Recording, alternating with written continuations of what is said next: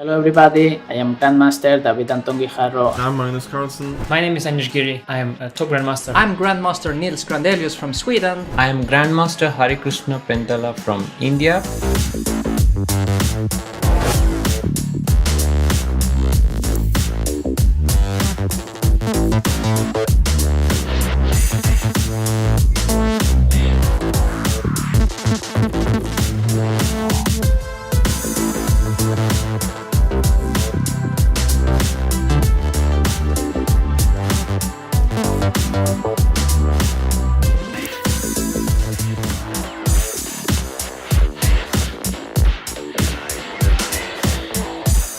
Chessable, the definitive solution for studying chess.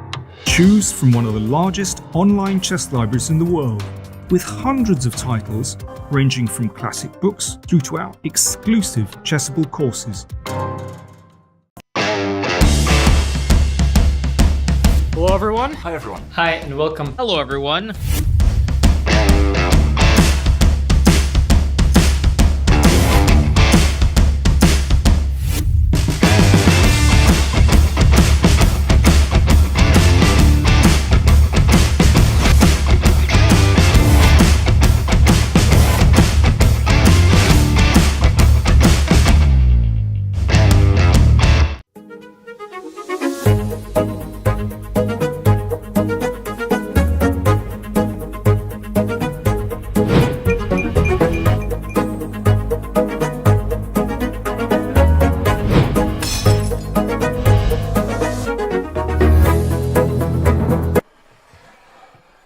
Seriously?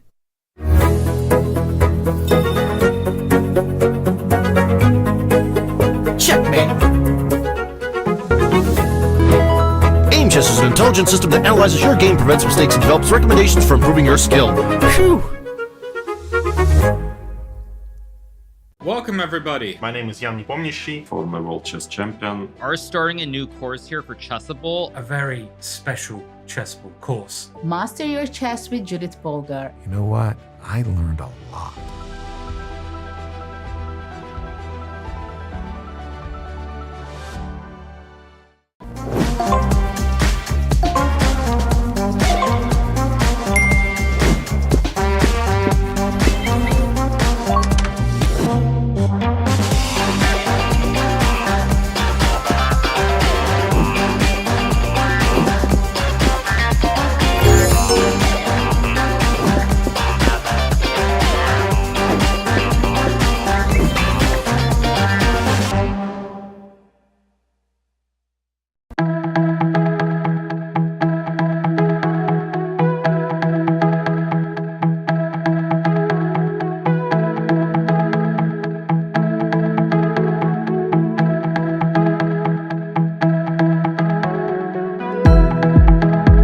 He played the Berlin, which I sort of expected, but I didn't really know what to do against, because in reality very few people do. When we are playing an even game against someone of similar strength to us, usually we need to give something in order to obtain the initiative. Just how shrewd and cunning Alireza can be, even with very little time.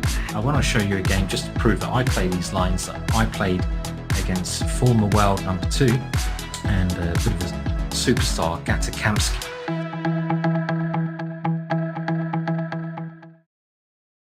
Enjoy 12 days of chess heaven at the Chessable Sunway Sieges International Chess Festival.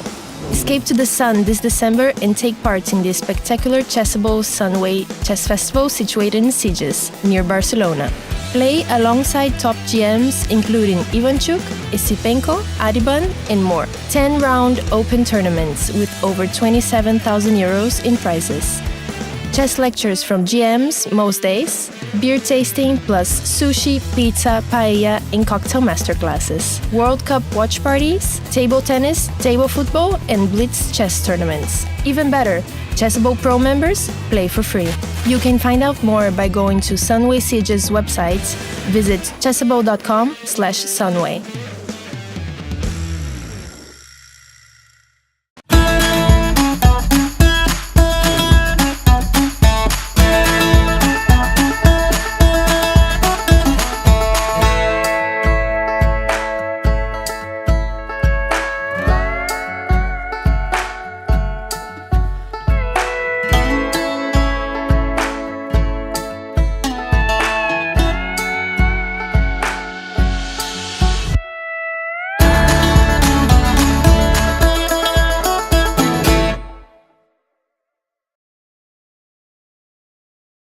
Hello everybody, I am Grandmaster David Anton Guijarro. I'm Magnus. My name is Giri. I am a top grandmaster. I'm Grandmaster Nils Grandelius from Sweden. I am Grandmaster Harikrishna Pendala from India.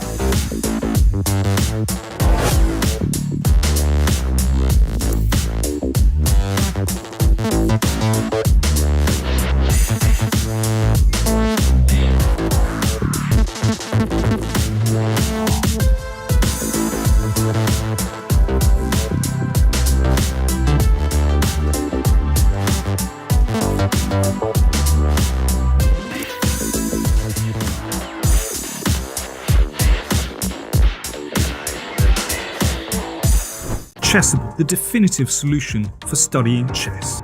Choose from one of the largest online chess libraries in the world, with hundreds of titles ranging from classic books through to our exclusive Chessable courses. Hello everyone. Hi everyone. Hi and welcome. Hello everyone.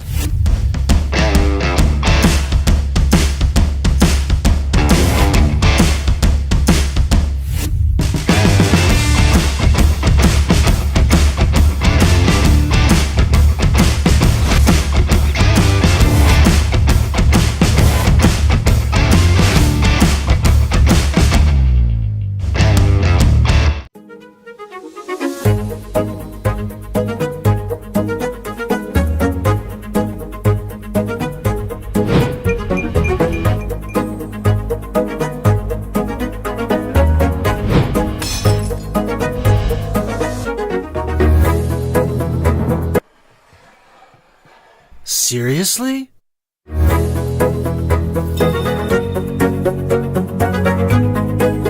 Checkmate!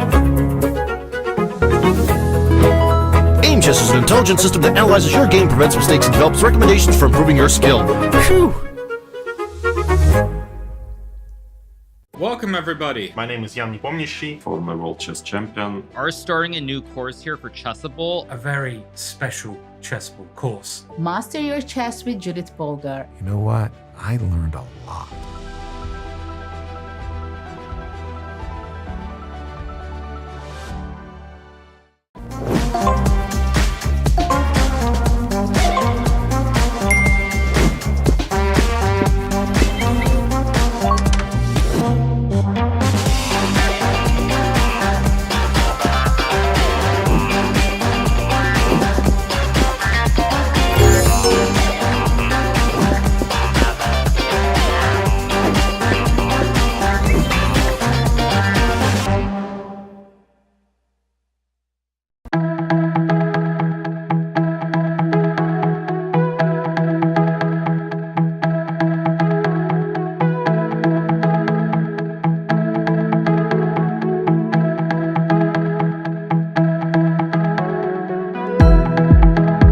He played the Berlin,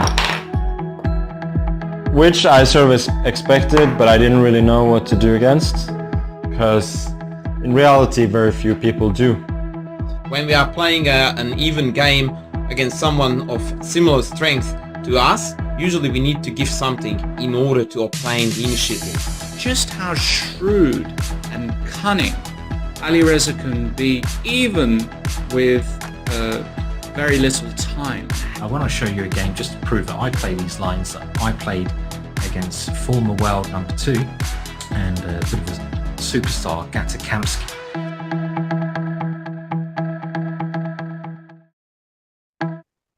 Hello everybody, welcome to an exciting match in the Speed Chess Championship. It's the round of 16 and we have a player who... Is he still 16? Gukesh. He's facing a Norwegian newcomer who might be twice his age by now. Magnus. Should be a fun match, and who's more fun to commentate it with than none other than Dax's own Laurent Fressinet is here. Laurent, how are you?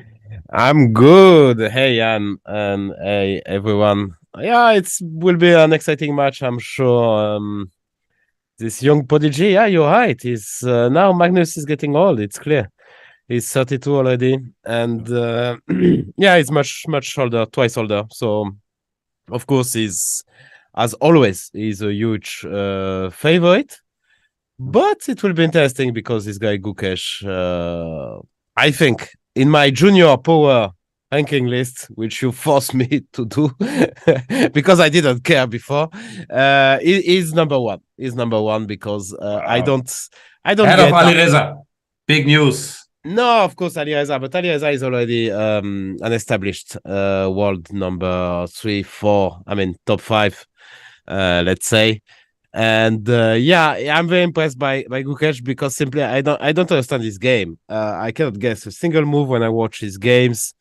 I don't understand how he wins, but he wins. Well, I'm very impressed. I think that's the most impressive. I don't know what's the most impressive for you in general, but for me, that's the most impressive. Like sometimes I lost games to Chinese players in general. I lost games. I didn't guess a single move, but still I have to resign at the end of the game, which is very embarrassing. Yeah, Gukesh, he's a maximalist. He always tries to crush everybody, and when it works out well, like in the Olympiad where he started with 7.5 out of 8, then it's an unstoppable force. I think that's what makes him a bit different from the others like Erigaisi, who's the same level, but he's there we can more understand what's happening on the chessboard. Well, with Gukesh, yeah, I'm with you. Very hard to anticipate what he's doing. That seems to work. Did Magnus play 5a4? So they started the match castle a4. That's probably he went mouse a4? slip. Yeah, that's a mouse That has slip. to be a mouse slip. Maybe not. Or just looking for the dumbest move possible, because now you can no longer challenge the bishop. Or maybe it's a mouse slip of Peter. That could be as well. I doubt it. Magnus, I'm not sure how much he thinks about the prep he gets sent, but 5a4 I think would catch his attention. Yeah, maybe. So, okay, so this is a normal position. So maybe we will recap the format, which is, in my opinion, a very nice one, which is, I mean, the tournament is there for more than almost 10 years and very successful. And actually, this is the only online tournament so far, which is surviving so long. So this is a speed chess championship on chess.com, our brothers now. So this is 90 minutes of 5+1, 60 minutes of 3+1, and 30 minutes of bullet 1+1. You may think, okay, if there is an equal score, then we'll see there is a tiebreak, 4 games, 1+1 mini match, and then Armageddon game. You might think that it could be an advantage to play bullet for Gukesh, who is much younger, but actually Magnus is very good at this as well. He's playing a lot of bullet. So yeah, Magnus is not only the best player, but also he's very well trained in this very fast time controls. Who are the best bullet players? And I guess by bullet we usually mean 1+0. No, 1+1 still qualifies as bullet, but it's slightly different. But 1+0, what's the power rankings? Nakamura, Alireza, Magnus in some order? Or who Maxim Vacheragov told me many times that Nakamura was the best by far, actually. And then he thought it was very close with some other people like Magnus, Alireza himself, maybe. And maybe even himself, I think he didn't rate that highly. Not anymore, actually, because he used to play a lot. You have to practice a lot. And if you don't, then you lose your strengths, of course. Tell me about it. Yeah, we both know what it is. So yeah, apparently Naka is so fast in 1-0 that I mean, I'm very impressed by Tang Penguin, who can play this 15 seconds while talking to the chat. But I don't know how he will do in 1-0 against Naka. Probably would lose. So, but 1+1 is completely different, actually. Yeah, it's like a blitz game. Wow. Yeah. It's almost a 3-0, right? Yeah, it's not that far. So what do we have happening on the board? Not that much. Magnus after his early a4 mouse slip, whatever it was. I guess he's okay, but is he better? He wants to put a knight on c6. If he can get some b4, f3, knight c6, could have a little something. There he goes, b4. Great champion. Yeah, nothing to be. I mean, you ask a small question, which but is e5 now. It's e5, Panzers. E5, Always. so I cannot go to c6. It's what you mean, yeah? Because you just take, and if I take here, you take here, and if I take here, you take here. That is what I mean. So e5 looks like a very decent move. Probably I will go here. Maybe I can try to go here. Knight d5. a7 might be hanging, so I don't know. He's Yeah, game continues, but I'm not very scared after that. No, in general, it's very cool. As the computer, as you see, there's some live board down here. So with the engine evaluation, while we are showing our skills in the analysis board, which is a big board, and where you will see more blunders on the live board, I guess. Yeah, it's a blitz event, so we won't be moving the pieces around too much. Not to be too confusing, but once especially in 1+1. In 5+1, we still have time. 3+1, it's borderline, but yeah. In 1+1, it's just going way too fast. I was commenting on the match from Maxime Vachier-Lagrave, who beat Nepo in the previous match. He told me after the match he's going to play. Probably we will comment on that as well. He told me that he will probably play against Wesley, so is facing Abdusatov. I think it's Tomo. After Tomo, I'm not sure. It's one of the two matches. And he told me that Wesley beat him numerous times, and that is in that format. He feels he's one of the best with Ikaru and Magnus, obviously. All right, we have some action here. Queen on d2, pinning the knight on d6. Which looks a bit unpleasant for Gukesh. You can't untangle so easily. It is. So he's trying to work out some tactics. I guess knight f5 now is a threat because e3 would be hanging, and the rook on c1 and the king on g1, so that would be a check. So knight f5 is a threat. So you have to do something rook about it. d1 as a move now, and stop it. Rook d1, yeah. Rook d1, maybe I can be fancy and go knight e4. Wow, I missed that. Oh, see? That's why I can't play chess. And king h1, I will do this famous, very famous trick. That's the trick. You will. Magnus went rook c2, which is probably better because it stops knight e4. Are you sure? Early. You can go to f1, no? Yeah, you can go to f1 actually. That's true. And probably, nothing works. But I'm very tempted to try to trick. But no, that doesn't work. So queen d5, which is a very sad move to make, because now you're for sure at the very least slightly worse, and probably much worse actually with this pawn. I guess Magnus will take. Oh, maybe e4. You have to take e4 is very tempting. Or yeah, e4 is very tempting because if you take, and now I took. But such a fish. May have seen something, but who knows? He's just happy here, probably. No, like the d5 pawn is falling, and then he can torture forever. I guess black has to go knight c4, knight d5. But it's not even forever. I think it's just almost winning a pawn. It's just winning. Yeah. No, it's winning a pawn. Knight c4, I just go e4. I thought e4 was stronger, but okay. The open game, I don't know. I never know. But it's very good chances with 40 seconds against 20. Okay, it's very important. I was following a lot of these matches, and if you get it's now I'm going to do Niels Grandelius mathematic. Like if you are down like 3 or 4 right from the start, it's very, very difficult to come back because your level of confidence. And if you're 2 pawns down, it's good or bad. It's also bad, but especially against Magnus, of course, if you are down 4-0, it's not a good start. It's interesting. No, I mean, he should keep the score close.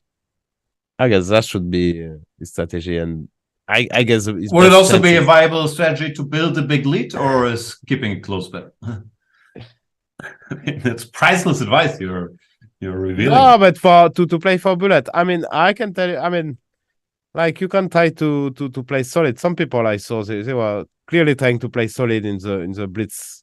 5+1 and 3+1 section, hoping to get their chance in 1+1. So that could be a strategy. I mean, you need a strategy for these matches. Magnus wins the first game. That's probably part of his strategy. Up 1-0. And I guess there won't be big breaks, which was also fun about this format. They just keep going. Having said that, if Magnus knows how to accept the rematch challenge. That's the problem. So yeah, Magnus probably. I mean, if you are the weaker if you are the weaker guys, then you clearly need a strategy to go into the match. If you are the strongest, as Magnus is today, he just plays. I mean, he just doesn't care. He just plays the game one by one, and I guess that's it. So we're being told 5 till 7 minutes each. That's the breaks after the individual legs, right? Yeah, after 45 minutes, then at the end of 5+1, then after 30 minutes of 3+1, then end of 3+1. Bunch of breaks. And actually, we have maybe a little bit of time to remind. I see a question in the chat. Who else is playing in this event? And we have the graphic, I know. And we have basically all the players you want to see in such event, except, I would say, only Alireza Firouzja is missing. You have Magnus Carlsen, Hikaru Nakamura, Dingler, and Jan Nepomniachtchi, who is out. Fabiano Caruana will beat Eric Gazy. Wesley So will play Tomo after Tomo Sotier is probably no more. No, he knows more about that. Levon Aronian, Maxime Vachier-Lagrave, Niall Sarin will play against Anish Giri one of the coming days as well. That will be exciting. I don't know who will be your boy that day. Those are both my boys. Okay. Dimitri Andreikin, very, very strong in this online stuff. Arjun Erigaisi, who lost to Caruana, Nordibek Abdusattorov, current world rapid champion. Gukesh, who is playing now. And Pavian, who qualified. And Grichuk, so who lost to Ding Liren as well. So he's out already. Very exciting match. Grichuk Ding, 14-12 for Ding. It was very, very close. Niall against Giri Tomo. So I did my bracket, my predictions bracket, Jan. And so far, I'm on, I have one mistake out of 4. I predicted Gazy would win against Fabi, which is a pity. Sorry to hear that. So what's your prediction for today and tomorrow, maybe? I think today Magnus is going to win. Hot take. That's a risky one. And who we got tomorrow? Nihal against Anish. Oh, that's a tough one. I know. It's going to be very close. Nihal plays a ton of Blitz online. It's very strong. Anish has also become better in Blitz and Bullet. But it feels like Nihal, he's on a run recently. Didn't he? Yeah. He did very well in this India Rapid and Blitz thing. Hard to bet against Nihal. Yeah, that's true. Actually, Anish is a much better player, but this format in Blitz and online Blitz is so much different than the more time you add, of course, the more I take Anish. But this one with the 1+1, I'm not sure how much he's played that. And it's gonna be exciting. Of course, in my prediction bracket, I don't have to tell whom I took. You do not. That's too easy. Although you'd be sad because then you can't root against Anish in the next round. It's okay. It's okay. I will live with it. So what's going on? Game 2 is delayed, we're being informed. We don't know why. Is Magnus, does he have to open the door? Are his noodles coming? Like, what's going on? Okay, some small problem. And maybe let's continue our predictions. Show me the bracket. Yeah. So then this is Wesley So against Abdusattorov, who will face Maxime Vachier-Lagrave. So I was betting on Wesley, which is not too difficult. Yeah, I guess I'm not sure. I'm sure Abdusattorov is good at Blitz, but he has more fame as a rapid player, of course. Although he's played a ton of Blitz. But yeah, I'll take Wesley. He's stable. And the last match. Wesley. Let's go. And okay, the last match looks a bit. I'll go with Hikaru against Paravian. Yeah, Hikaru against Paravian. Yeah. Well, Levon won 15-14 against Andreikin. Yeah, after tiebreaks. Yeah, actually, I mean, I was lying, not on purpose, but I was lying. I made 2 mistakes out of 4. I was betting on Andreikin, so I'm a very bad, bookmaker. So right. So, and the prices are, let's check the what for how much they play. It's less impressive than the Champion Chess Tour actually. If you look at it, I mean, it's 110,000, which is still good money, but yeah, we've grown accustomed to some very crazy figures in some of these other online events. Also, this global chess they just had, where I think Wesley So won 200K. But it's still good money, and you can see that everybody's participating, that they really enjoy this format, which also helps. I think they enjoy the format, and also they respect it. As the winner is considered as the best online blitz player actually. So why is your boy missing? Ali Reza? He couldn't come to terms with the organizers as usual, or what happened? I mean, I don't know. But he's not a fan. I mean, as far as I talked to him, he's not a fan of this online stuff. To be or honest. Offline stuff, no? No, online especially. I mean, he played this San Luis very successfully for 1 month, and he will probably. He told me he would probably go to Kazakhstan. That was not even sure. But this online stuff, he was never, even in the Champion Chess Tour, he didn't participate this year. Yeah, but he's also not going to Vike. Like, does he have enough to play? Well, I mean, his main focus is obviously to qualify for the next candidates and to try to challenge the classical world championship. So for that, you have to play in the Grand Chess Tour actually, which gives now 2 spots. I think there is World Cup coming up as well, so I think it will be plenty to play actually. All right. Looking forward to seeing him in action. Here we have a very slow Italian. It's this typical thing where once black goes h6, then bishop e3 becomes much stronger, because now it's not so great to take anymore. You can still do it, but if you take after h6, then the g6 square is weakened, all these knight h4s gain in strength, potential rook takes f6 becomes stronger. So usually this structure is completely fine. If black has a pawn on h7, you go d6, knight e7, knight g6. But with a pawn on h6, it's not so good. So you see very often that white waits for h3, and then they go bishop to e3. And Magnus also chooses not to exchange, but goes bishop b6, which is it's too deep. I even learned something here. I mean, hey. Welcome. Thank you.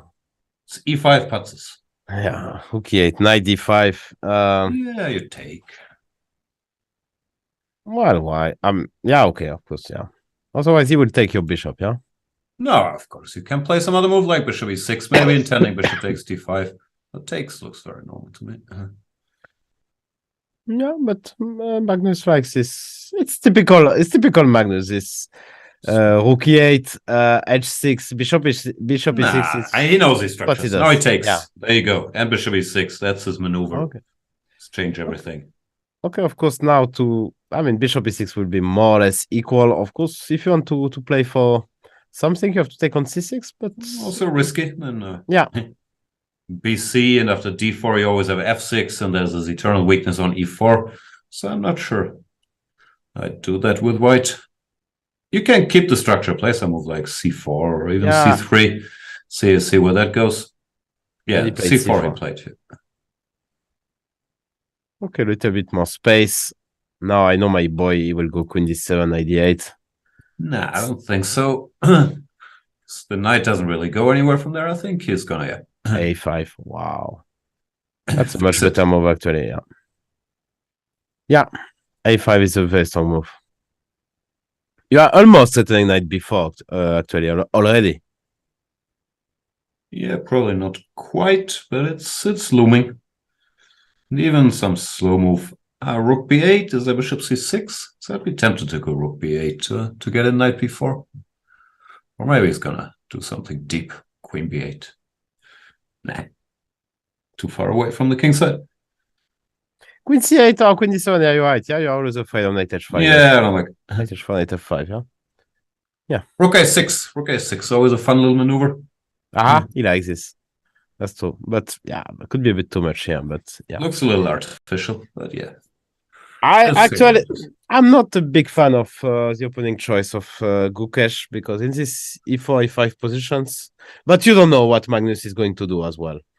So it's always could be a good test, to see what Magnus prepared for the match. But e4, e5 shouldn't be a good territory for Gukesh.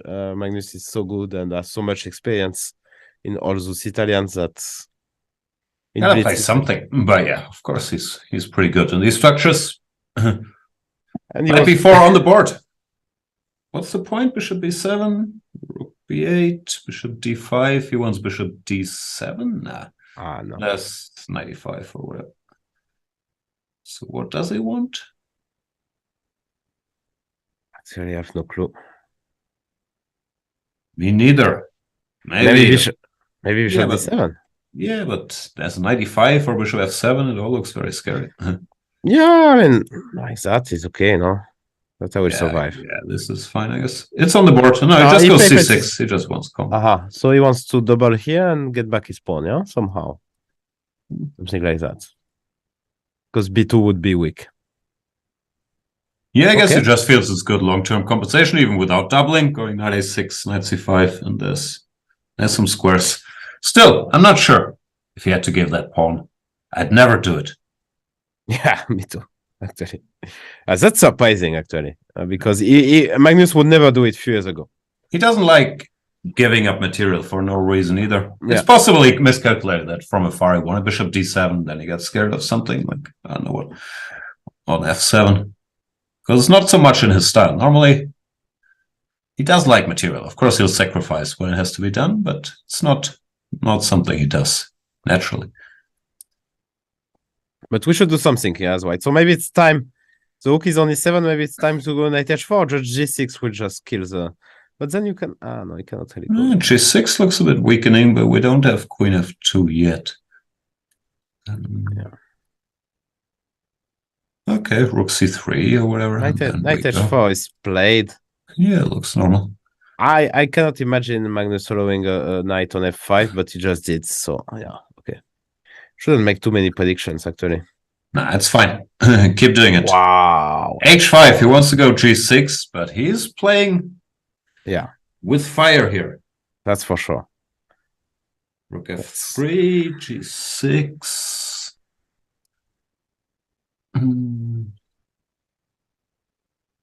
Looks incredibly shaky, but I don't see it yet. Let's see what Gukesh comes up with. Played queen f2. Goes queen f2.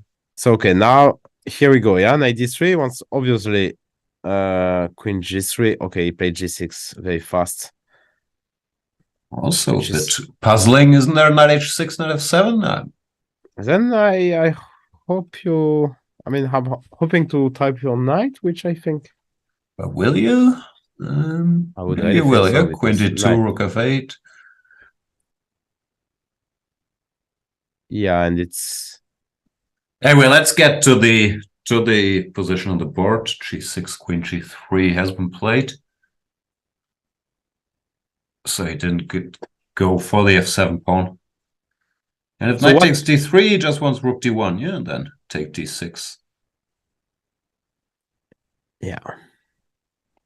Knight takes d3, yeah, rook d1 was the idea. And so now he's just banking h7, preventing against all kind of knight h6, and now he's protecting his pawn, which makes a lot of sense. And also, you want d4. Yeah, and gf rook f5 is probably mate. Looks really bad for Magnus. Yeah, it is a disaster, actually. I mean, your rook's very stupid. I mean, all those pieces are very, very far from the king. And it's clear that something is going on there. Yeah, this whole operation to give that pawn and put all the pieces on the queen side didn't really work out. And so far, Gukesh is punishing nicely, just starting a kingside attack. Yeah, and Magnus has no time. So let's see if he defends that one. I don't think so. But, well, it's very... d4 will come, I guess. d4 is coming. Yeah, normal. Activating all the pieces, also the rook on d1. This looks very grim. Oof. But he's a very good defender, Magnus. So overall, you would say he's good at chess, yeah? Like, I mean, this is one of his forte, I would say, to defend. Wasn't there c5? Like c5 seems. Maybe, but I mean, I Looming. understand. Yeah, I mean, it's- rook d2, rook f2 is such a nice move to make in blitz. You have 140 and okay, you just protect everything. Okay, to threat. It's very understandable. Yeah, knight a6 back, but now the rook can come to f2. There's not even knight d3 to annoy anymore. And knight d6, I think, is a major threat. Yeah, also It's knight rook h4 followed by rook f7. Just looks like it's Yeah. gonna collapse. Like a rook can come to f6. This feels gone. Queen f6, Even now, knight knight h6, h. no? Ah, this might work. Yeah. I was gonna say still knight h4 and rook f6. Ah, no, sorry, No. it's protected. Yeah. Oof. Just knight h4 looks pretty good, doesn't it? Yeah, knight f3, knight g5, yeah. No, it's game over. But who knows? Who knows? We know. You know? Maybe c5 as well. Yes, Just for fun. still. c5, dc, and d. And you have this nice little pawn. c5 is played. He played c5. Yeah, take on f5 is maybe. Now you have to, but you lose the queen. you yeah, lose so the queen and you resign. Yeah. Nice game by Gukesh, so I was wrong. His opening choice was not that bad, actually. Well, could still have been bad, but then yeah, Magnus went a little too ambitious, or I guess he miscalculated something with knight b4, giving that pawn because it didn't feel right. And now they made a mistake. What's Magnus going on? should be Gukesh white. is white again? Ah, yeah. Yeah, no. It's created a wrong game, so yeah, great game by Gukesh. Yeah, very impressive. 1-1. So, according to your strategy, that's a good thing, yeah? You keep the score close. No, but really, I mean, like you are mocking me, I know, because you like to mock me. Yes. But you don't think that Gukesh is coming up with us? You think he just comes here and say, "I'm going to play chess," and that's it? No, I think he rightly had the strategy to lose the first game, then win the second one, to play with Magnus's feelings a little bit. Now you just play as well as you can. Of course, you can say, I'll pick these openings and play these types of positions and try to be solid or whatever. That really doesn't matter. In a blitz match, you never know how it goes in the first. I mean, you can try to be solid. I disagree, actually. I think I would, yeah. And then to play it more on, let's say, play this kind of stuff, yeah, or like Rookie 1 Berlin. I mean, no, you decide on something. Of course, then if you play poorly... That's what he does. Gukesh? Yeah. Yeah.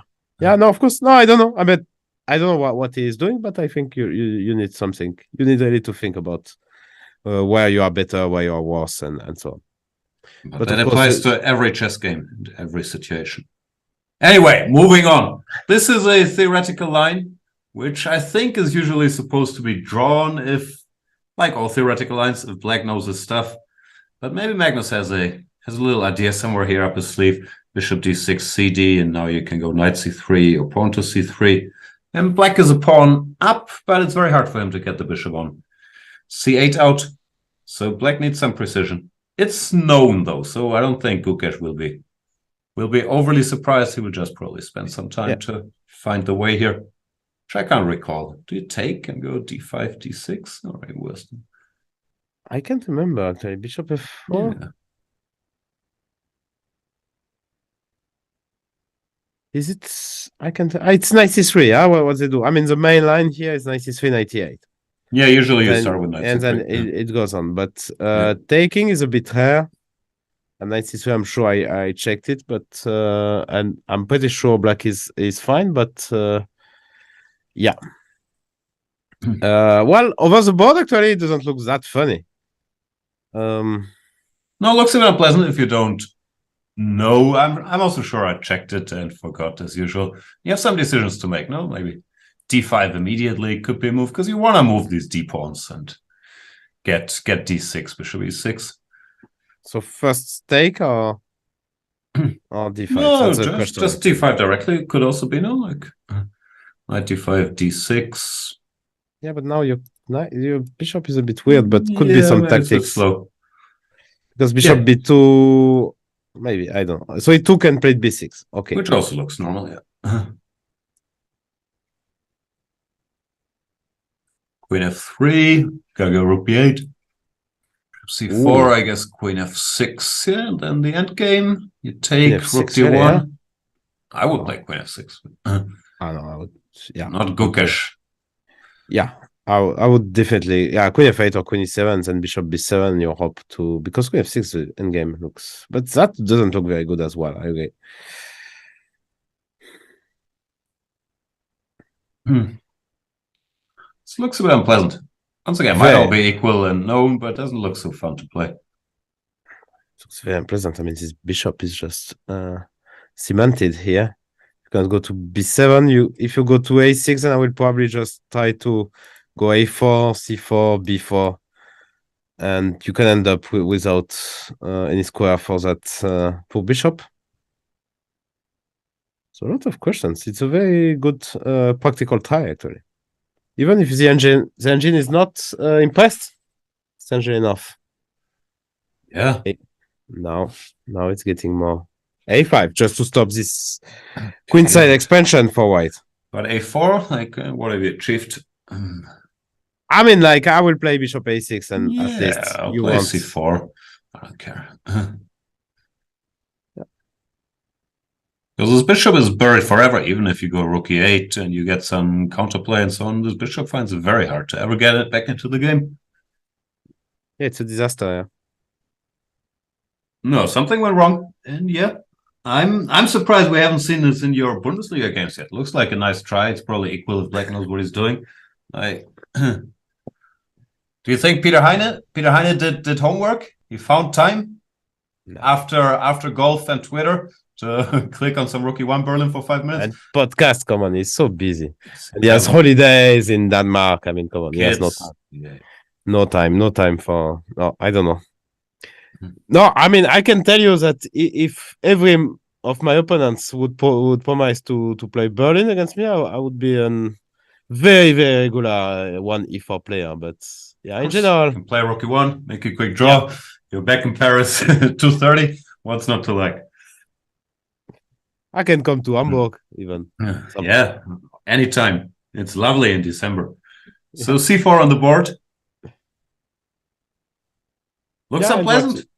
Queen f6, finally. I would have done this 10 moves ago, Mr. Gukesh. Actually, I think it didn't work for some tactical reason.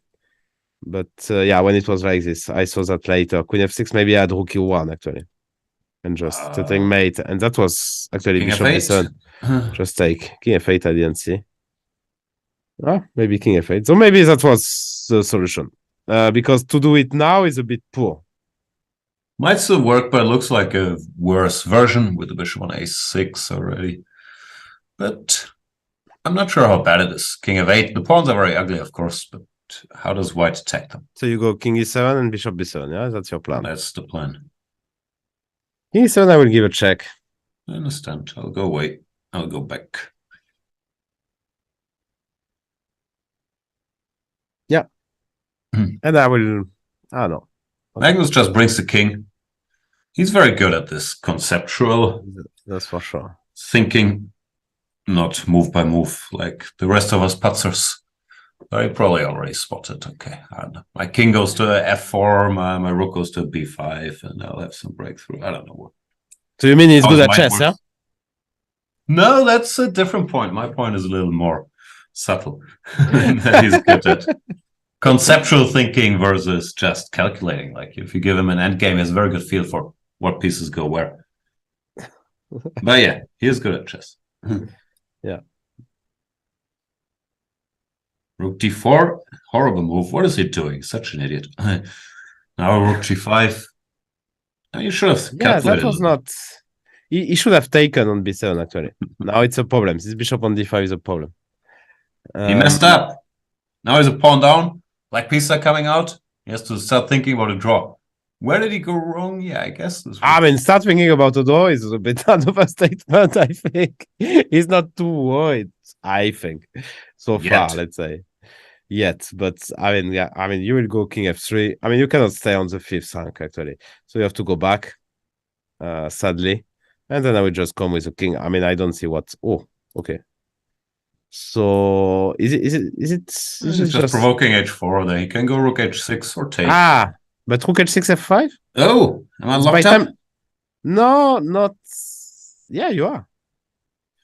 That'd be bad news. And hang on. We have to go cd f5. That's the spot. Yeah, cd f5, and then you go rook h6. Can I collect your? Okay, that's very risky from Gukesh. Wow. Yeah. Because I can go here, collect one pawn. Rook c4, king d8 if I want to stop your rook from entering. That's amazing. So before I should go first? I guess so. I guess we ignore it. Go rook h6. Take. And now I still cannot. Yeah, still need a while. But yeah, now I should be in time. Rook g6, rook g8 back. Maybe some rook b3, rook g8. Yeah, you're just in time. Yeah? You're still fighting for a draw, actually. Because rook Not b5 really. will come. How am I fighting for a draw? Rook c8. Who's fighting for a draw? Rook b5, rook c5. Yeah? Check, rook c5. Yeah. I'm better. Yeah, but with the rook here, okay, maybe it's just walking move by move, probably. No, there are lines to think about. No, king d3, king c4, king b5, and see if you can hold the fort there. But yeah, but I guess the black king is always in time to defend everything for long enough. Okay, I messed up actually, but you should go one move You before. can start running before and go to b7. Yeah. And king d3 played. King d8 will come, I guess. King c4. No, he went rook h6. That's a mistake. Now king c4. We spotted that. Gukesh should listen to this. Come on. King a6. Come on, of course. Yeah, he missed king a6. And now it's troubles. Because the rook comes to c3, covers everything, and then you just feast. That's just amazing, actually. Such a... I mean, it was not too difficult. Splits. Things can happen. Maybe it's part of his strategy, not to draw this one.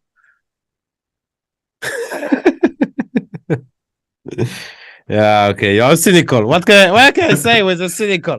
I am sitting here to say, okay, it was a very good point. To win a match, you have to play good chess. I mean, I understand that. I understand. You have to sit there and play good moves. I understand. Also, if you're the better player, that's very helpful usually. So here we go with also Limo. So it's changing, yeah. Magnus trying different stuff. Knight b2, which is quite a rare move actually. I guess you want to prepare e5 and knight e4. That's I get so confused in all these positions with the move orders. Also, this d5. I was always taught in the old days you never play d5 in these structures. Why would go c4, b3? Your pawn will eternally weak. But now computers are showing it in a bunch of different positions, and looks like the thinking is changing there. Magnus, he probably also knows that d5 weakens the c5 pawn, but he still does it. Knight b2 is a big trend, we're being told. Proposed by Gajewski in his Chessable course. There you go. Wow, Chessable course lifetime repertoire part 2. So you have one e5 Padzos Chessable course, and you have another one coming up in for now for our German listeners, which are many of them are listening to us. I know.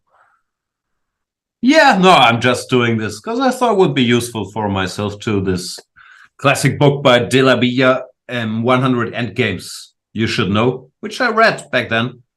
But my endgame memory is not great. And De La Villa also mentions that you should sometimes repeat those things. So I've been studying 100 endgames I should know, because in order to talk about them, I should at least know what I'm talking about. And it's been interesting. I felt good about myself. I did the entrance test the other day, and I think I got them all right.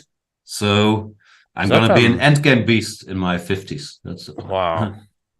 So I'm very impressed. So how does that work? This endgames, this 100 endgames, does it go from mating with bishop and knight to some subtle rook endgames, or it's more or less? It assumes you know how to mate with queens, rooks, bishops, bishop knight, and you know about bishop wrong h pawn. But then it starts with the very basics. Actually, no, I think we might actually still cover bishop and knight because that's the tricky one. But it assumes you know the very basics. But then it starts with pawn versus king, and then pawns versus single pieces versus knights, bishops, rooks, queens, and soon I'll get to my true love. Opposite color bishop endgames and rook endgames. So no, I think it's a good composition of material and certainly useful for me. But it's also a lot of work. Like it's long videos. I'm sitting there trying to make sense of stuff. Turns out sometimes you gotta work to get stuff. Very unpleasant. Pawn to b3. The structure looks very blocked. And I mean, this h4 h5 was very useful because the natural score for the knight. Then you don't know, and if you don't get the knight out, you don't get the bishop out, and you don't get the king in a safe place. While I don't know, maybe now the safe place for the king is around here, actually, because the queen side is blocked. So it's hard to say, but where is going? It's not, but yeah, to c8, but it looks a bit less nice than in g6. Yeah, I like white's position. Yeah, me too. How do you get to d4 with the knight? Is a question that takes a while with the pawn on c6. I don't even see it. Yeah, I mean, how? No, it's gonna be a long journey. Bishop d6, knight b6, knight d7, knight f8, bishop f7. Yeah, it takes forever. Takes forever, yeah. And in the meantime, I mean, the pawn on c5 will be attacked. So at some point, you will have to play d4, I guess, as black. Yeah, and then stay passive and hope you don't get crushed on the king side. I guess he's going to try to avoid that as long as he can, but rook c1 is already starting to ask questions, so now he has to do it. And d4. Yeah. I think we'll see the kings there. I'm pretty sure. Maybe the knight can return to e7, cover all these squares, then bring the king to a7, feel smart about yourself, and start doing battle on the king side. Look. That will be king a1 against king a8. Or king a6 even. King a6 looks very safe. And you look very clever as well. Yeah, exactly. Which is always good. I was like in this Nimzo line. I'm not sure people will understand that this old 4 bishop g5 Nimzo. You could play c5, d5, d6, e3, take on c3, and then at some point you go king d8, king c7, which I never understood why, but I always felt very clever doing it. Like you just feel smart, which is important. Knight b6, he didn't go to e7. Wow. Maybe that's his route. This is just incredibly smart. Even when he's there, okay, it's an annoying knight, but it doesn't do anything. Yeah, but what can you do? I mean, on the other hand, what do you do as white on the king side? I mean, you cannot knight do much. h4, and then you spent 100 moves preparing f4. But yeah, b3 is weak. It's not going to be that simple. Yeah, that's true. So, yeah, it's I don't know who is better. Probably nobody. Yeah. Objectively says equal, and who are we to argue? Also, Magnus enjoys this knight shuffling around. Yeah, I would probably keep it. Problem is the white king super safe on a2 with his b3 weakness? Once we start moving pieces towards the king side, I'm not sure. That's all. So he played bishop c1. Preparing for battle, also, yeah. Maybe intending to put the bishop on d2, and here comes the king. Knight f1, then bishop to d2, rook to b2 if you need to. But careful. Knight a4 might come at some point, which is... No, I meant rook b2 to cover. Yeah, no, but... Like now. Yeah. And here comes the knight maneuver. I don't like white, yeah. You don't like it? How bad can be? Knight g3, g6, knight h4. Yeah. Well, which...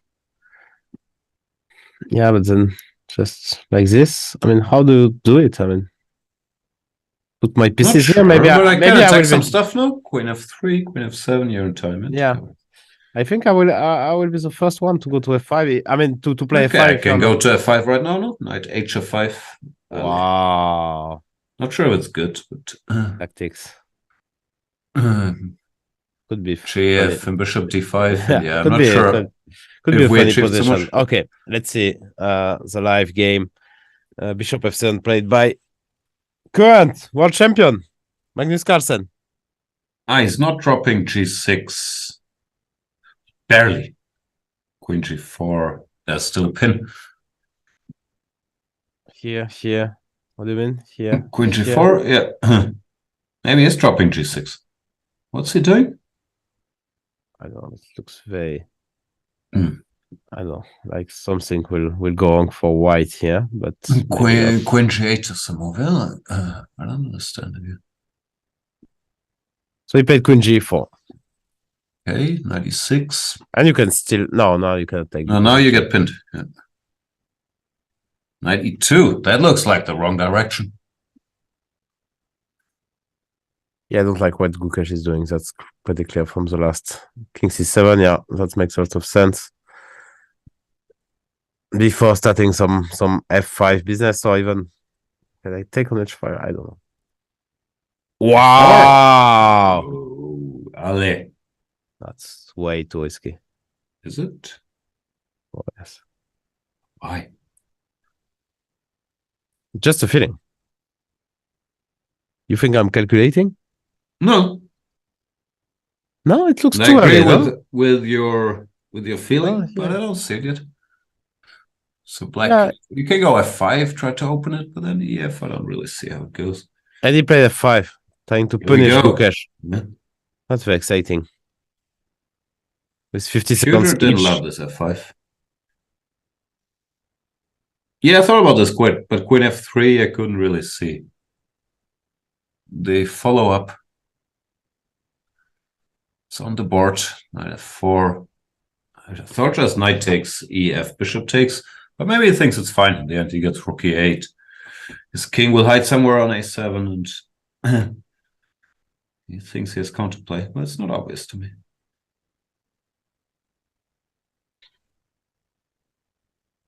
Yeah. King b7 is a random move. Yeah. King b7 will come out. Even king b6. Yeah.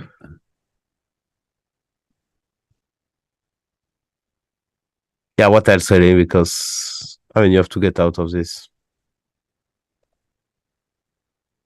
Is he thinking about the end game, or is that crazy? Like bishop takes. Ah, Oh, he rook goes e3, rook e3. I thought about it, but I didn't. Yeah.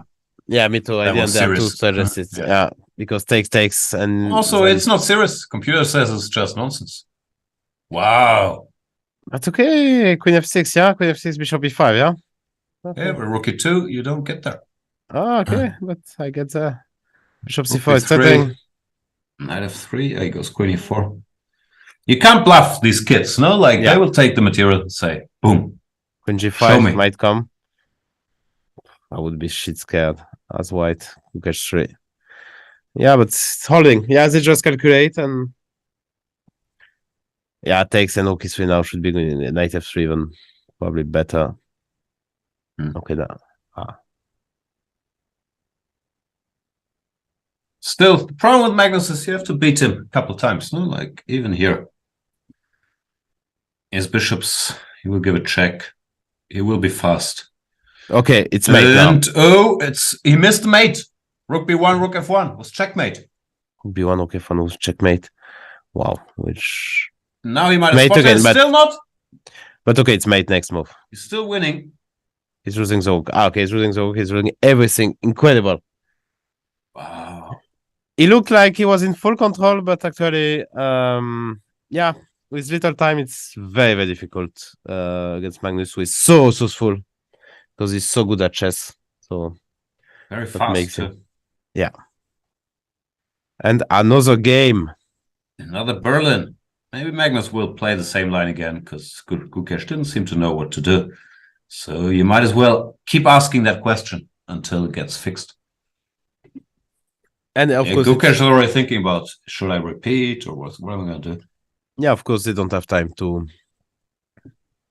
check in between games. They have some breaks, so maybe during the break he will do something about it. He will ask someone. I don't know if people are. Maybe he doesn't have to ask him. Probably he has some text messages, but you can't use your phone while playing. So you need a little break. Check your WhatsApp. Not like us, who can check our phone at any time. But it's so he was taking his time. So Rook E1 will come. And not F5, okay. So D5, yeah, that's one of the trends to just to take some space. Yeah, Gukesh changed the lines. He went knight F5. Even if he knows it's okay, but he doesn't know how. And that was super unpleasant in the previous game. Yeah. But this line, this is a trendy thing. This going D5 here, saying the knight on F5 is a little shaky. And things haven't been so easy, which is why I think most people switched to this Rook E8 line. So Magnus doing a good job. He always liked this Rook E1 Berlin. You play A4 exactly. And then at some point you will move the knight to F3 or E4. Rook A3 is also coming. And you have a bit more space. You have a more harmonious development, so it's slightly easier to play for white. Let's put it that way. Now, always a big question here for black is, do we want to stop A5, which Gukesh just answered by a yes. But you also create a nice square for the bishop and the potential weakness on A5. So it's always a tough question. I'm curious to see how Magnus will proceed.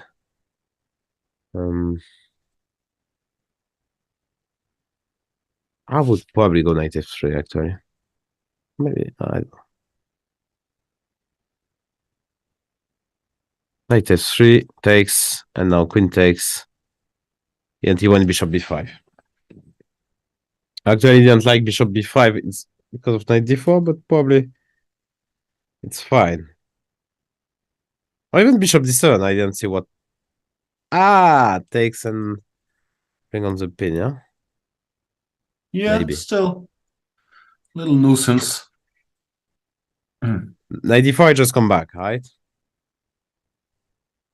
Yes, so. Bishop F5, and what's exactly wrong with that? I don't know. Maybe some knight E4. No, he played bishop D7, and we have this position on the board. Which is definitely better for white.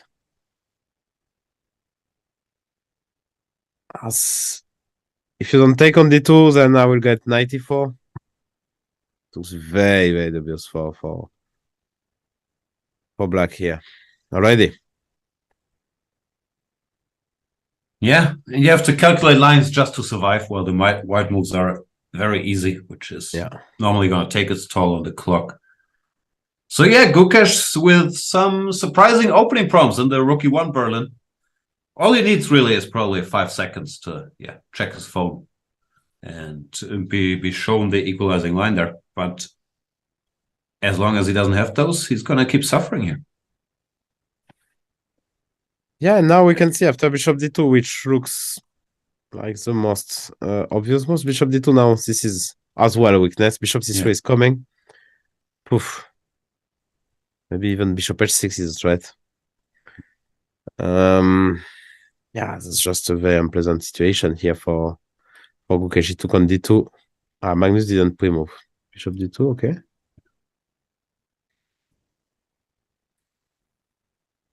Yeah, I don't even see what move you're supposed to make. Because you want to protect here.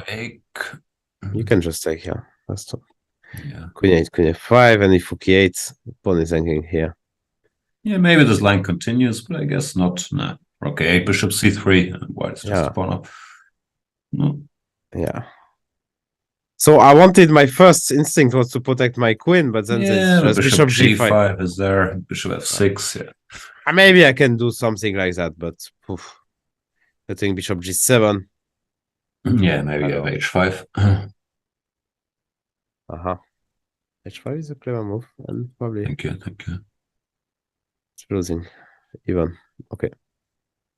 But he went for b6, which makes a lot of sense, of course, protecting the pawn a5, preparing rook a8, and rook e4. But now you lose the e line. Still suffering. Of course. How do you try to untangle? Just f6, king f7, but there's always gonna be unpleasantness. Queen g4, rook e6. Yeah, he plays f6. Maybe f6, rook f7, and then rook e7, and try, or knight e7. Yeah, but even if I go queen g4 directly and put that rook on e6, isn't that annoying? Rook e6. Yes, it is, Up. Trying to be super solid, yeah? Knight g6, knight f8. Yeah, could be. Maybe it's not so bad. Magnus thinking. It goes h3. G6, so he wants the other idea. Which is knight g7, rook e8. Also very typical for the Berlin, because the knight on f5 generally doesn't have so many squares.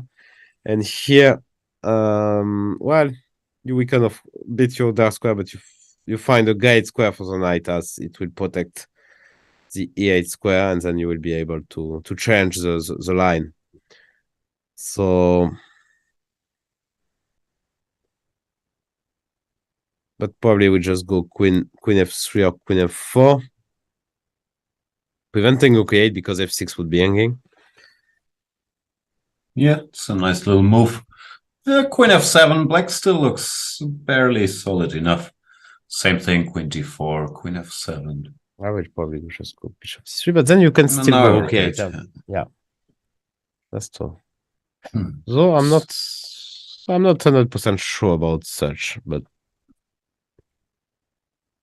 I will take here, and yeah, it's not easy. Queen f7 played. I guess bishop c3 will come.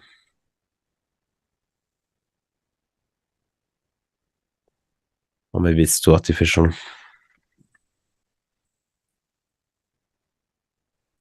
No, in a perfect world, you would probably want c4 and then bishop c3, but you can't wait for it forever.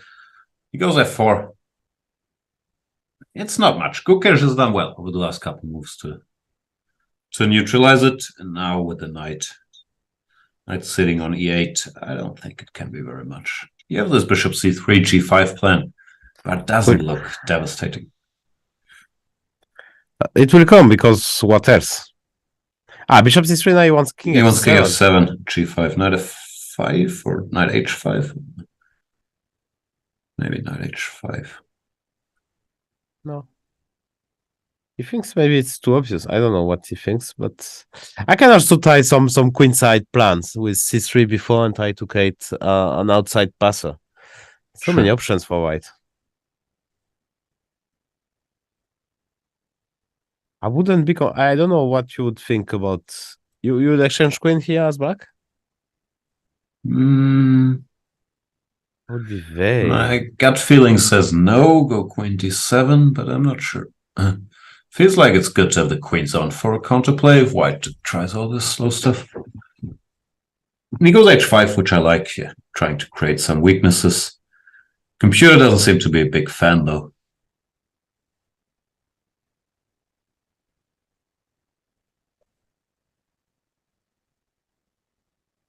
Yeah, so now, yeah, first threat of the game, actually.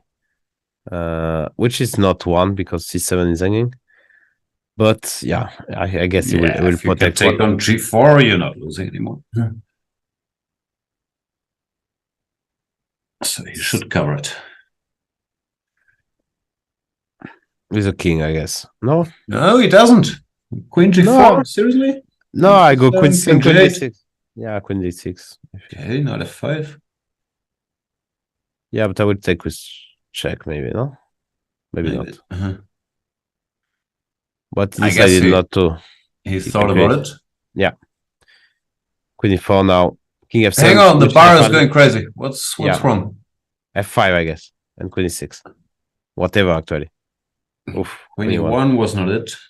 Yeah, f5 was very strong because takes, and if knight g7, knight g7, queen e6. yeah. That's a trick. Yeah. So queen e7, he wants to exchange queens, and you are right, it's completely lost actually for black going to the bar, which is not a big surprise. I would just go bishop d4, c3 before. Yeah, this plan looks very pleasant. That's why I wanted to keep queens on the board. The knight is just completely dominated actually. What can you do? It's on the wrong circuit, and he doesn't exchange. More surprises. Wow. Now g5 is coming, huh? D5 is hanging. So we should do something about it. King e4, no. G5! D5! Ooh! That's amazing! A lot of twists and turns here. And queen f5, protecting g6, protecting everything. And Magnus down to 4 seconds. Gukesh now taking a while, but Carlsen has switched back to blitz mode. c5 is going to go gf, bishop e5, and still work. King f7, queen h8. Yeah, he's tough to beat, even if you have a good position. Yeah, now he's switched the approach. He's playing for a win. Still playing for a win. Queen f6, and now b6 will fall. a5 as well. f4 it will be a race, but bishop c7 and the a-pawn. A-pawns are very tough to deal with for knights, something I learned during this De La Villa course. Okay, I knew that before. Because the knight can only fight it from one side of the board, and it's rough. It's 4-1. Okay. Carlsen, the games were way closer. He was lost in at least the last 2 games. He had some problems, but he did come through and is up 4-1, which is pretty good strategy in my book. We'll get back with more of the action after a little break here. The players will continue the 5+1 section. Then they'll move to 3+1, then to 1+1. But overall, it looks like he's on a roll, Magnus. No, he won the prestigious Mr. Dodgy Invitational, crushing everybody. He's confident, sitting somewhere else. Not everybody. I mean, he crushed most of the people except Shevchenko was. That's true. I mean, putting up a very, very good fight.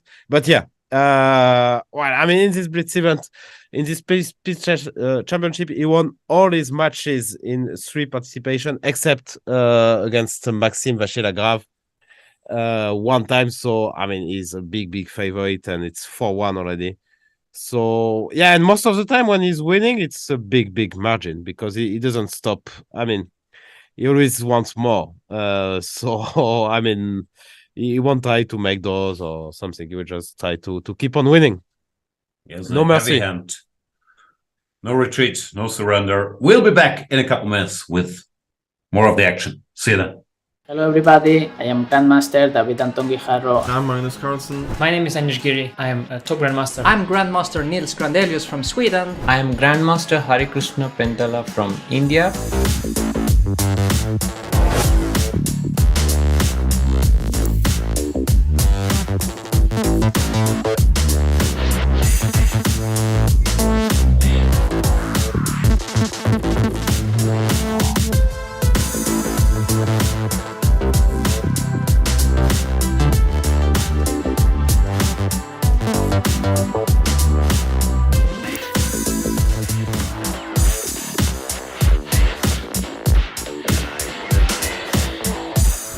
Chessable, the definitive solution for studying chess. Choose from one of the largest online chess libraries in the world, with hundreds of titles ranging from classic books through to our exclusive Chessable courses.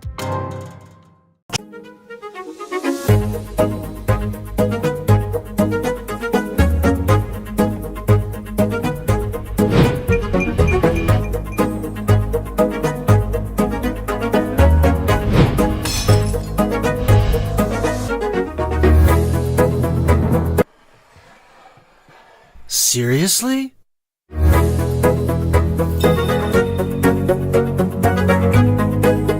Checkmate! Aim Chess is an intelligent system that analyzes your game, prevents mistakes, and develops recommendations for improving your skill. Phew! Welcome everybody. My name is Jan Pomnishi, former world chess champion. Are starting a new course here for Chessable. A very special Chessable course. Master your chess with Judith Polgar. You know what? I learned a lot.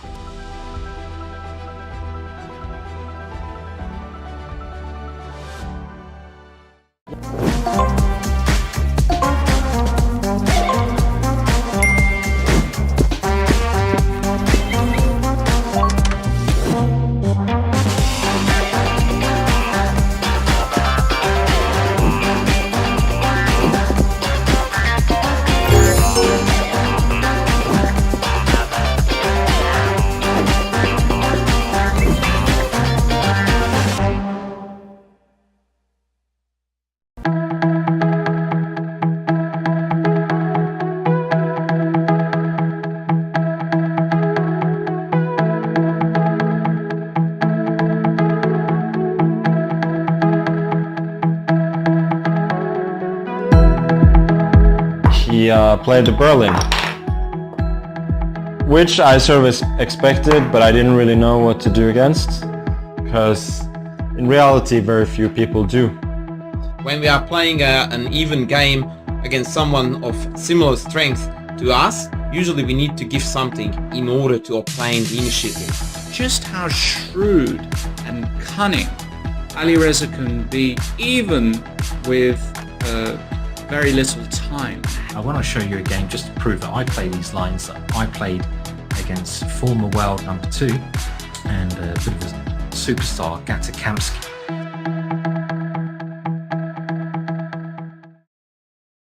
Enjoy 12 days of chess heaven at the Chessable Sunway Sieges International Chess Festival.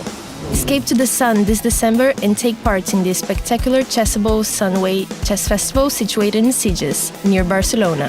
Play alongside top GMs including Ivanchuk, Isipenko, Adiban, and more. 10-round open tournaments with over 27,000 euros in prizes. Chess lectures from GMs most days, beer tasting plus sushi, pizza, paella, and cocktail masterclasses. World Cup watch parties, table tennis, table football, and blitz chess tournaments. Even better, Chessable Pro members play for free. You can find out more by going to Sunway Siege's website. Visit chessable.com/sunway.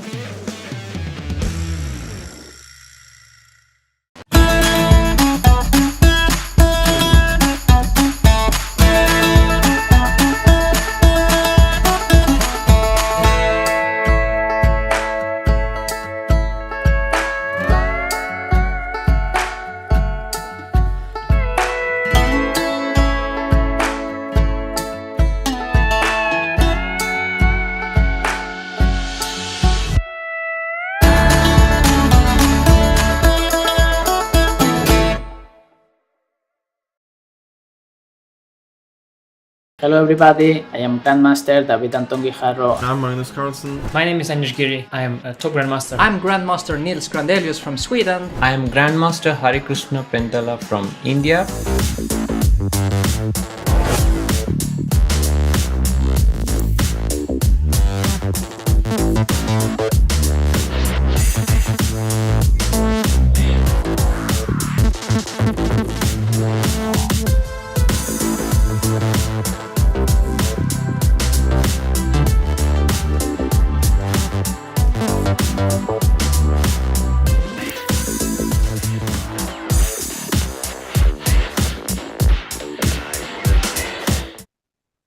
Welcome back to the chess.com Speed Chess Championships.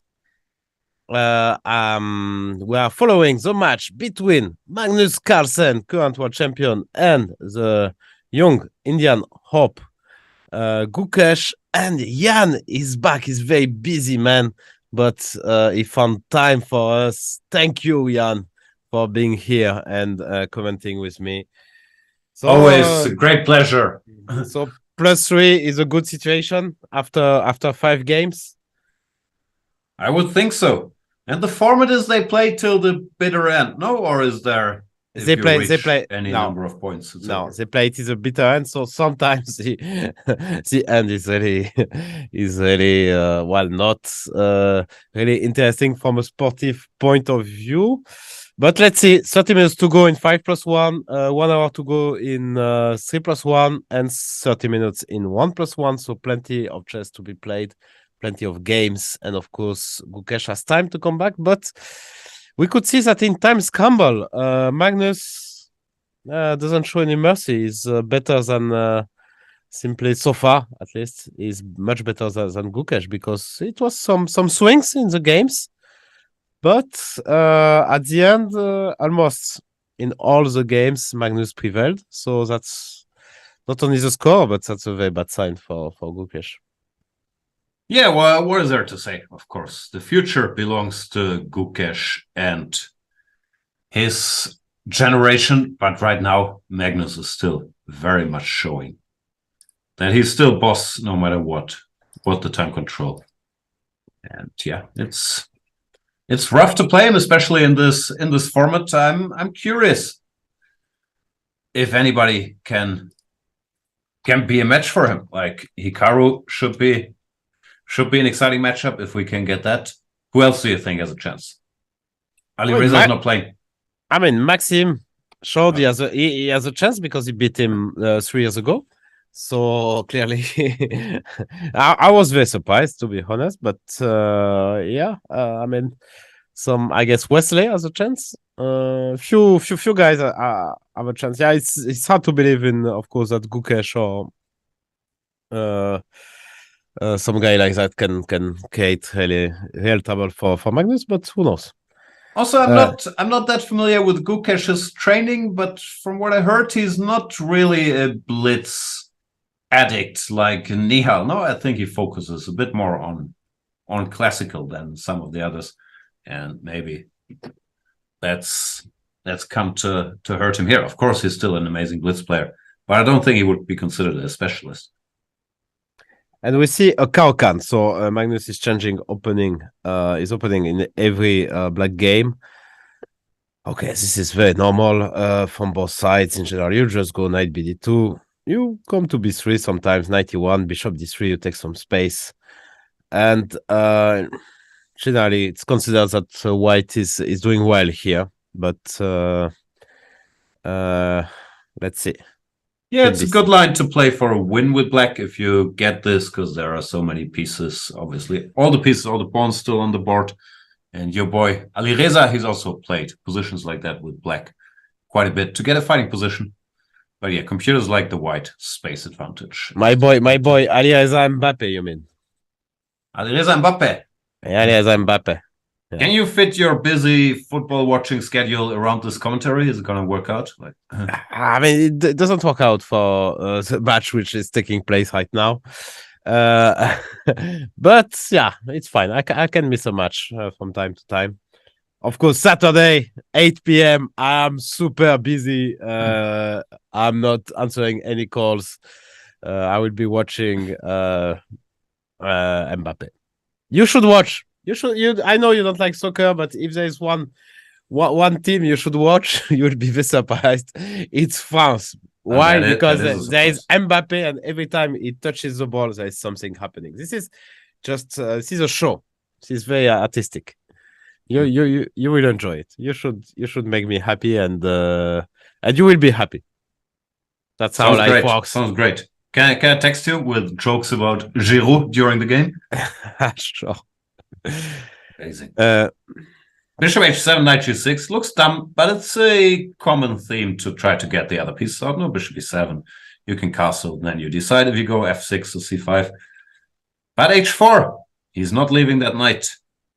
Okay, you can go still bishop e7, h5, not h4. But of course, it looks a bit shaky. I can go even knight e1, and your knight has some squares, but yeah, not that many. Still not trapped. It's a question here. If you go knight f8 back, which of course also has its disadvantages, or if you go forward, he goes forward, which is normal. And now white has to decide if you just take and start pushing, or if you play something subtle like knight e1 or knight h2. We are from the old generation, so when we have space advantage, we like to keep pieces on the board. But of course, it's more complicated than that. Because it gives some. Suddenly, it looks a bit better for blacks than what it was. But I would just retreat probably at some point and play f6 if I can, or c5 even, and castle. So it looks a bit easier. 91, I don't see what you. I mean, 91, I guess c5 has to be, but c5 it's always bishop b5. Bishop b5, you can never do, or not. Yeah. Can't do it. So I don't know what you do exactly here. I guess nothing. No, you castle. And, yeah, I would just go bishop c3. 91 is played, but the 91 on the board. Computer Doesn't love it. Yeah. Maybe f6. I don't know. No, he castle just. Castles. I guess bishop d3 is a normal follow-up. Knight d3. Okay. Knight d3. Can we go bishop e4 just to ask some questions? You can. And you want me to open up the long? I want to take your e5 pawn. Oof. It's e5 paths. Always. Oh boy. So that's good. Yeah, actually, I mean, it's a bit over. I think this bishop is quite strong by now.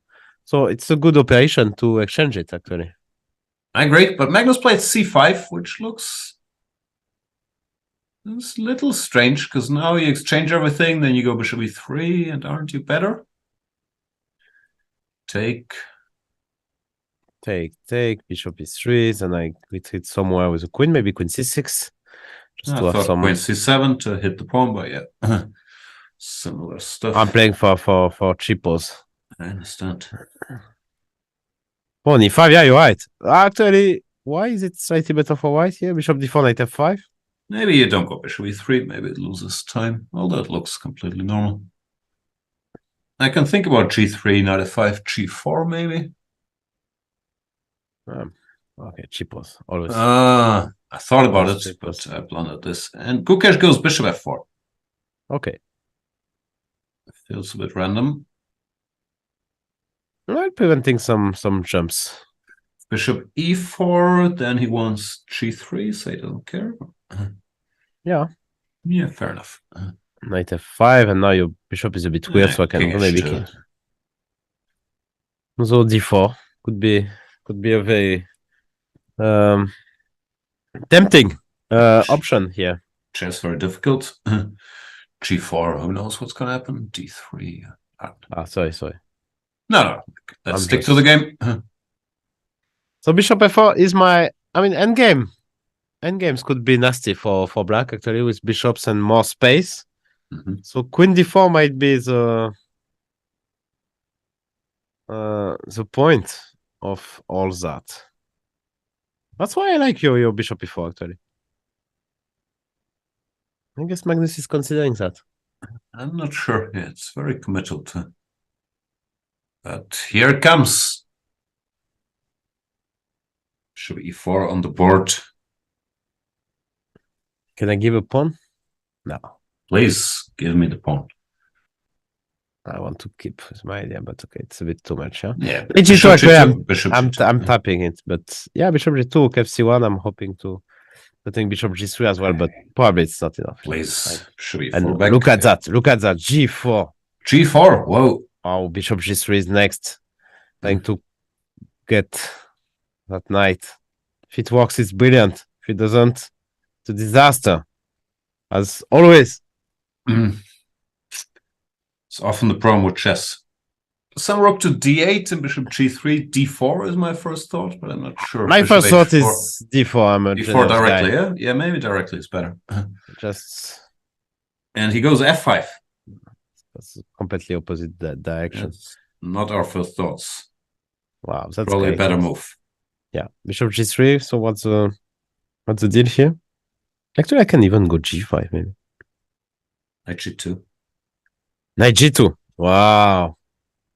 Not f4 and f3. Yeah.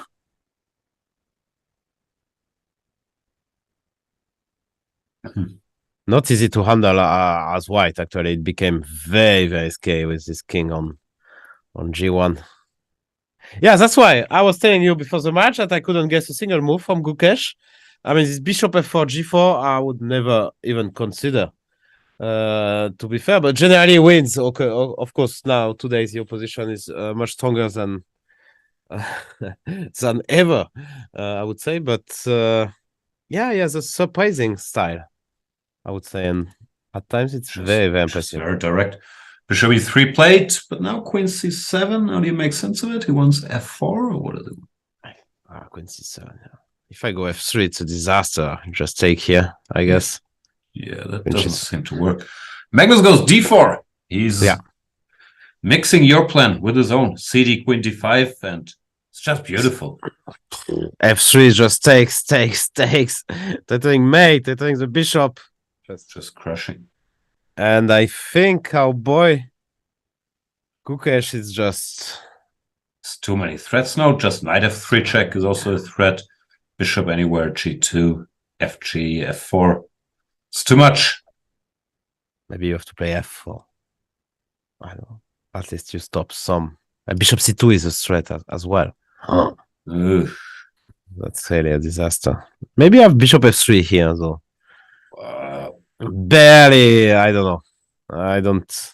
You and Mbappe are the two big. Bishop c2. Bishop c2. That's a problem. Oh, he missed it. He missed Knight it. f3 is not terrible. On. But yeah, bishop c2 look pretty good. Oh. But this is also completely winning. Just a light squares massacre. That's the thing with these super strong players. If they've seen something logical they think is winning, they don't think about tactics sometimes because they don't That's have true. Rook c5 was the only move because rook a5 was a major threat. Queen e4 even goes for the endgame. Whoa. But yeah, I mean, such king h2 only move, no? Such a pragmatic. But rook f3. Oh, that's nasty. Rook f5, rook h5, collecting a pawn, mating attack, king f1, probably. Yeah, you have to run, but it's probably not gonna end well. Because the edge pawn just march. Actually, not giving even a pawn. Yeah. And now, yeah, it's okay. That's perfect technique from Magnus as always. Now, very dry, but very much good enough. Show f6, but it's not really doing anything. It's just a check. And it's a queen on the next move. Well, it's over. 5-1. 20 minutes to go in the 5-1 portion and Sicilian. Okay, now he's changing from his Berlin. So just rook e1 just busted the Berlin. Must be nice. And I'm not an expert, but I would argue what he's done wrong is he fell too far behind in the scores at this point. G6. Magnus has dabbled with these G6s as well. Computer always hates it, but it's a setup. These combative players like H6 to stop anything from coming to G5, and then if you get knight G7, D6 castles, you're in good shape. White will try to keep you busy before you do that. And you go king H7, F5 at some point. Yeah, I never trusted it, of course. No, computer usually is not a big fan. And but rook B1 looks a little slow. No, if that was necessary. I would really think that Magnus knows what he's doing here because he played so many of them actually he played in classical, but he also played it in rapid and blitz quite a lot. So he has a lot of experience in that. And we can see that as for he used very little time, so I suspect he knows. Anchor this bishop on d5, and then play around it. Black never wants to take it. No, yeah, queen a4 is there, or bishop d2, a4, a5. Very simple, yeah. You got moves. And very, very difficult, even, not possible to create anything at all for black on the king side. I think king h7, f5 would just weaken black position even more. Not only doesn't help, so he goes bishop g4, since this bishop. He never wanted to exchange on d5. Might as well get rid of it and at least put the knight there. But still suffering, even if white gets bishop e3, bishop d4. Can be a bit unpleasant. Or bishop b2. f5 looks tempting, but usually it hurts your position more than it helps. Like even ef, gf, and f4. Something like that, yeah. Not sure. And, f4. And actually, you're not threatening anything because f4 you will never mate. So, we can just ignore. Let's ping g3. Do you want to take knight f4? sometimes you want h4. Yeah, it's a good move, always. simply. Always. Then if black goes h5, he can never play f5 anymore because h5 will always be weak. And if not, white can go h5, so it's unpleasant. Yeah, and now it's very simple for white. Next moves. Very easy to play. Just a tough position. And that's the thing. If your main solid opening, the Berlin, doesn't hold up, then you switch. But of course, that also allows Magnus more of a chance to play chess, which he enjoys. Are you sure it's Gukesh main opening? I saw a lot of Rossolimo, he's played quite a bit as well. I'm not sure. In all this incredible. I mean, like, he won a lot of opens in Spain by beating even very strong 2600 Grandmaster as black. Like in this Rossolimo, just like with very easily. Can you update? So, yeah, here we are. No, of course, he's a specialist. Not saying that. But yeah, the strategy to neutralize Magnus with the Berlin didn't work, we should say. And now he's back to this. So you think he's changing his strategy during the match because it doesn't work? I think he's changing his opening because he keeps being lost after Rook E1, which is probably good. A5 on the board, very unpleasant. You will end up with weaknesses over there, and the counterattack doesn't look that impressive. Yeah, but it's very understandable to try to get some play. And as Sotiris told us, he beat Caruana in the Rossolimo in Chennai, which is very impressive because, I mean, Fabi is really one of the main experts. And we know a lot about it as he was trying to eat us numerous times during the match in 2018. But we fixed it, and Magnus won, thanks to our great work, Jan. Mainly thanks to yours, yeah. No, I recall. It's fun positions, and it's very combative. It's so much easier to force draws in e4, e5 and all these things. But Gukesh, not trying to force a draw, is trying to mix it up here with f4, which going for the counter-attattack. Which is not a big... Understandable. What do even the idea? FG? I mean, I understand. I mean, that it doesn't work, I can understand, but I don't see the idea, which is a bit confusing. We'll find out. Maybe Magnus will see the idea and he won't play it. But because Queen C3, I thought, but just Rook B3 even, but King G2, just very safe. And he's taking the other way with Rook E4. Okay, it's the same without rooks, which makes a lot of sense. Yeah, I guess there's nothing direct, so you have to go AB, but I don't see it either. Yeah, now I can just play some solid move Queen E2, or if I'm able to calculate, I can take on B6. I would take and then calculate. But here I was a bit afraid of this. But I don't know. Yeah. Probably wiser to calculate first. Yeah. Because if you leave the first rank, then it will be only one check, actually. I didn't calculate, just play King G2. Makes sense. Okay. And just then Queen E2 will come. Everything is protected. And you just push. Maybe Rook F1 will come. Yeah, Queen C3, Queen E2, I bet. Like, I'm ready to bet. How much? Money. Wow. A lot of money here. Ooh, too late. I mean, come on, it protects everything. E5 is coming, Rook F1 is coming. I understand. B6 also hanging. Yeah. No, he's playing well.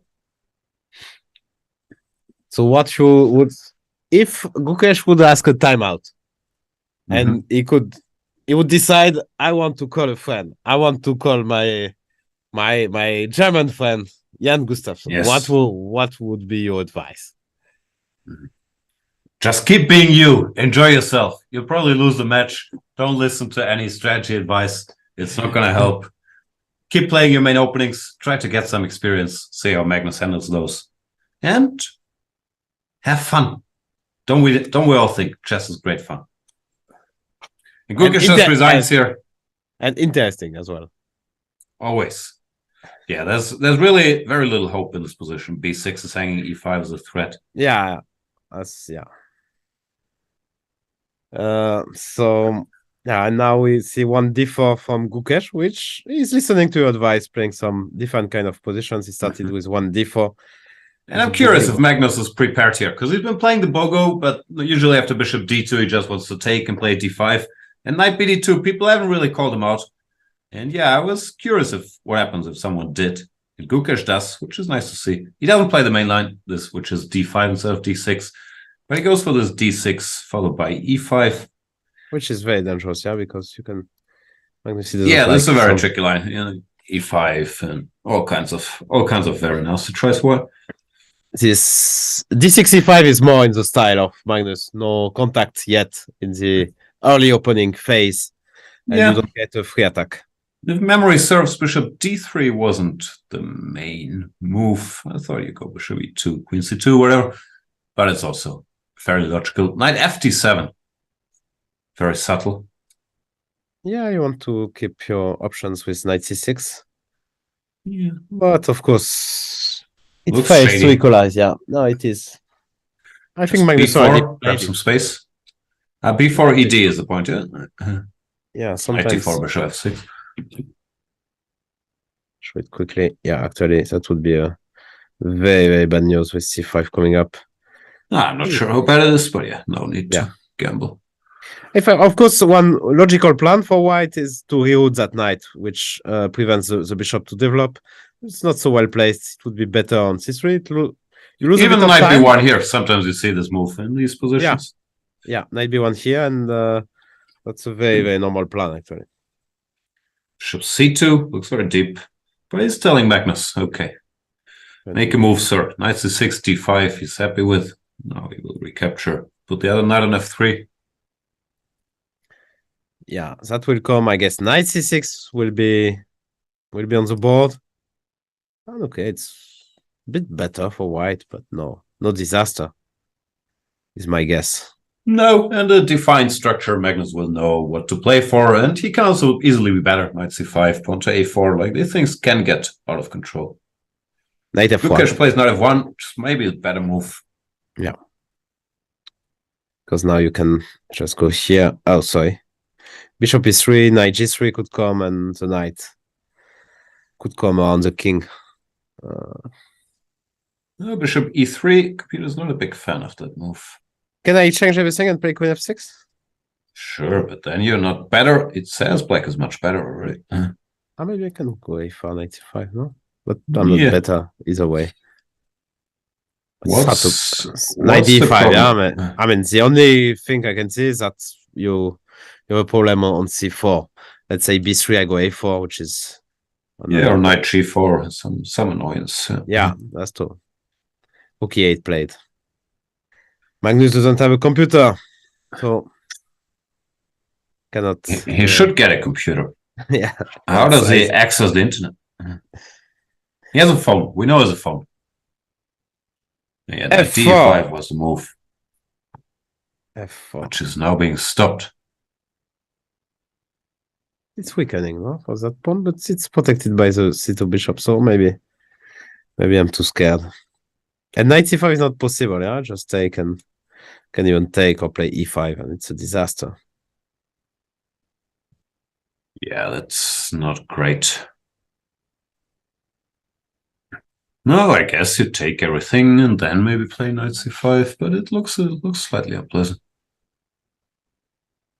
Maybe a4, knight c5, b4. Yeah. I was hoping for some trickery. Take and knight e6 and have some queen f6. That pawn is hanging. Yeah, no, it's not good now. But it looks a bit too simple to say. Take, knight c5. Huh? And if I just keep... Yeah, still prefer white. Knight somewhere, knight e3, knight g3.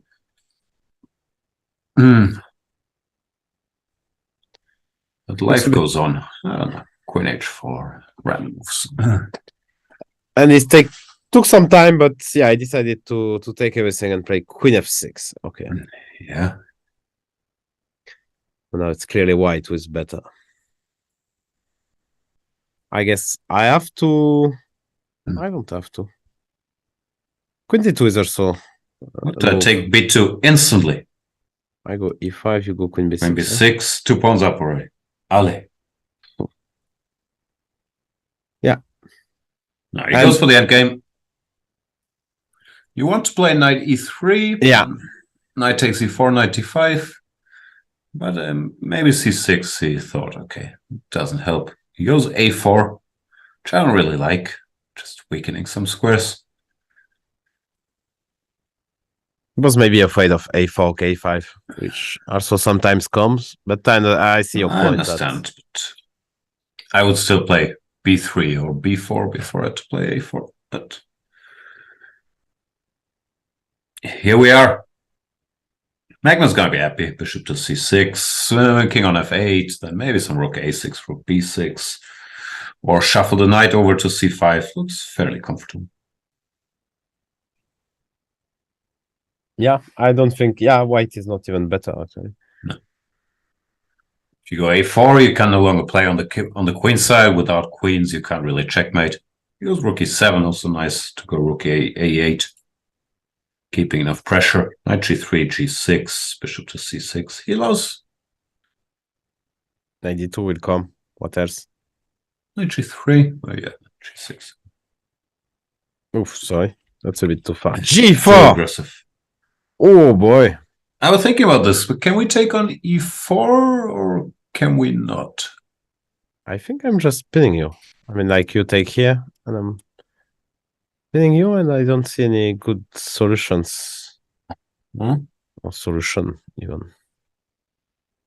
Yep. And Knight d7 ignores it, goes knight d7. g6, stopping knight f5.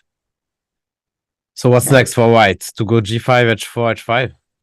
I mean, first protect the pawn. Okay. What else? G5 looks natural, yeah. You have to worry a bit about the knight jumping more, but I guess doesn't do anything. Knight e6, rook f1, knight d4, bishop somewhere. Yeah, it doesn't lead anywhere.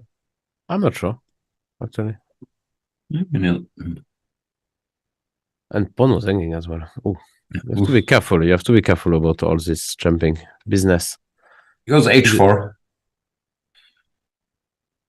Now of knight e6, f5 at least. Yeah. That pawn is still very covered. Yeah, that's good for white.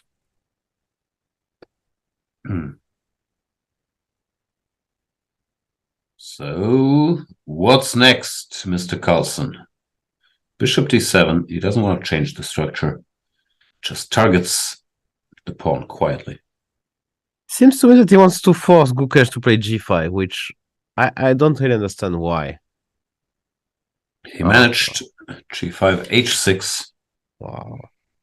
That's so good. So he wants to take king g7 and takes the h line. Okay. No, Yeah, I get it. some Or order. maybe king g7, f6, maybe. Black suffers from the fact he has his a4, b3, so his bishop is always tied to the defense of that pawn. Black's just fine. These positions, if you don't have a3, b4, really just makes it so much harder to get anything done. Fine for black is for sure, but even isn't it better simply? Could be, yeah. Takes an h6. I guess he's trying to force the issue. Play some h5 maybe. If it works. But yeah, the problem is that let's say h5, gh, if you move too many pieces away, e4 will always be hanging. Rook h1, bishop g4. Yeah. Yeah, that pawn is the problem now. And we don't have knight h5 or anything fancy. No, probably not, yeah. Yeah, that pawn will be hanging. So, bishop d1 to prepare. Okay, now for some tactics. Chipolito. Didn't happen. No? Okay. But amazing. 96, f5, knight c5. It's so positional. He keeps being very methodical. And h5 is a mistake now, gf. That's not a surprise. This looks lost. Ah, he has 93. Yeah. He's going to miss it. He's going to exchange and go king g5. He doesn't see any tactics. He's just... That's just amazing, actually. That's winning. Yeah, but F6, bishop E8, slowly. That's a bit funny. Still. Yeah, he's that he can be so good and sometimes missing very, very simple tactics. Even in Blitz game, I mean, you would expect him to see 93. No, I agree. But yeah, as you said, once he has a clear idea, he doesn't really look for that. Yeah, exactly. Maybe it's a good sign actually. D5 will come now. D5 is the idea. Oh boy, everything you look at white position, it's a disaster. Knight F1. Okay. Desperado complete. Yeah, you could resign. It's over. Just another masterpiece, positional masterclass. Bishop But yeah, E8. this A4 was the root of all evil. It's really yeah, you're right. rough Yeah, move to A4 make. B3. Yeah, Bishop B3 preventing all kind of tricks now. Okay, so just resigns. Go away. Even A4, H6, Bishop G8, do whatever you want. Yeah, but you want to give 0 chances, huh? That's how we do it, yeah? There he goes. Bishop Bishop H7, G8, yeah. Bishop H7. And now push them, baby. A3 is just okay. Any move. Any piece to any square. Yeah, just don't blunder. Any H7s, Bishop H7 followed by F5. Looks like a good idea. Yeah, and Rizainito from Gukesh. That will be the last game in the 5+1 section. So yeah, 7-1 for Magnus Carlsen. That will be an exciting match. Yeah, Will it be? Looks like Magnus is cruising. Yeah, I'm afraid so. I mean, I haven't been unhappy. this excited since. That's what she said. No? Okay, please. No. I'm just looking for a good reference. What was exciting? Brazil, South Korea. What did you watch yesterday? Yeah, you were complaining about me, but it was I understood your irony. Never. Yeah, you are mocking me for wanting to watch. But no, you said I'm completely unavailable from 8 till 10. No, Brazil, South Korea.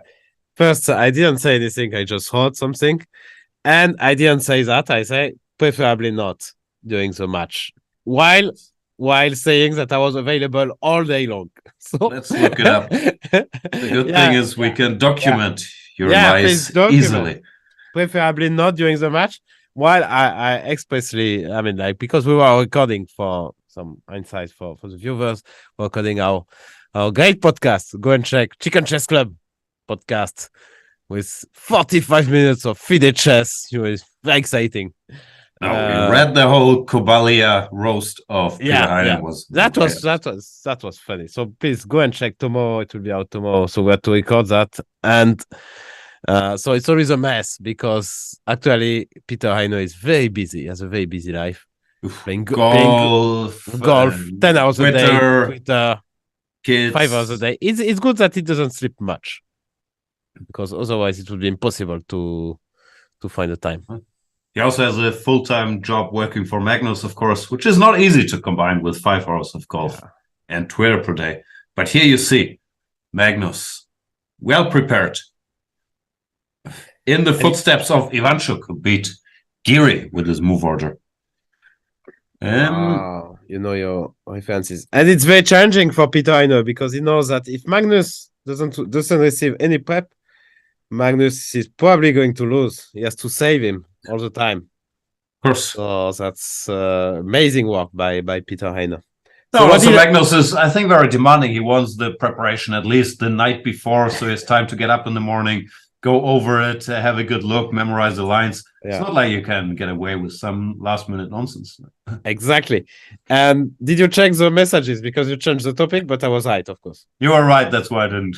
I know. Yeah. Okay. So I just said one thing, and I got like a very cynical answer from our friend Jan for one saying like I'm available all day except these 2 hours. I would preferably not do. So that didn't mean a no. And that was really funny to be roasted for that. I mean, that was Well, I didn't say anything. no, that shows your mindset when you are in Hamburg. You're during making winter. stuff up. You're saying, yeah, preferably not during the match, though.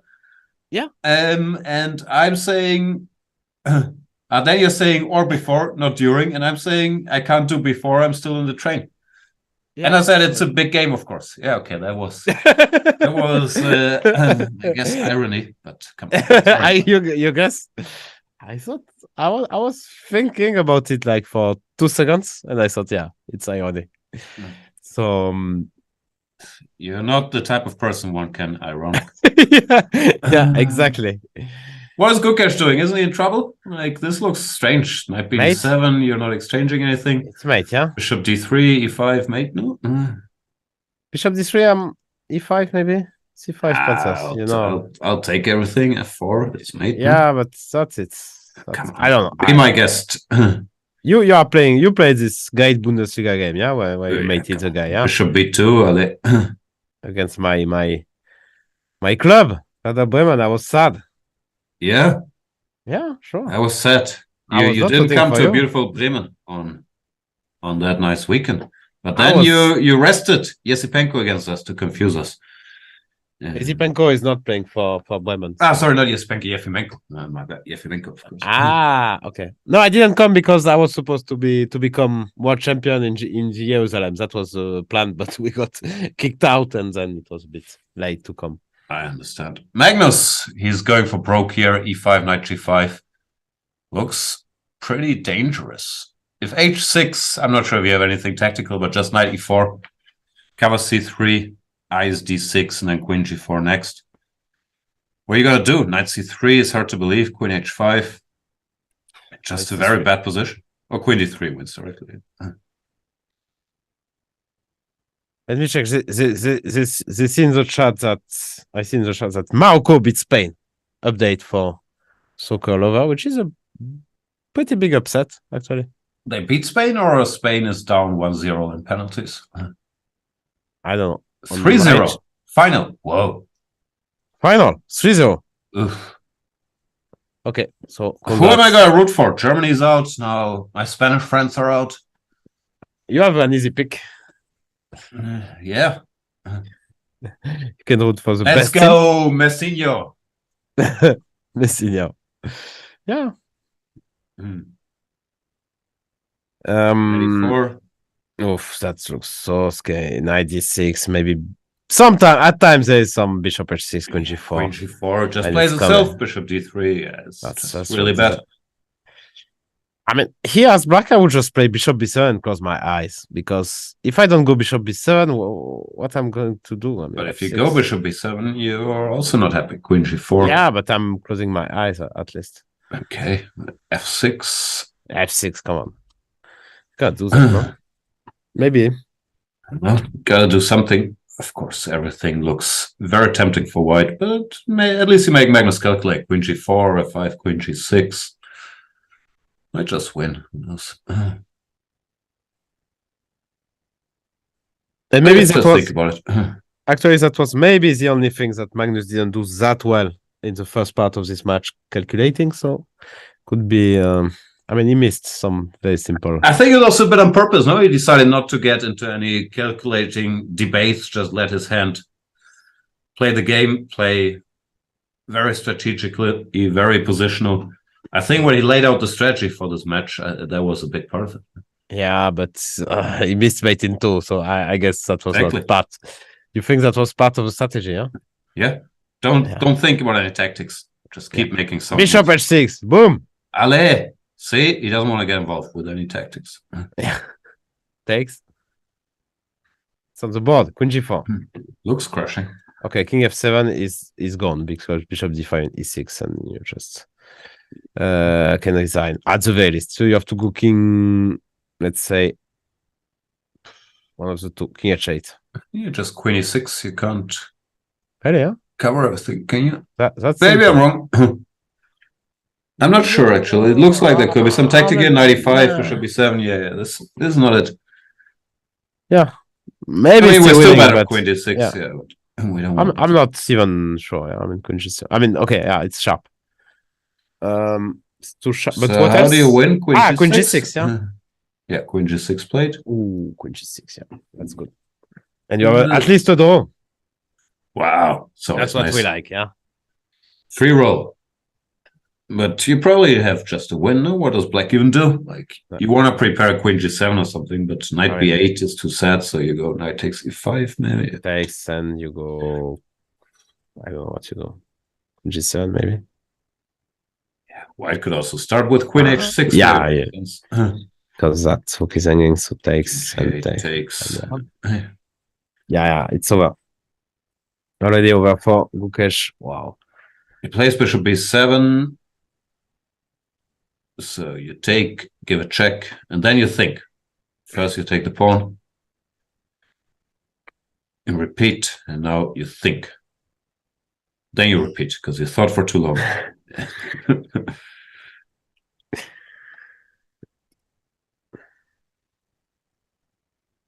So where's the mate? Knight G5? Is that mate? I'm not sure. Knight G5, yeah? Oh. Okay, no, not sure. Yeah, I'm not sure it's mate, probably not. Yeah, which Rook F5 or Knight E5. Yeah, Knight F5.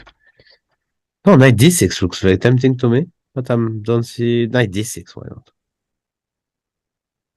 I mean, takes Bishop D3. Yeah. I don't know. Or start with Bishop D3. Like. Yeah. As well. Keeping, yeah. He played OK D1, which is another idea to go this way, Rook H3. Also good. Or probably better, if we're being honest. Takes. What's the idea? Rook D3, Knight F4, but still mate Queen H6. King G8, Rook G3. Rook D7 also tempts quite a lot, but here. Yeah, Rook D7 looked pretty good to me, but this is also not terrible. Just... Also, Bishop B5 check was there. Yeah, but we are planning not. That's a mass strategy of Magnus, not to give mate in 2. No mates in 2. Yeah, so that doesn't work. Bishop D5, E5, and now Rook D3 comes. He doesn't even want any knight jumps. Boy. Yeah, very clean, no calculating. 23 he moves. Seems to be enjoying himself. 8-1. 8-1. We'd have to check with Niels to be sure, but I would think that's a pretty good score. It's less good than 9-0. By far. It's also worse than 8.5, but it's better than like 7-2, for example. Yeah, okay. So what's the match strategy now for Magnus? I don't know. 8-1, I don't know anymore. 7-1, I'm still an expert, because that's Germany, Brazil back when I was watching football. But 8-1, I've never seen. Yeah, really a supporter, actually, yeah? Big fan. So we make a break, that's for sure. I think that's a good strategy. And stay with us, take a break, it will be incredibly exciting, and Jan will talk more about match strategy and so on. Oof. Anything could still happen. The world champion is in the 8-1 lead against Gukesh. But let's not forget, he's a very old man. He will get tired somewhere around now. And we all know this could end ugly. So stay tuned.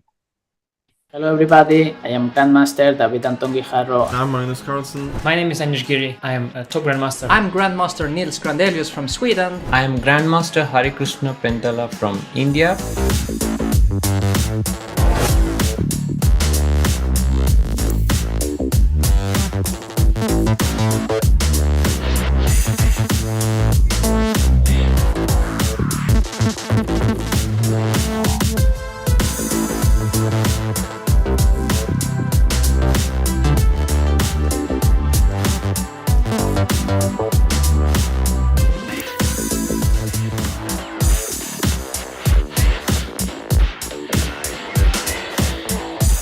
Chessable, the definitive solution for studying chess. Choose from one of the largest online chess libraries in the world, with hundreds of titles ranging from classic books through to our exclusive Chessable courses.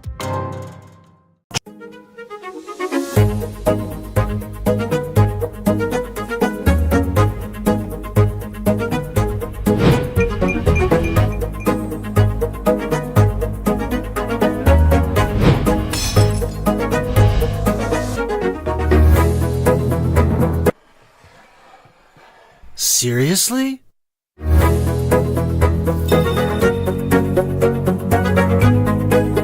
Checkmate!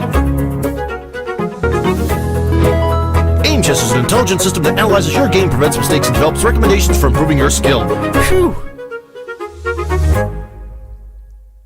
Welcome, everybody. My name is Jan Nepomniachtchi, former world chess champion. Are starting a new course here for Chessable. A very special Chessable course. Master your chess with Judith Polgar. You know what? I learned a lot.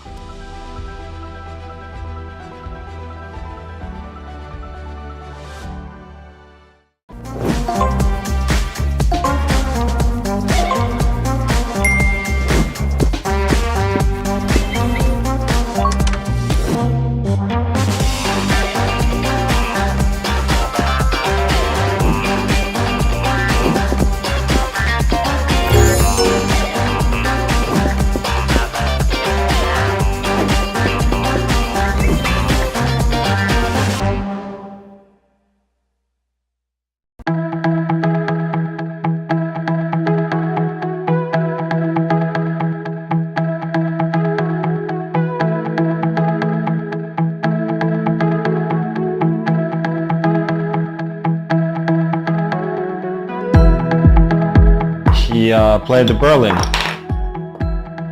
which I sort of expected, but I didn't really know what to do against, because in reality very few people do.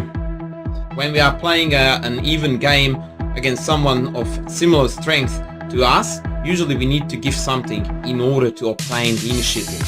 Just how shrewd and cunning Alireza can be, even with very little time.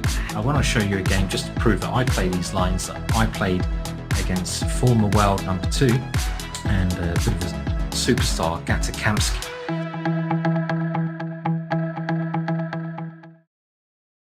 Enjoy 12 days of chess heaven at the Chessable Sunway Sieges International Chess Festival. Escape to the sun this December and take part in the spectacular Chessable Sunway Chess Festival situated in Sieges, near Barcelona. Play alongside top GMs including Ivanchuk, Isipenko, Adiban, and more. 10-round open tournaments with over 27,000 euros in prizes. Chess lectures from GMs most days, beer tasting plus sushi, pizza, paella, and cocktail masterclasses. World Cup watch parties, table tennis, table football, and blitz chess tournaments. Even better, Chessable Pro members play for free. You can find out more by going to Sunway Siege's website. Visit chessable.com/sunway.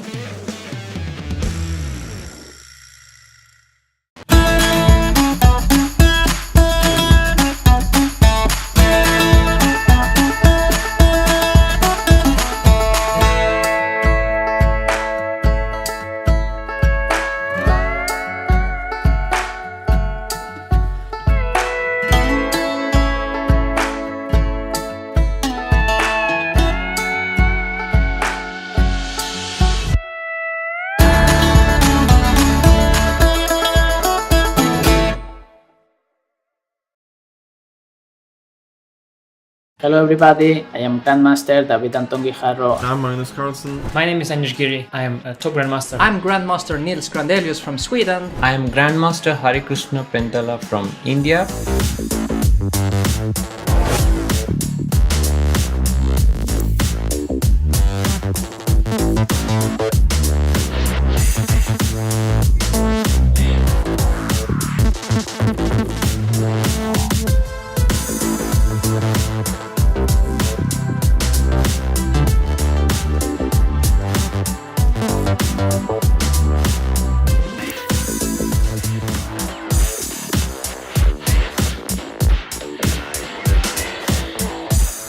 Chessable, the definitive solution for studying chess.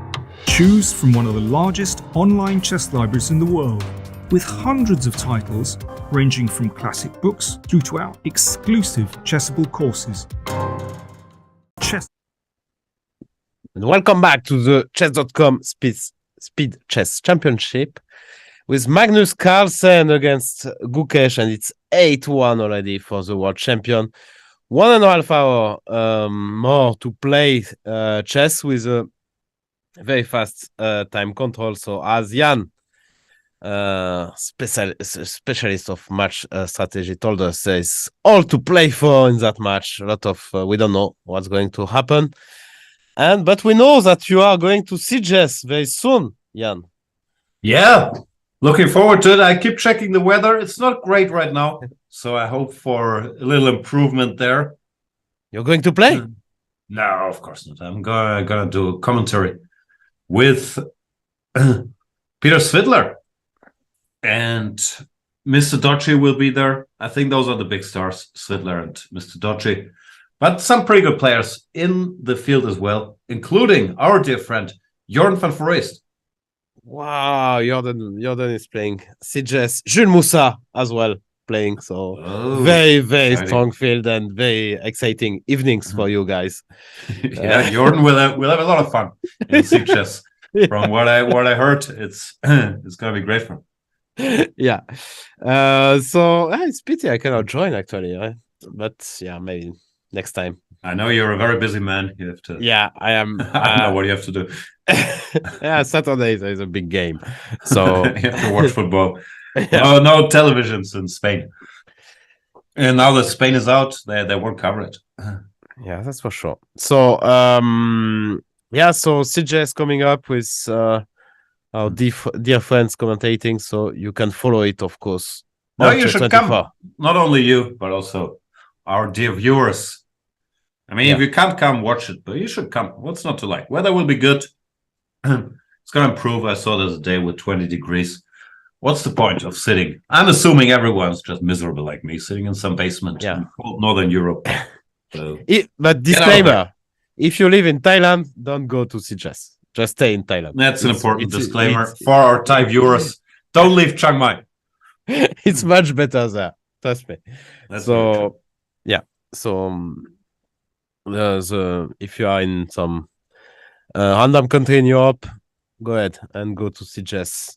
Very close to Barcelona for people who doesn't know. I think it's 30 kilometers from Barcelona. I just checked. It's a 27-minute drive from the airport. How much is a taxi for a 27-minute drive? I think they're not that expensive in Spain. I might get a taxi. What do you think? Should I try to take a bus? You should with your perfect Spanish. Hola, ¿dónde está el autobús?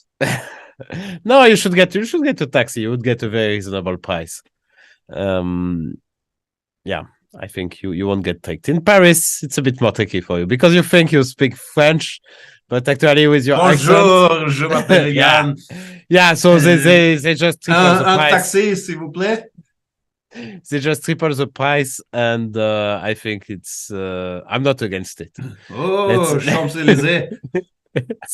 Let's face it. So they started. Wow, you keep telling me nonsense about French. But he's black. Cab drivers. Okay, he's black.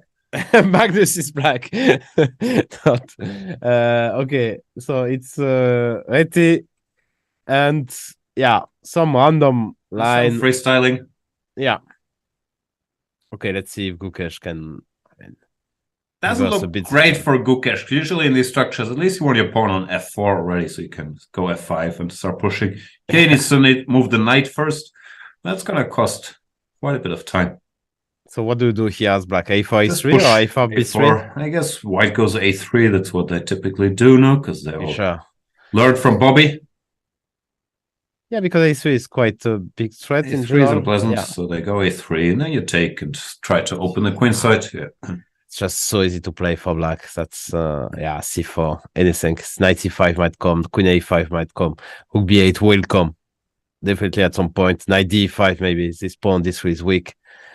That's already rook fd1, but not a happy move. Things haven't gone well, but yeah, he has to try to stabilize for now. Knight d5 might. What do you do? d5 looks good, but queen a5 would also be very much within the style he chose. But no, he goes knight d5. It's c5. Okay. Knight c5. Which is a move you make if you want to look clever. It's never hanging on c6. So takes. I'm not sure like takes. I thought maybe knight e1 and then go f4, but he didn't do that. Now he has to cover the pawn. And of course, if you're on the most obvious move is bishop f1, but Magnus won't play knight f3. He doesn't want to go in No, to he'll sharp play. territory. He'll play d5 or something. Yeah, I will play d5 or something. He won't do that. Queen Queen e2 E2. played. And now I guess queen a5, queen c3, rook b8 or something. yeah. Plays, And he already plays by there himself. are Yeah? tactics, takes, f4, knight takes d3. If it works, I'm not sure. He won't do it. Also, maybe it doesn't work. Why not? Queen b1, rook d1. It's played. It's played. And It's rook played. c8. And rook c8, yeah. It was... Yeah, I think you just want to take and queen b3 at some point. And well, this a pawn might collapse, and then the a pawn is running. The pieces are too far away from the action. Also takes rook c3. There's a lot of targets on the third ring. Yes, that's true. Yeah, that's all the pieces are very low. The king is very weak. Just such a massacre, actually. Wow. That makes Gukesh look bad, but Gukesh is a very, very strong player. I can guarantee to all of you. It's just Magnus. Yes, this. He's dominant.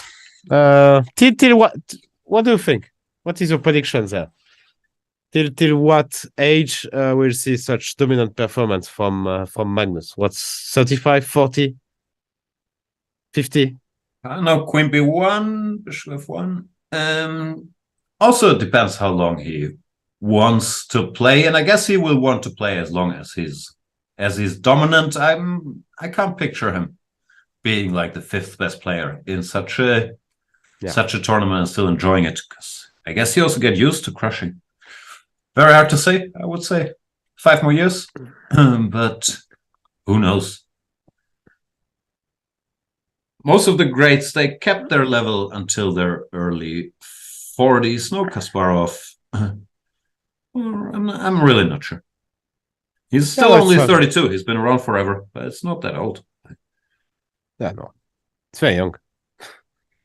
As far as we are concerned. How old is Benzema? He's probably like 35, no? It's 34, I think. See? He has to run around and stuff. Bishop d4, play for tactics. No, that was not part of the strategy. If king h2, queen b1 is a killer blow, I think. What's his new tactics? We're still bishop f1. What's the big deal? I didn't see bishop f1. Fair enough. What is your next? I don't know. Yeah, okay. But well, maybe rook b8 simply. Come here. King h2 played. Queen b1 is played, of course. Bishop f1, that's the game. So we'll see what's next. Rook c2, fairly natural move. He wants to take and queen c1 or queen something like that. Okay. Queen g2. Careful. Takes. Oh, he's on endgame again. He's so clinical. Oh, that's beautiful. And you attack both pieces and it's over. And if you have to play that endgame, it's just very finished. Clean. He's not looking for a flashy finish, just a way to make sure to win the game. Although that was a bit flashy with his double attack in the end. And he wins again. 9-1. Making it look easy. I didn't think actually I didn't think it would be so. I didn't expect that to be such a massacre. I mean, 9-1 is really tough. Yeah, I would think at this point Magnus is a big favorite to win the match overall. Think so? Yeah. What odds would you give me? You can choose as long as I get your 10 French euros. You pick the odds.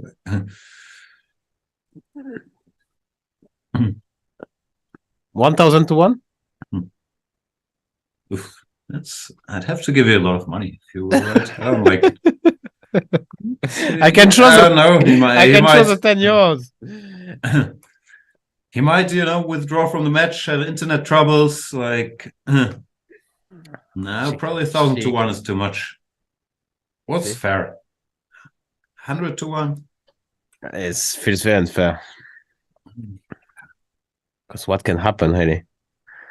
It's 9-1. Well, you could win 1,000 euros. That's what could happen. No. I don't take it. 1,000 to 1, I take it. Yes. I can get your Bitcoin for free. It's still 10k. I haven't checked. Bishop d7. Last time I checked, it was going that direction actually. I heard.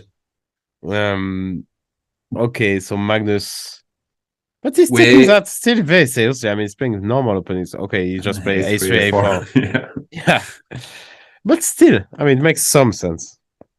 Yeah, he's not really fooling around. He's switching all the time, but he's not playing any nonsense. No, like just normal chess. I think for him is also important, especially against these young kids. I think he doesn't like it when Indian media has to report Gukesh, who wins 5 games against Magnus and so on. He's trying to take it very seriously and beat them while they're young to leave a message for the future. Exactly, and that's why when we were talking about this junior power ranking, I didn't put Alireza in it because we cannot imagine a match between Magnus and Alireza ending up like 9-1. I mean, it's simply impossible in such time control. Yeah, it's hard to imagine any matches between Magnus and Alireza because Alireza doesn't play anything. He played the Banter Blitz Cup a few years ago. He played this championship some years ago. Yeah. Yeah, okay. Alireza, play some more chess. Fans want to see it.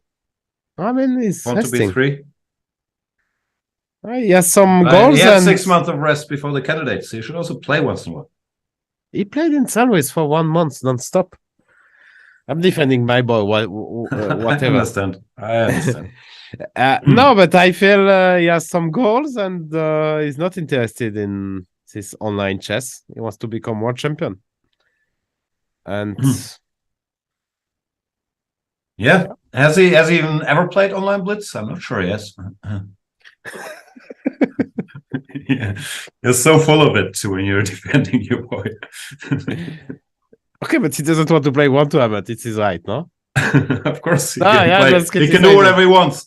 Just okay, as a chess fan, it would be nice to see him. And also, I think not this tournament, but he will need some practice against the very best. No, like to keep missing these Vike and many tournaments. I'm not sure if it's the best for becoming the best. What do I know? He's pretty good at it. But he had this issue, no? In why? No, I understand. I think they said it was invited. I don't even know.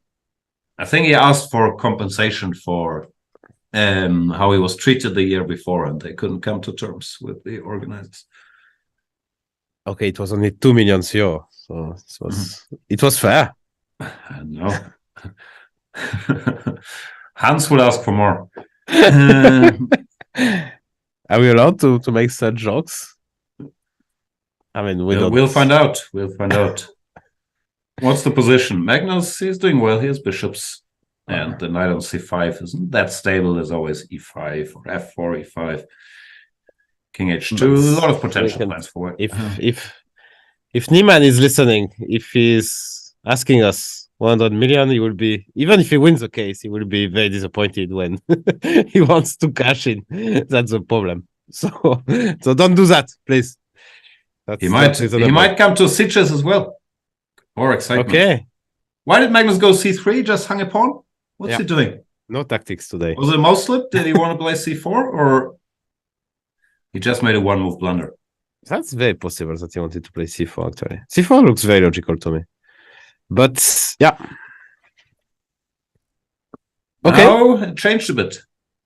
Oof. This 100 to 1, I'm ready to take. It's a pretty important pawn, that b-pawn, keeping together the whole queen side. And now it's over. What the hell is c4? Just queen c4, yeah? But anyway, it was lost. It's tilted from earlier. This one is going to lose. Are you sure? Yep. Yeah. Yeah, that looks like takes. Okay, Magnus will fight as always. Bishop c7, but okay, rook d7, yeah. We're not fighting for long. Yeah, it's very nasty. Bishop d4 on the board, and it will be another bishop e7 plate and rook d7. And yeah, bishop f2. Even we spotted that. Gukesh with the comeback. 9-2. Okay, if he wins the next one, I take the 100-1. Oh, very generous that after he wins 2 games in a row, you accept the odds from 2 games before. And some London system where Magnus, of course, has massive experience. Not only online, actually. Played it in classical game. Still playing a somewhat dodgy move order. But he likes this clear, defined castpad structures. Usually you're not supposed to go CD4 so early, I thought. I guess he knows what he's doing. 96, yeah. 96 and I BD2, and then pick your move. Of course, CD4 transposes to some version of the Caro, but normally black has more choice via the London move order. Anyway, here we are. Doesn't look too bad. I'm not sure about this whole 95, knight g6, bishop g2 operation. We'll see how it goes. A6. It's hard to say. You go A4. It's very difficult. I would consider that, but I'm not. Maybe later. Bishop d8, bishop c7, or queen d7, bishop d6. I mean, I feel you have to. We are doing very well if we exchange these bishops, but no, don't do that. Minority attack, which we don't see anymore. You just want to play b4 and create a weakness on c3 and attack it. As simple as that. Like in the old days, I was trying to play the minority attack every game. But in these structures, computers very often are saying, not very impressed. Knight c4, I guess you go somewhere, f3 or b3. And Gukesh doesn't care, actually. He is allowing b4, but he wants to checkmate. Well, there's a long way to go. I don't know if he wants that. Queen b7 first, yeah, and maybe now b4 looks like a threat. Maybe ba as well. And b2 would be hanging. So white, I guess, has to do something about it. Yeah, could play b3. And b3 is on the board.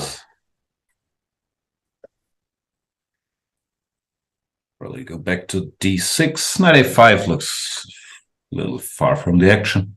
Yeah, taking that pawn, but yeah. But now you created a... This pawn c3 looks very weak to me. 94, c8. But yeah, it's going for mate, okay. And c4 maybe. As well, c4 is a threat, is the idea. It's not a bad idea. Many pieces are hanging on the long diagonal. Yes, looks unpleasant for black. You can't make the natural move like rook fc8, knight fe4. Maybe there's also c4. Yeah. Gukesh is back. Very exciting. And momentum is important in blitz. Sometimes it just takes winning one game, and the whole dynamic changes.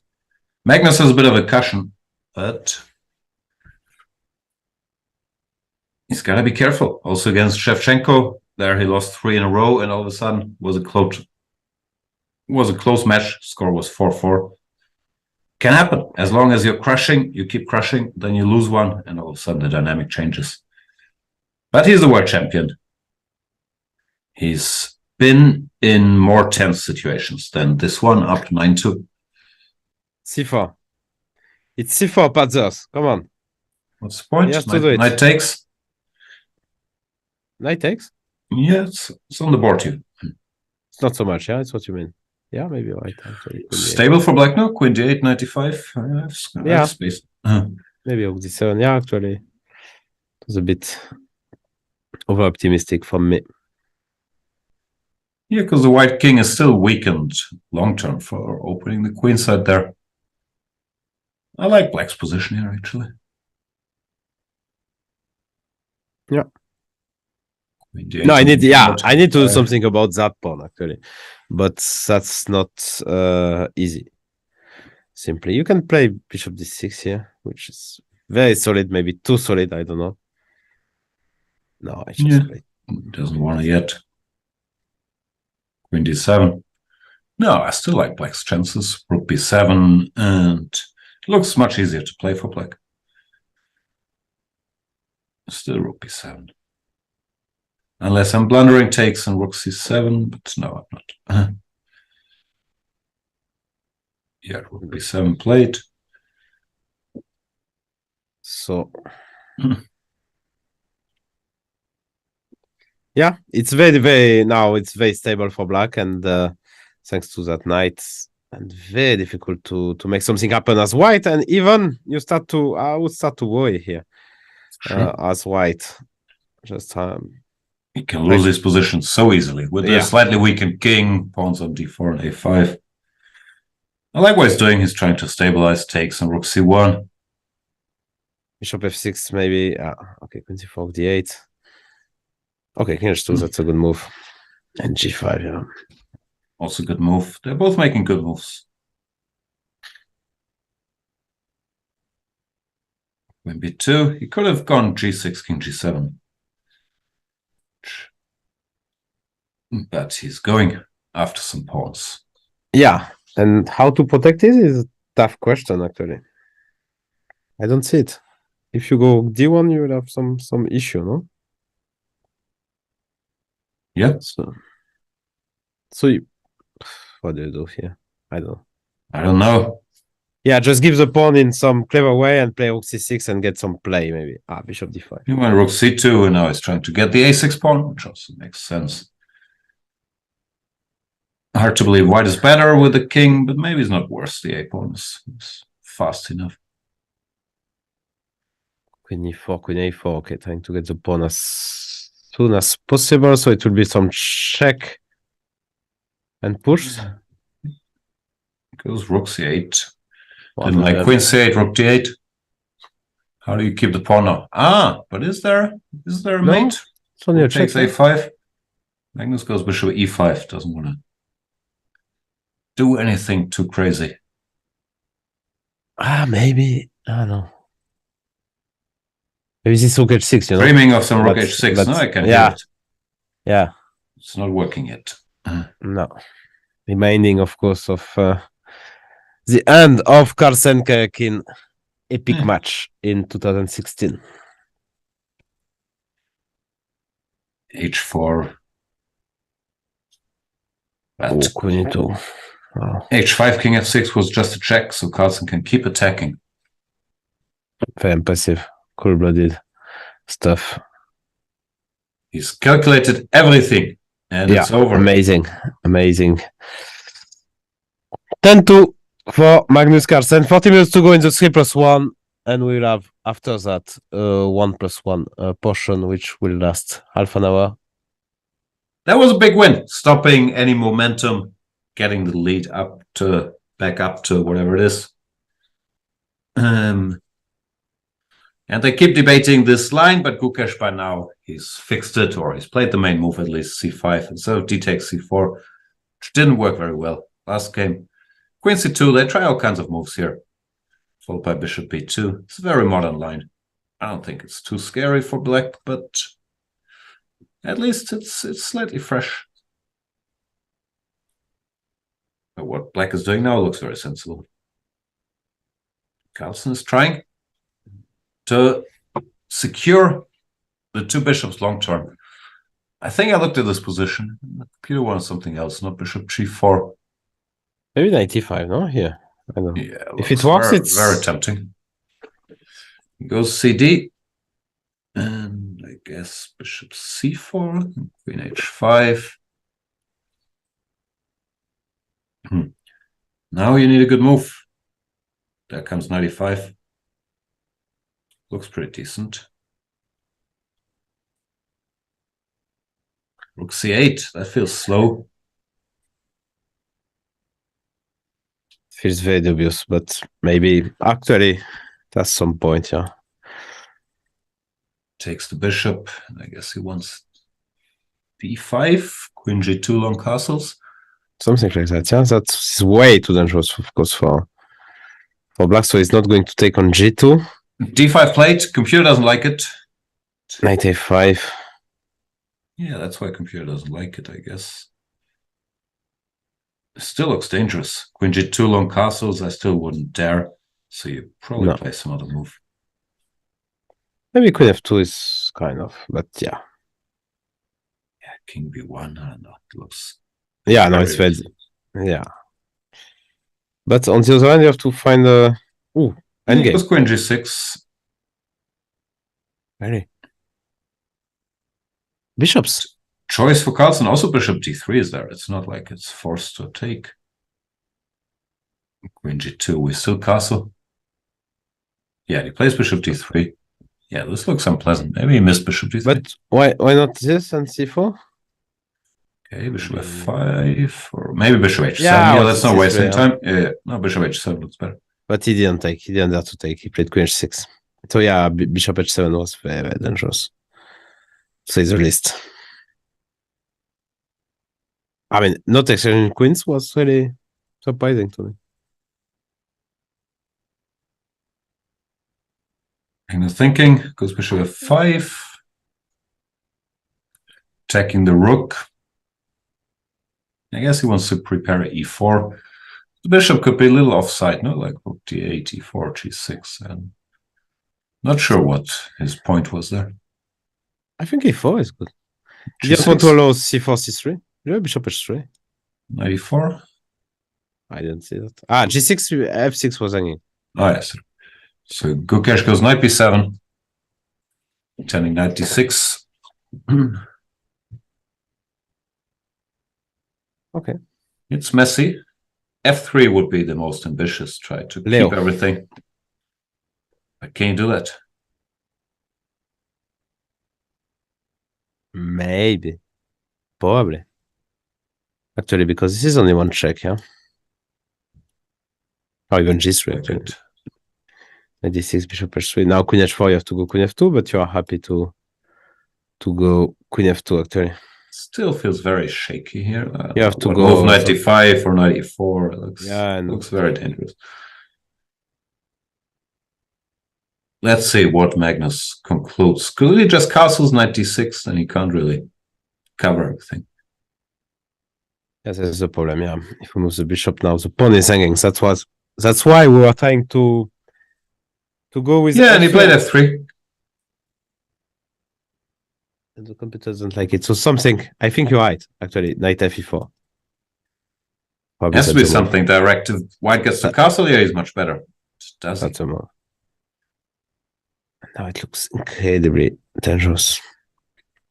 I agree. He has to do something like that. None of it is obvious. King f1. It could also be that white is winning here, but we know.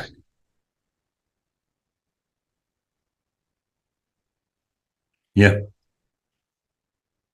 Scary stuff. And Gukesh thinking. He will. I mean, he understands that. All of that. That's he has to do something very dynamic. So maybe there's something else, but yeah, he's not going to play rook e8 or some move. If he allows castles, he's not going to be happy. So he's thinking about knight d5 or knight h5. Wow. Knight h5 also feels slow. G3. Nice tactics. Knight g3, hg, and the bishop is covered. He's trusting Magnus too much, but knight f4. Yeah, but bishop f1 or what? I guess so. Yeah. He played f5, e5. What's he doing? Oh, it looks just horrible. Like b5. Okay, he's trying to soften this up, but at what price? d6 or d1. Knight d4 anyway, I guess, because what else? G8, but it's too but slow. Really, I can castle. Castle knight g3, it's okay. He goes but king still, even that was better for king f2, bishop f4 might come.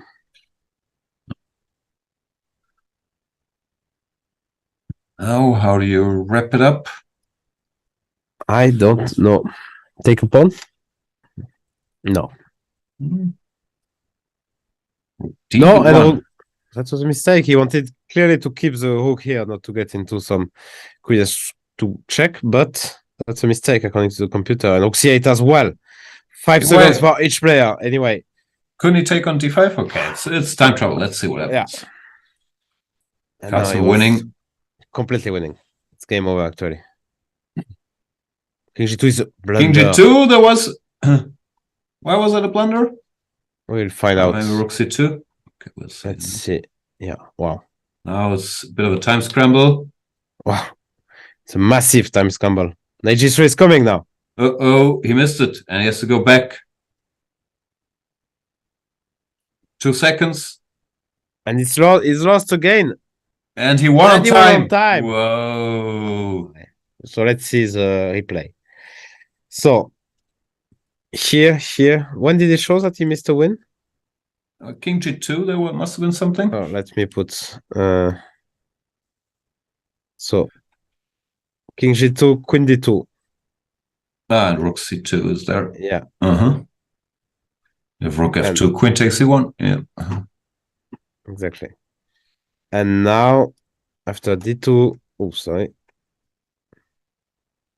So D6 was a blunder. Just have to play actually F4 to Okay, he's pre-moving more or less here at this point. And here, Queen F5 only move, probably. Also not an easy thing to do, no? You give Queen D5 check, you have 3 seconds, and you realize you have to go back. Yeah, and after F4. F4 is a blunder, but also the winning move. Knight E4 apparently is completely winning for black. Computer was also showing Rook takes D7, which looks very natural. That looks normal, yeah, okay. One more win for Magnus Carlsen, and now it's really over. 11-2, 30 minutes to go. Oh, he needs really to win a lot of games, before we get to 1+1, because I don't see it. And some Italian. Finally. Again, this Knight C3 line. Yeah. I think Magnus is comfortable. He knows where the pieces are going. This D5, D4. I never liked freeing the bishop, but I guess, thinks he can just exchange it with bishop E6. Ain't worry about nothing. Bishop E7. Wow, that's a weird move to me. He wants F5. Wow, he wants F5. Okay. Here we go. What do we do here? H4? H5? No, King G2. Okay, F5 on the board. Interesting. Computer likes it. Feels anti-positional, but with the bishop on D2, why is it on time to stabilize here? Like, get all the squares you want. Knight D2, Knight E4. This could just be an attack for black now. Bishop D6, yeah, E4. Yeah, if the pawn is not hanging, which I guess you may lose something. Yeah, takes. Bishop G5 looks good enough. And now Bishop D6, E4. And how do you stop it? It's very unclear. Really don't. He managed to make this bishop on B3, which looks like a great piece. Is spectator. It can't get over to E4. It's not really doing anything on that diagonal. Well played, Mr. Carlsen. Well played. Rook A1 played. Bishop D8. He doesn't even want to have to worry about E4. Knight takes D4, so he goes that way. Can still go to C7 if needed. And E4 is a big threat. He played so fast. That's amazing. Well, they only have 3 minutes. And you cannot... I can go... Let's say a pass. Nice move. Oh! But E4. yeah, you can change it. But Knight E4 now. So I should prevent... That's why Bishop D8 actually. Just to go, yeah. We don't go Bishop C7, of course. No, just C4 next. So... Yeah, okay. Just C4. Oh. G4. G4 played, but Bishop G4. Yeah, that was desperation. He couldn't see ways to stop E4, and then sometimes you blunder something much easier. Just because you can't see another good move. Now it's 2 pawns down. And black is still attacking. It's a rough day at the office for Gukesh. But I don't think this will keep him down. Magnus showing off. Rook f2 followed by rook f8. Checkmate. Oh boy. Picking up everything. 12-2. So you think it's not... You think Gukesh will just take this very easy, huh? No, I think it's unpleasant to get crushed like this, but I guess he doesn't take that much pride. I don't know, in blitz and these time controls, maybe it doesn't matter that much to him. But no one likes losing, and no, of course. Yeah, feeling this how superior Magnus still is at these formats, but it could also be used as fuel. And he looks like the kind of guy who's constantly working, looking for motivation. So I don't think it will keep him down. But of course, he's not going to enjoy it.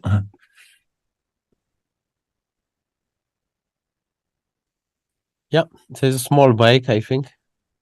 Finally, we're being told there's a fun fact in the regulations that the players are allowed to resign a match if there are less than 10 minutes left. That's a strange rule. There's some money for the point you score, but it's not really a lot. And to save 10 minutes, you might as well play another game, or you can play 2-3 games, no? In Bullet. Yeah.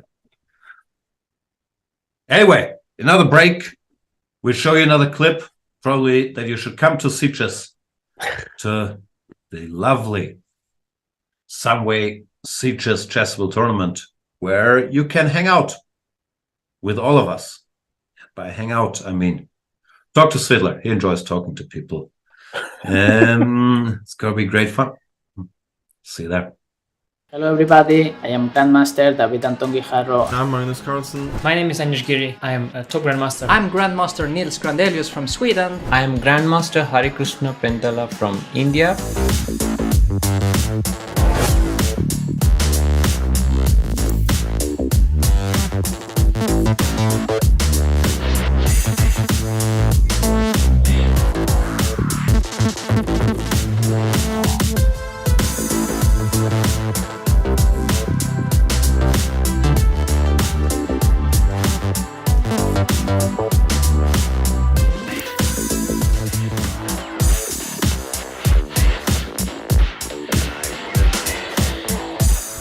Chessable, the definitive solution for studying chess. Choose from one of the largest online chess libraries in the world, with hundreds of titles ranging from classic books through to our exclusive Chessable courses.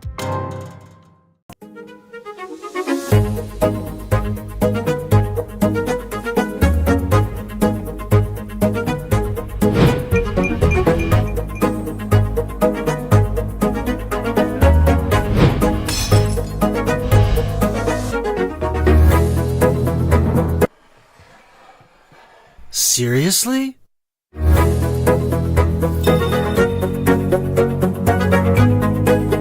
Checkmate! Aim Chess is an intelligent system that analyzes your game, prevents mistakes, and develops recommendations for improving your skill. Phew! Welcome everybody. My name is Jan Nepomniachtchi, former world chess champion. Are starting a new course here for Chessable. A very special Chessable course. Master your chess with Judith Polgar. You know what? I learned a lot.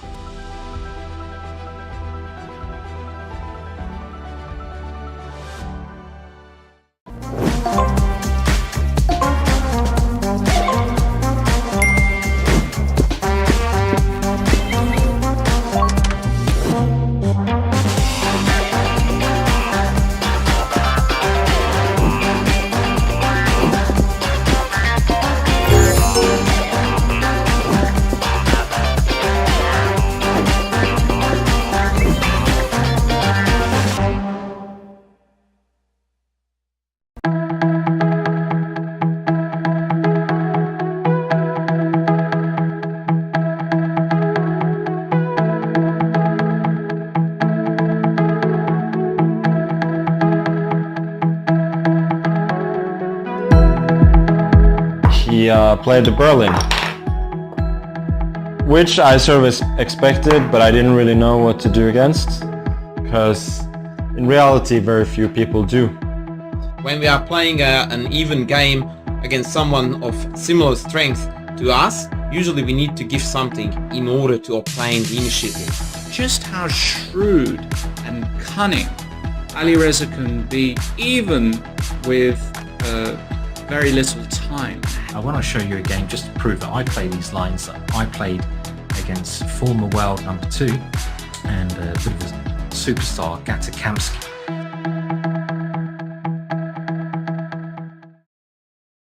Enjoy 12 days of chess heaven at the Chessable Sunway Sieges International Chess Festival. Escape to the sun this December and take part in the spectacular Chessable Sunway Chess Festival situated in Sieges, near Barcelona. Play alongside top GMs including Ivanchuk, Isipenko, Adiban, and more. 10-round open tournaments with over 27,000 euros in prizes. Chess lectures from GMs most days, beer tasting plus sushi, pizza, paella, and cocktail masterclasses. World Cup watch parties, table tennis, table football, and blitz chess tournaments. Even better, Chessable Pro members play for free. You can find out more by going to Sunway Siege's website. Visit chessable.com/sunway.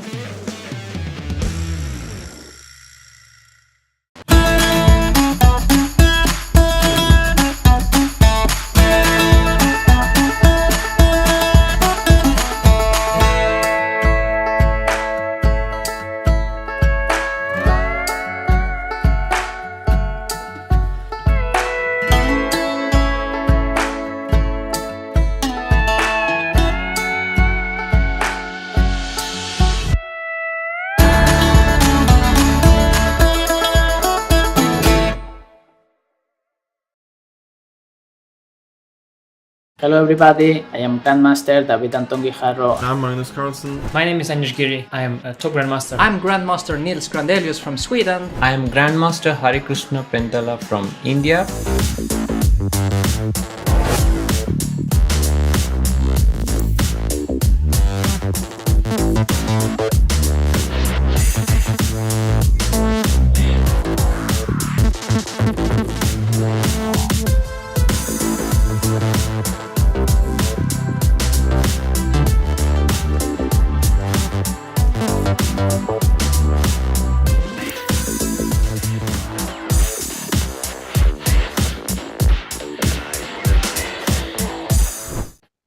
Welcome back to the Chess.com Speed Chess Championship. This is the first round for Magnus Carlsen and Gukesh. And as you can see, we are in the 3+1 portion, which will last 26 more minutes. And Magnus Carlsen is leading 12-2.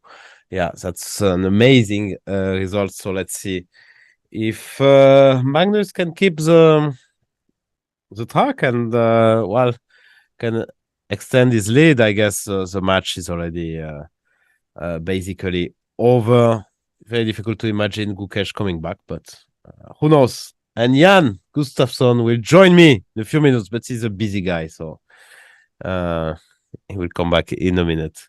So we see a double fianchetto G3 by Magnus. Okay, we start to see some offbeat openings. Well, he came back into this double fianchetto, so this is more or less very normal. And bishops for Magnus, slightly better, a bit more pleasant to play. We'll just play knight d2. We have to make before b5 happen, which is not easy, to be fair. Knight d2, knight c4 will hit on a5. Okay, c8 was a bit weird, but yeah, okay.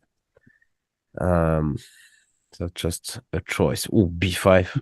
Wow. What did I miss? More excitement? Carlsen's bishops? Gukesh won 2 games in all. Wow. Doesn't sound true. It's not. So knight e4. This looks bad for black, no? It looks terrible. It's pushing all his pawns. Pawns never move backwards. I'm not sure if the French school of thought of chess taught you that. No, but it was some American guy. I heard that. Or some wise American guy. I wasn't aware you had access to American books. Pawn to e4. I thought you treated like Hollywood movies. You don't watch them, you don't read them, only the French version. It's French titles. So, and it's a disaster for Gukesh, who looks so bad. Ooh, yeah, this poor knight on e7 is dominated by the pawn on e4, and so is the knight on b6. They're both very restricted by these pawns. Just now, one can imagine, rook e1, and somehow we will open up the position and everything will collapse. Doesn't look like a drama, but it really is. Like, none of the black pieces move, and at some point, d4 or f4 will come. F4, bishop h3 makes it even worse. Not that it could be made much worse. Yeah, this is not fun. Rook f7, and you can probably go gf, or you could just play some move like queen c5 and suck all the life out of it. Yeah, queen c5 is really very tempting, just to stop any kind of counterplay. Yeah, it takes. Can still go queen c5 next if it feels like. Rook g7, I can even consider taking here. Yeah, you can always take. It's probably completely winning as well. But... And he resigned already. And it's just resigns, yeah. Can't take it anymore. 13-2. So you give me now 1,000 to 1? Never. 1,000 to 1 is too risky. It's only 1 Bitcoin, come on. So you take, okay, I don't have that much money, but would you take 1,000 to 1 if it was, I don't know, if you have to put up 1,000? Okay, you're not getting paid if you win, is the problem. The problem is for 10 euros, it's not that exciting. It's a bit cheap, yeah. But it's my 10 euros. That's true. The pleasure of getting your 10 euros would be something. But you don't get so much pleasure getting my money. While I know that from some people you get some pleasure, more pleasure. I won't give any names. But you're not wrong. But I would also take your money with great pleasure. That's the usual. Like, taking your money would be nice, but giving you money would be extremely painful.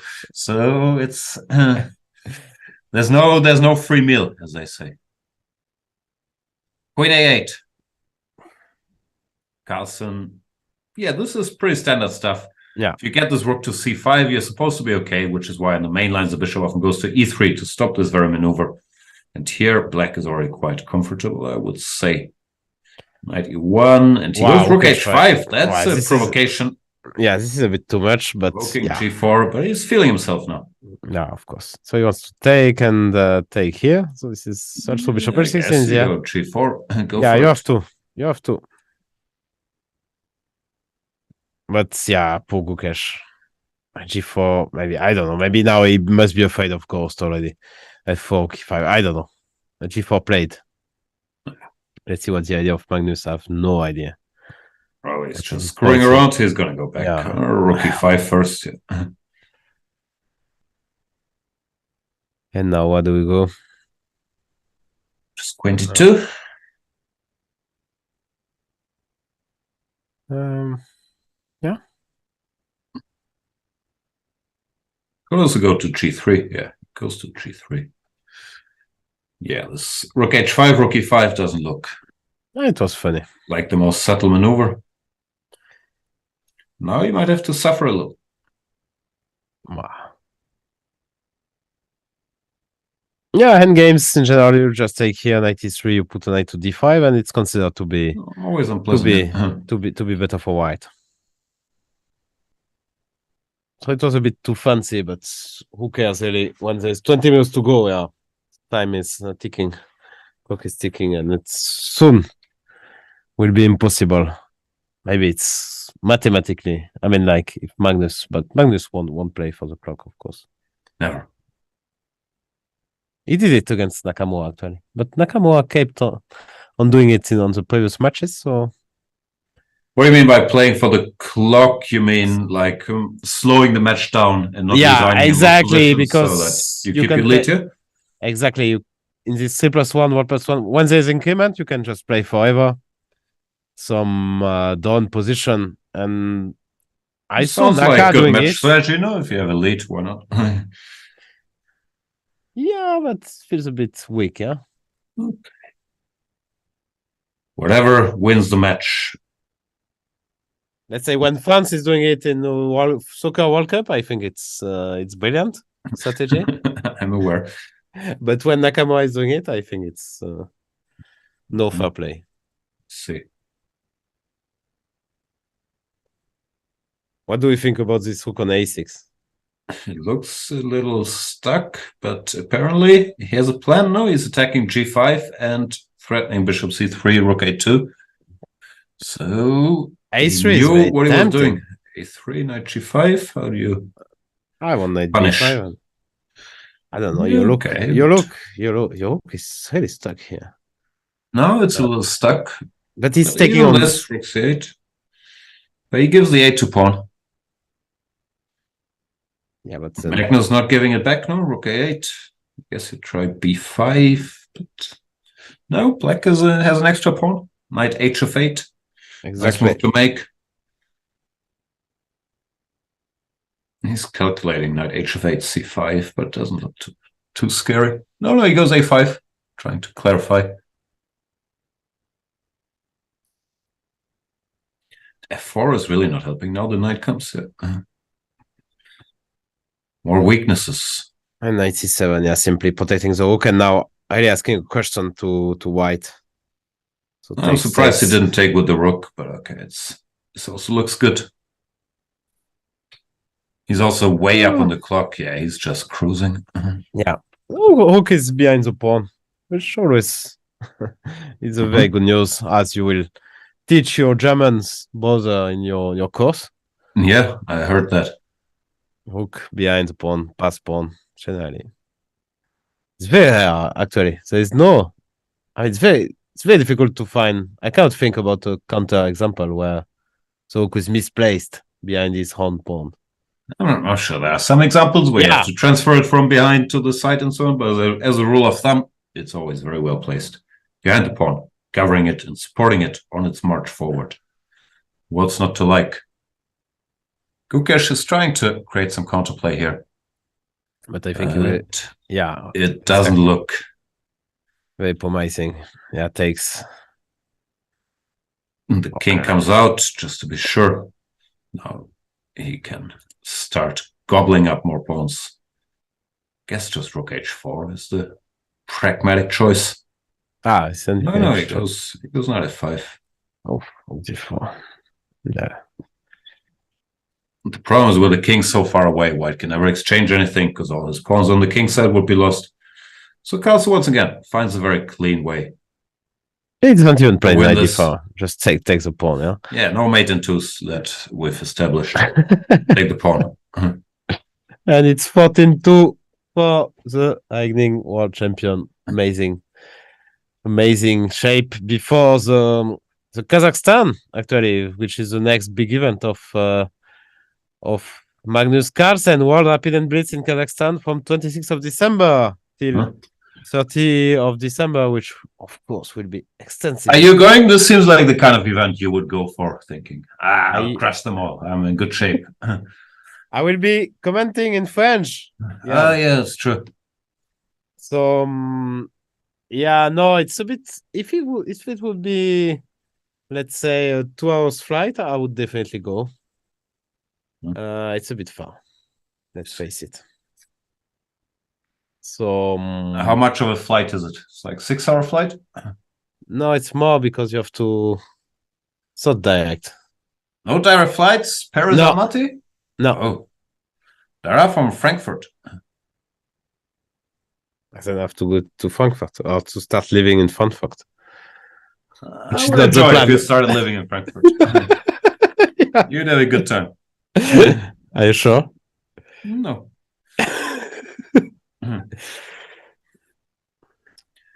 Magnus likes the structure. No, this c4 allowing bishop f3 is done quite a bit recently. And it looks like he got a nice position again with these weaknesses on the c file. His pawn structure looks very bad, but it's very hard to exploit for black. Still, I'm not sure it's a big deal. Knight cd5 and put some rook on c8. g6 played. What's he gonna do after bishop rook c1? Okay, Magnus wants bishop f4 and bishop e5. No tactics, just putting the C1 piece. wasn't the biggest tactic. King G2 will come. Rook H1, H5. Wow. No, actually, I used to enjoy this World Rapid and Blitz, but actually the Rapid part, because the Blitz, I get tricked every game and I get very upset at the end of the day. I understand. I mean, because these people, they are good, but they don't care, they just play fast. And if they are losing, winning, it doesn't really matter. Yeah, and it often works, which is then very tilting. Yeah, exactly. H5 will come now. F6, yeah, is the idea. Okay. Yeah, maybe knight c5 is a move. Yeah, knight c5 played. H5 was very tempting. F6, you just take and no tactics. Yeah, no tactics. That's all. I forgot. H5 is still coming. Just save the bishop first. Bishop e4. Yeah, queen f7, knight f5. Of course, it's still a lousy position for black, I guess. But once black stabilize, I'm not sure it's too bad here. Doesn't look so bad, actually, especially for blitz.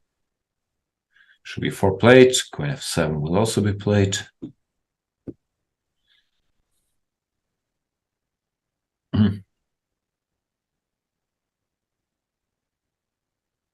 Do you go h5? Oh, he doesn't. Wasn't sure if black wants to go h5 here. Apparently neither side. It's very interesting. There he comes. Yeah, of course. Now if takes, yeah, I thought. Yeah. King g7. King g7. He's asking for some bishop d5, g4 business. Bishop d5 first, yeah, of course. So we take the pawn, yeah. Bishop d5 very committal. I'm not sure he's going to do it. Gukesh is Gukesh playing in CGS, or now he became already too good for such tournaments? I don't think he's playing. Because he used to play a lot of this. Yeah, he used to crush everybody on this circuit. Yeah, that was amazing. But maybe, he's playing Vaikanze, so maybe he's focusing on... It's probably a bit much. Probably he's playing World Rapid and Blitz as well. Yeah, can imagine that. Yeah, World Rapid is 3 days, 26 to 28, and World Blitz 29 and 30. We'll get a lot of commentaries, I guess, with cameras, so it will be nice. Come to Chess 24. You will be commenting in English? I think so, yeah. Okay. It's a fun event. Yeah, no, it's a lot of fun now. G4, G5. Why the engine is not worried? D4. D4. So Magnus did miss it, but yeah, it's hard to... Also clear he had anything better. Queen c3, what's this position? Just gf and then queen g6. Yeah, pretty much equal, I guess. But gf, queen g3, the rook ending maybe is fine. You just exchange everything, go rook d6. Yeah, and then go e2, and that's it, yeah. He took only one first, so he wants to go queen d5, queen a5, really, yeah? Makes sense. White could play queen takes if that bothers him. But Magnus is not bothered. But then the rook comes to e7, it looks a bit risky. Yeah, he also has queen f3. Yeah, queen f3 played.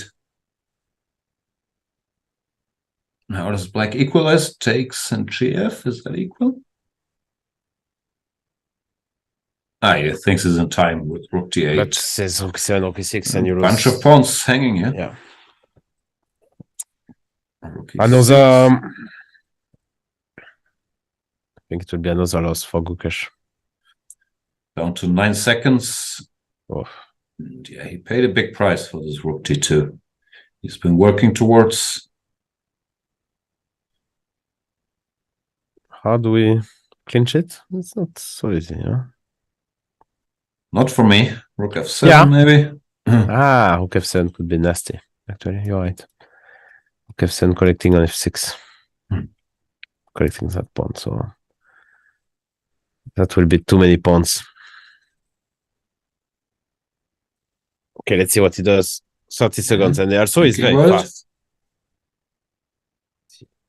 There's rook c8. What's that about? C2, c6. Probably a good move. Oh, he's calculated this. You just go okay, and it's winning now. Rook behind. Oh, again? Again. Lost on time. Yeah, it's also lost. And the position. Rook b3. What's the score? 15-2? 1,000 to 1? Never. Yeah, not that cheap. Yeah, you don't Although want to at some collect... point, at some point, if it's mathematically impossible, then I have to think about how could Magnus lose the match. Internet. Hang on, G3 followed by G4. No. No, I mean if he has no longer an internet connection, does he lose the match? What are the rules, or does he just lose all the games? I think his clock is running. Yeah, fair enough, but like 3 minutes. 15 points is already a lot, no? Yeah, but you lose like it's a 1 minute game, so you lose 30. There's 30 minutes in the 1 minute portion, so you lose 30 games basically. Yeah, it's true. 30 points, but you can take the chance. I mean, in Norway, the internet is very good, as you know. Internet. There's no way Magnus would stumble over a cable and not know how to switch the router back on. He's a bit of a tech whiz.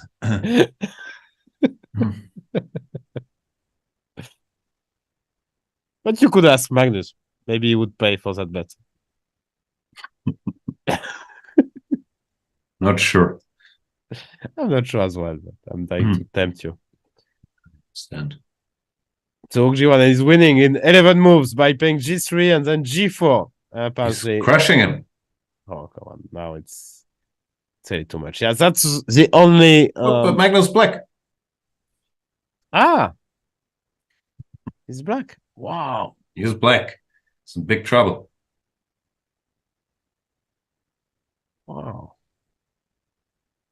He did play 4h6. Yeah, nice stuff by Gukesh. Amazing. How we do it. King somewhere, because bishop h6 is a major and obvious threat. Yeah, but so is knight takes e4, so you can't have everything. He goes knight f6. Bishop h6 looks a bit unpleasant, if you ask me. Knight g4 on the move. And hope for the best. What can I say? Bishop g7. This is my Mbappe. He's a bit less good than Mbappe, let's face it. King g7, you're on h3, which is very, very effective. So knight e4.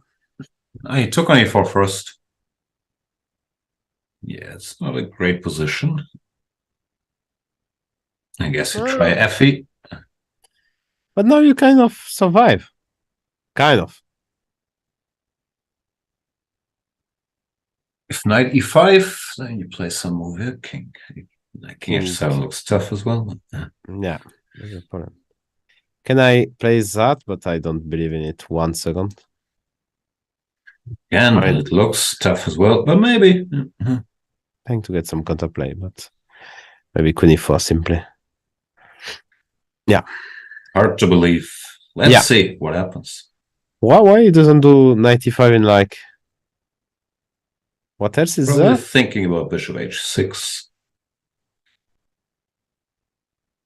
Yeah, well, that makes sense, yeah. But he has played 95, which is a mistake according to the computer. So... But how... Bishop e5, knight g4, Ale, yeah? No, I think he gets 7 still.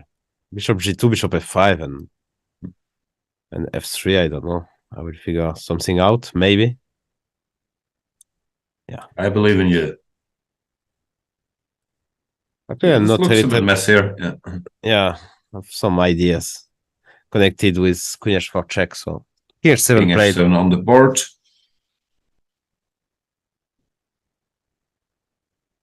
I would do something more, I don't know, title castle long, but easier said than done.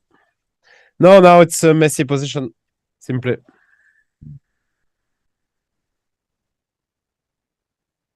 How's your sickness? Are you recovering?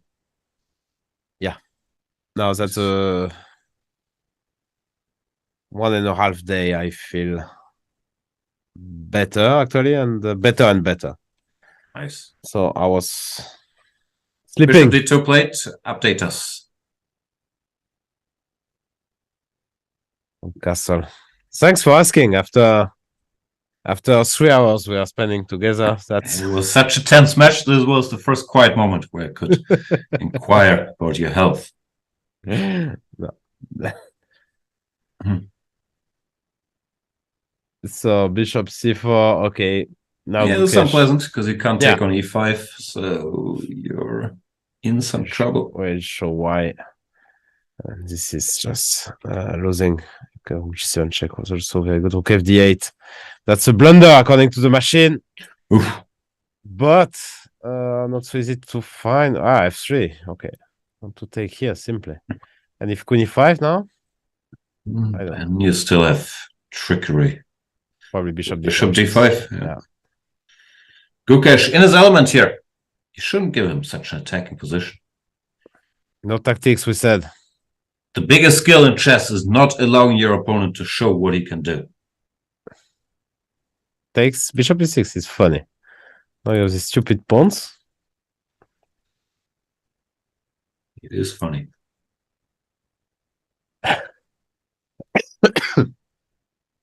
And e6 oh, plays an e6 with- play, too fancy, allowing c4 counterplay. Yeah, and he will consolidate. That's amazing. G6 will come. The I bar don't know. keeps jumping. But Magnus is hanging in there.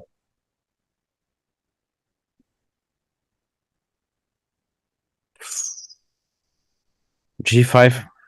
3 seconds for Magnus Carlsen. 20 Uh-oh. for Gukesh. And he's playing with fire, but he has no choice, really. And it looks like it works. Amazing. Could be Gukesh- one. Made Gukesh it is- too quickly. He's trying to find a win which doesn't exist, actually. But Magnus has no time to react to anything. I wish. You shouldn't allow him to get to the endgame.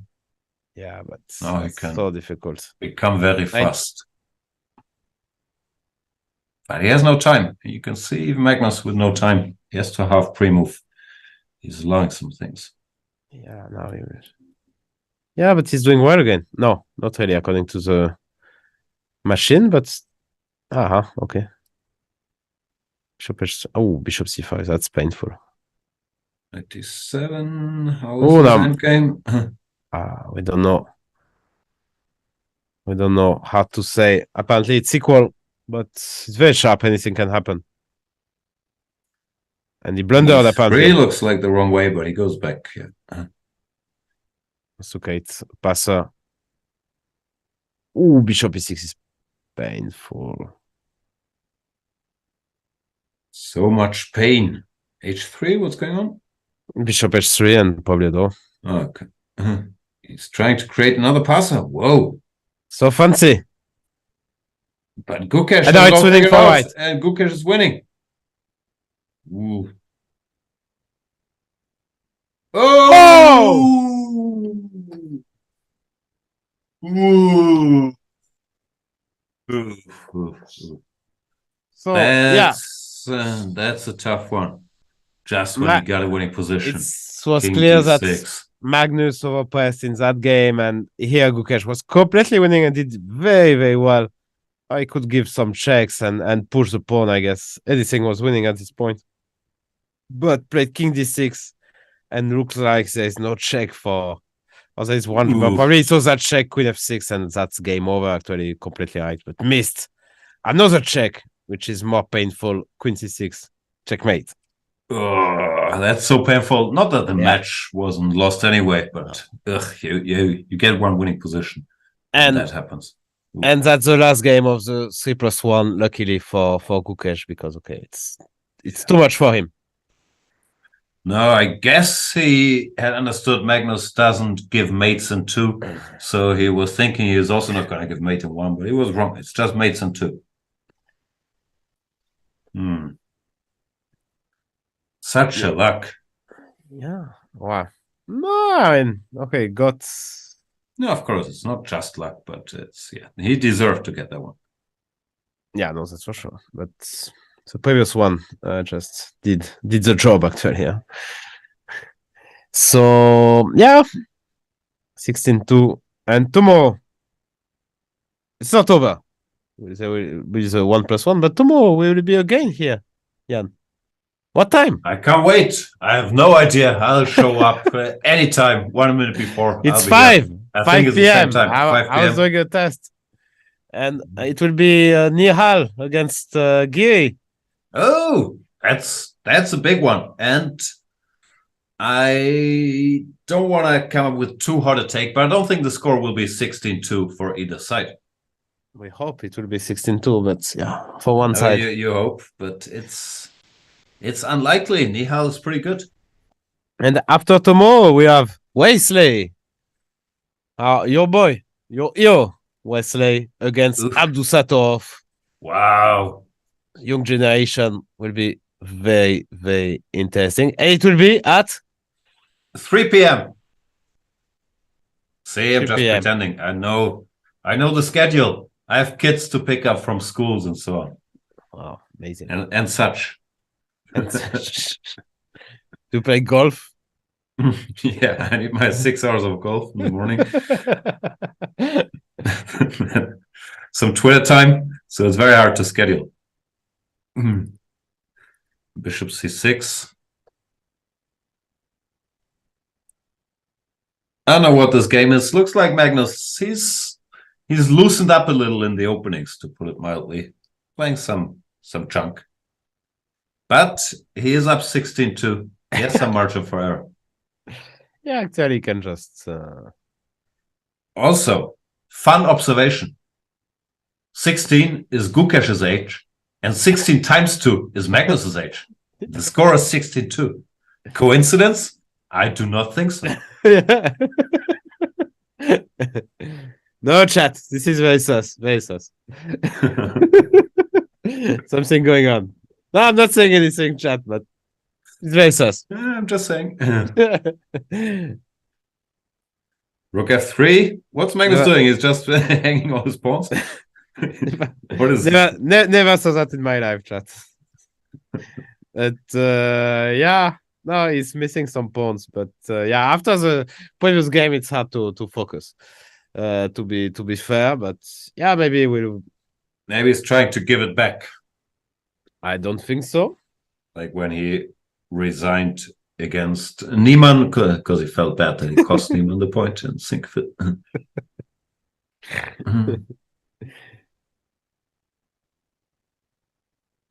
So yeah, how do you trick that position? I mean, I really don't know because black's structure is so solid. You could just resign and be done with it, but it's probably not happening. No, he will think it's a challenge. No, of course not.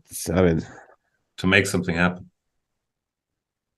I had this. I mean, a few years ago or many years ago, I had this kind of situation where he was really trying to mess it up in the opening, and then. This friendly blitz match, it was clear for me that in the opening he was clearly trying to get a bad position. I mean, like he also enjoys not to beat you from the worst, dumbest position. Yeah, and look at me and my devastated face. That's part of the fun, I guess. I wants queen b2 and some triples, some bishop a2, some tricks on the long diagonal. Yeah, that one I would lose easily. I would resign, maybe. As black. Okay. I've seen enough. But king 7 is a good move. Queen b2, rook b8. That's still rook c3. Yeah, I would also lose. Rook c5. So, queen e5. King b6. Yeah, it's still a really come on. Safe. Speaks for yourself. I mean, like, okay, king on b6, I don't know. I don't like it, but yeah. What's not to like? Okay. You have a rook on b4. You can I play mean, a5. on There's a G8, lot I of would pieces there. prefer. But Okay, it goes. It goes. Your wishes were heard. I don't know. I think something will happen to Time to go f5. Yeah, maybe. G3 first. Prepare some. Because f5, and then you get. If you take, then. The old Kramnik rule. If you can go g3, king g2, Yeah, you should do it. G3, king g2 is automatic pilot. This is winning? What's the trap here? I didn't see don't it. think there's any trap. I think this is. I would fall for the trap as well. Resigns. You think he will resign? No, never. Queen g2. Knight e4 is unpleasant. Yeah. Yeah. He might resign. Time is also running a little low. No. Knight takes d4. Fight. No. Ale. Fight like a Norwegian. Huh? Queen e1. Amazing. Queen e1. No. Oof, that's this design. No. Yeah, this got out of hand. 16-3. Uh-oh. So now is the main main intrigue of the match. Will Magnus I don't know, walk on his cable or do something crazy about his computer and lose internet? It's not likely, but no, it's not. It could happen. Once in 999 times, it could happen. So we'll have a little break and then we'll have the 1+1 portion. Yeah. Wow, these are long matches. This is like 4 hours it's going to last. Who knew? I'm afraid so. No, this is exciting. But I thought, when I did the math, I could talk to you for like 6 hours over 3 days. I thought it was fine. But 12 hours is a completely different ballgame. You will hate me after that? Nah, I think. You know how it is. We've spent enough time together. Like, if you get too happy, like if France wins, I'll be a little annoyed, but I won't hate you. It's very unlikely. Okay, fair enough. Short break here, and if you hate watching the show, I'm not blaming you one bit. Go watch football or something. 16-3, Magnus Carlsen is cruising in recent Blitz events. But some more 1+1 action to come. Hello everybody, I am Grandmaster David Anton Guijarro. I'm Magnus Carlsen. My name is Anish Giri. I am a top Grandmaster. I'm Grandmaster Nils Grandelius from Sweden. I am Grandmaster Harikrishna Pentala from India.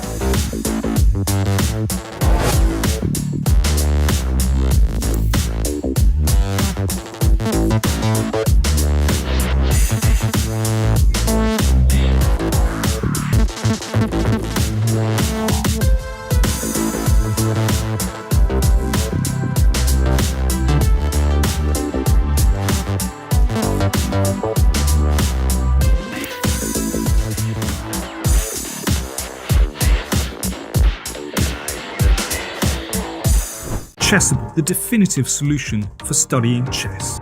Choose from one of the largest online chess libraries in the world, with hundreds of titles ranging from classic books through to our exclusive Chessable courses.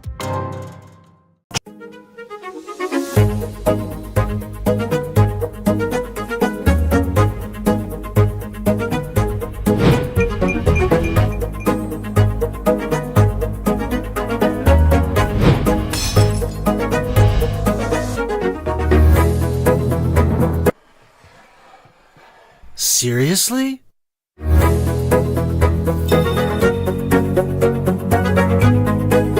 Checkmate! Aim Chess is an intelligent system that analyzes your game, prevents mistakes, and develops recommendations for improving your skill. Phew! Welcome everybody. My name is Jan Pomnishi, former world chess champion. Are starting a new course here for Chessable. A very special Chessable course. Master your chess with Judith Polgar. You know what? I learned a lot.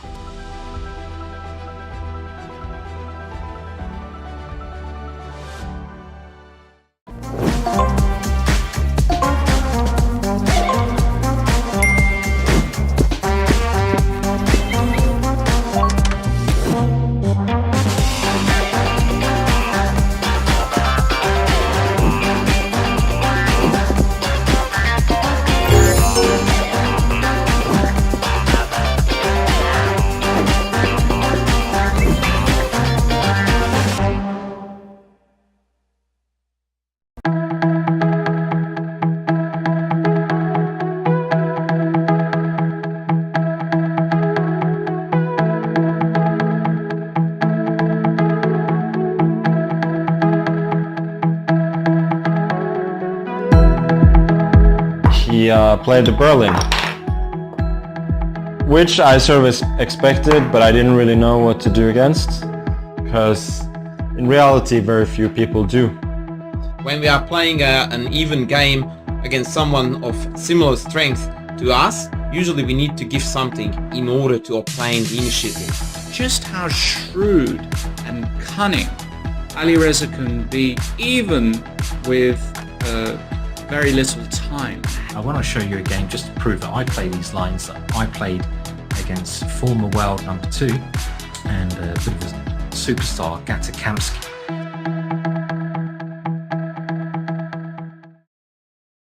Enjoy 12 days of chess heaven at the Chessable Sunway Sieges International Chess Festival. Escape to the sun this December and take part in the spectacular Chessable Sunway Chess Festival situated in Sieges, near Barcelona. Play alongside top GMs including Ivanchuk, Isipenko, Adiban, and more. 10-round open tournaments with over 27,000 euros in prizes. Chess lectures from GMs most days, beer tasting plus sushi, pizza, paella, and cocktail masterclasses. World Cup watch parties, table tennis, table football, and blitz chess tournaments. Even better, Chessable Pro members play for free. You can find out more by going to Sunway Siege's website. Visit chessable.com/sunway.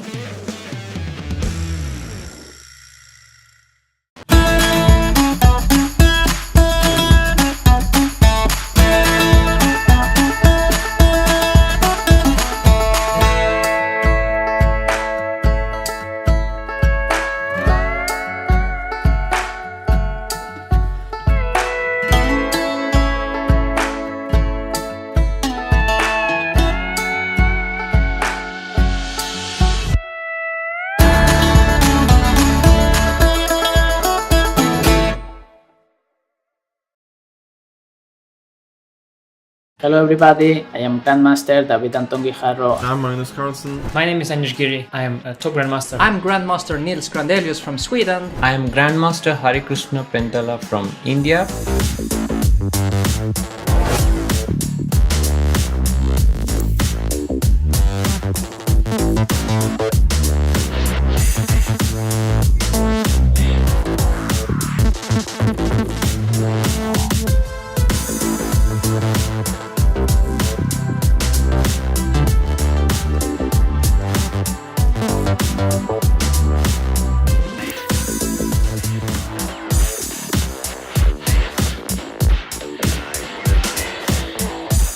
Hello. Welcome back, everybody, to the great show. The Speed Chess Championship is in full swing. Magnus Carlsen has built up a bit of a lead in his match against Gukesh. He's up 16-3, but now we have half an hour of 1+1 games, and anything could happen. All Gukesh needs to do is win 13 games, and the score would be tight. So let's see if he manages.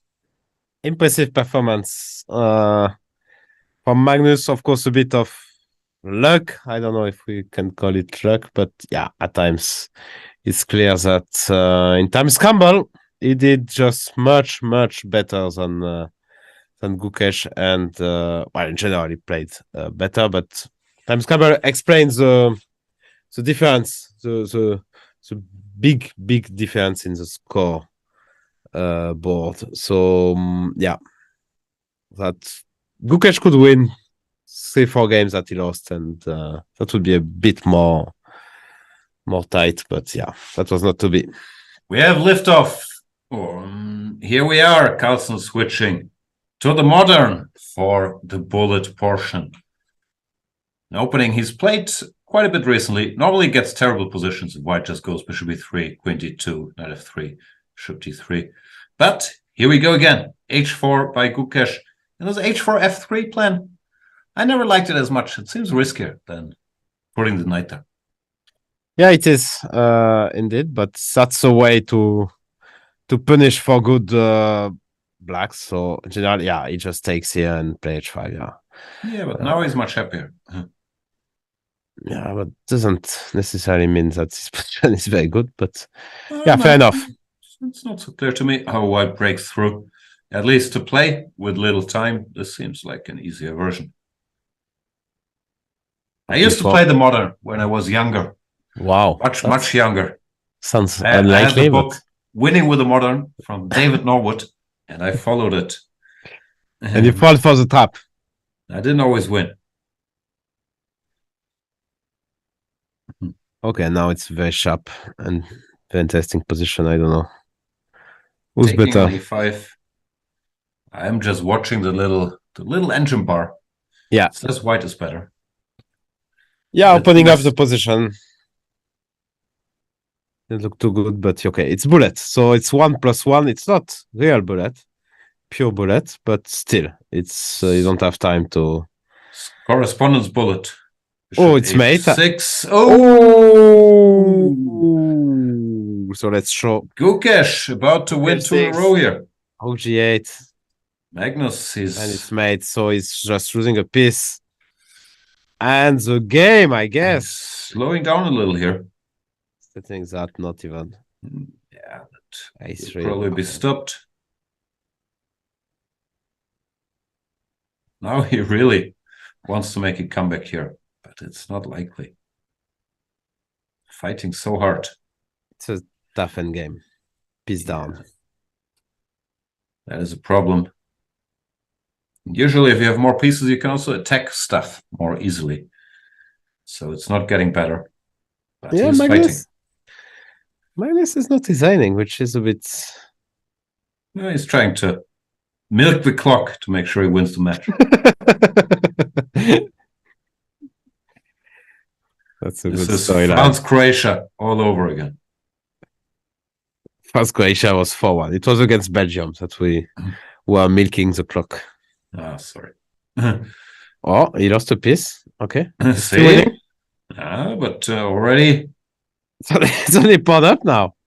It's a big pawn, though. I mean, this A pawn is... Well, the F pawn is running. Wow. Anything could happen. I mean, like... It looks like my blitz game, so it's Magnus. Now he's... Rook A6. Oof. This would be, I think, a tough one to come back from if he didn't win this one. But okay, he's worse now. Oh, it looks like he's not. I mean, the engine shows... H5, equal, F2, H6. Okay, H5 is a nice resource. H6, King H6, Rook F8, and you survive. And he has 2 seconds as well. And he took... I mean, Magnus wants to win, of course. But he blundered. I say no. This is not the way to win it. Oh, just when he thought he was out. Okay, now he can resign with a clear conscience. I would win this against Magnus. With this time control, I'm not sure, actually. I'm too slow. 1+1, you wouldn't win? I'm not sure. I cannot make... I'm not sure I can make a move in 1 second. Show us where he blundered. It was so fast. Yeah, so that was... F3, H5. He could have gone 96. F2, of course. Yeah, F2 was a draw. H6, King H6, Rook F8, and draw. But he tried for more. But it really didn't work because he ignored the fact that white is queening first, and then there's Bishop B5 stopping the pawn. Yeah, Just actually... missed Bishop B5. Yeah, exactly. That's pretty clear. He forgot that his knight moved from... Actually, with a knight, let's say, you just play this before, I don't know. If my knight is on d4, it works. It's beautiful, actually. But, no. Knight is on e6. And Magnus plays some close Sicilian now. He's good at close Sicilians. One speed. Yeah. Radek in a nice game in this stuff. From the Olympiad. Yeah. Very, very nice game, yeah. Back in the day, Tromsø 2014. Feels like yesterday. But it was not. It wasn't yesterday? I don't think so. What did you do there?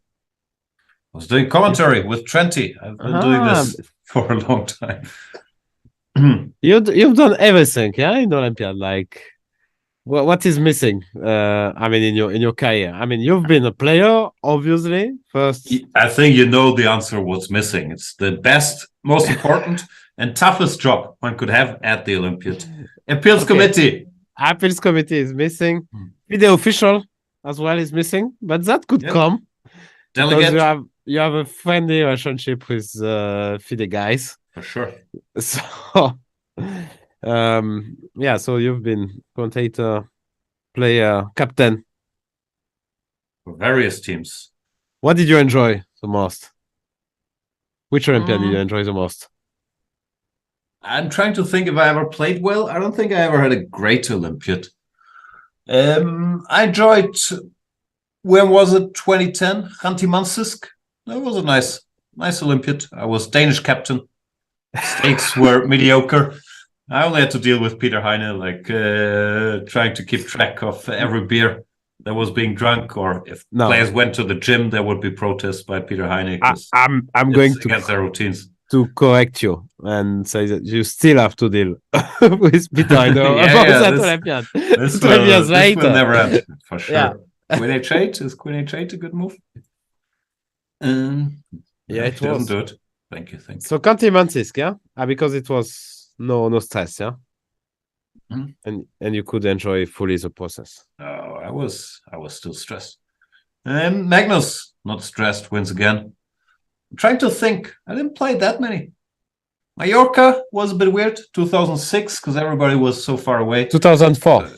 2004? What was 2006? Torino. Ah, yeah, that was strange as well, in this Olympic village. Yeah. Food wasn't great, and yeah, the vibe was also a little strange. Dresden, Dresden was alright, 2008. Old man talking about past tournaments. Yeah, I think Dresden was the worst for me. I mean, memories. Like, I mean, it went well at the start, and then we got crushed, and then Kachov didn't show up for the last game. It went a bit downhill. I mean, let's face it, we lost 2 matches in a row. We were playing table number 1 against Armenia. We lost to China, and the guy doesn't show up for the last game. I mean, yeah, I didn't end up well. And we were so far, actually, from the playing halls. That was amazing. Yeah, no. We're like an hour away. No, it was strange. Yeah, that was... Plenty of hotels next to the playing hall. But it's interesting you don't mention 2010. Okay, your team had a good performance. Yeah, strong players. Yes, it was easy. I was just making those, The team was leading 1-0 after 2 hours. That was nice. Yeah, so Magnus is better again. 94. It's a nice pawn on c3. F5 is good. No tactics. 94, 92, I think was good. But yeah, okay. No tactics. Tactics is cheating. He has a good feel for these Queen's Gambit accepted positions. Especially when especially when the Queen is yeah, okay. Yeah. Okay, what to say?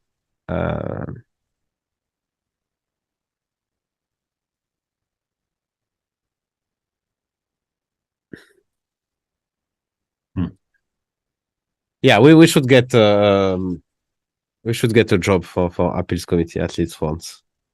That's for sure. That's the dream.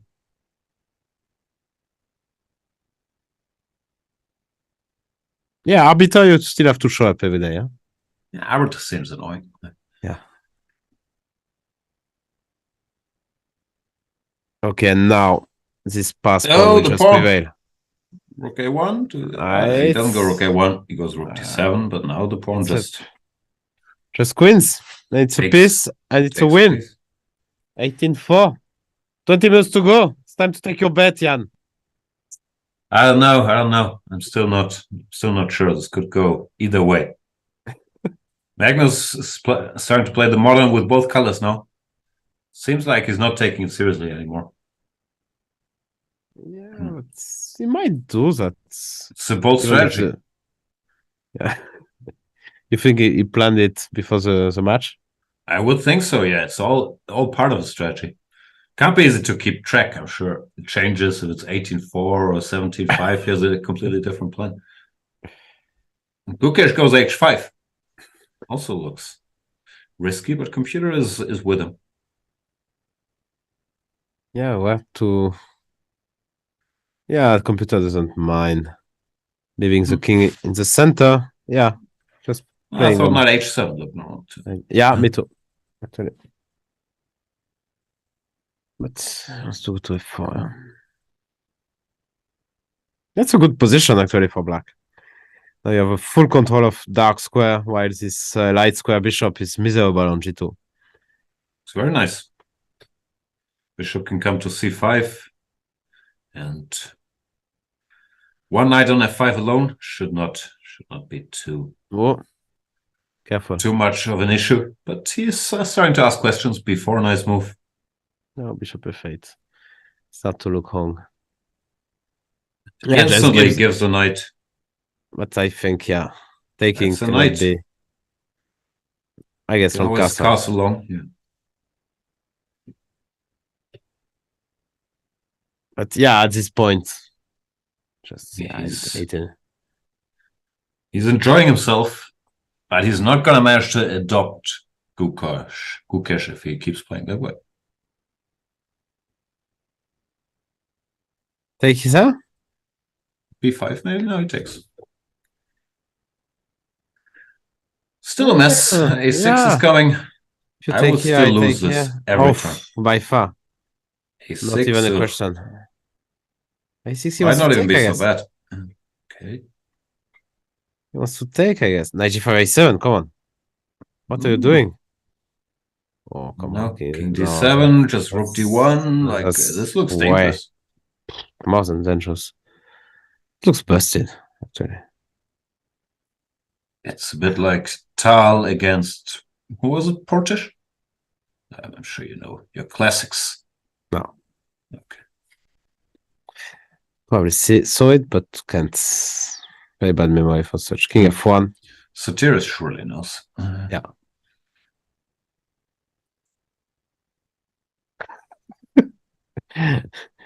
No.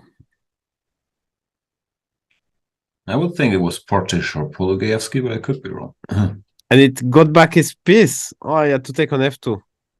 Gukesh, but now... Oh, but it took that pawn, so... Gukesh is doing great again. Oh, b5 was a bit of a mistake. Yeah. Giving 2 pawns in one go was at least one too many. Also allowing the d pawn to queen. Yeah, that turned the tables. I jinxed him. It will be 9 Oh, fancy. King takes queen. Bishop. Okay. Bishops. Sorry. Bishop. Checkmate.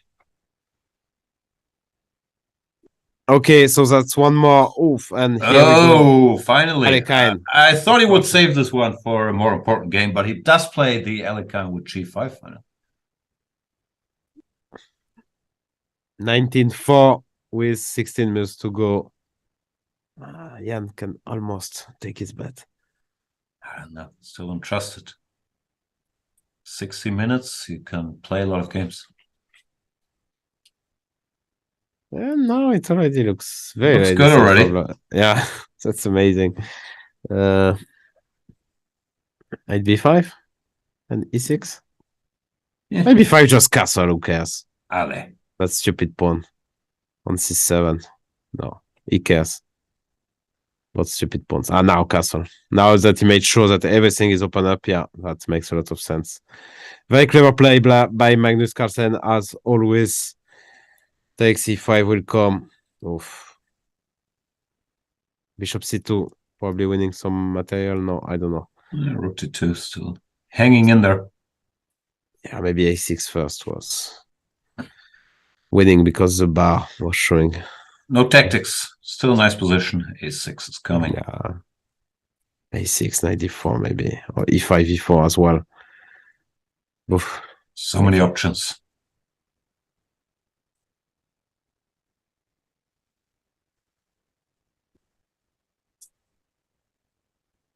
He just wants the a2 pawn. Yeah. Come on. Yeah, no, he's taking all the So greedy. That's why it was very confusing when he gave that pawn on b7 in the game 2, I think. Yeah, that's his style. Yeah, this is his style, yeah. Taking all the pawns and... Yeah, putting the knights on b2 and a2 where they belong. Nakamura apparently the chat saying that Nakamura won 27-2 against Uifan. That's a pretty good score. That's really showing no mercy, yeah. These guys, they cannot behave, yeah. You simply don't do that, no? Oh, they like to win games. Like, what do you want them to do? I don't know.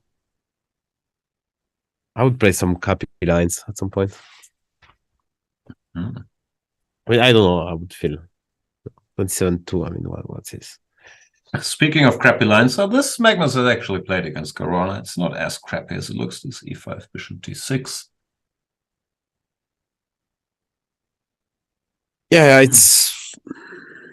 Of course, you have to be very, very careful as black, but if you survive the opening, then... Makes some not sense. too bad. Yeah.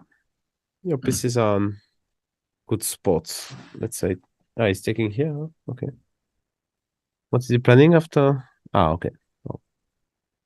Queen d4, there was queen c7. Okay, yeah. Let's show quickly. Anyway, it's too fast. Queen c7, yeah, attacking the bishop, yeah. Queen g7, bishop e5, yeah. Yeah, or bishop h2, bishop e5, and Yeah. c2 is loose. So how is it going? 13 minutes to go. 20-4. I'm not taking the bet. Wow! There taking goes my last chance. I'm taking on the other side of the bet. Very generous. I'm not giving you 10 euros.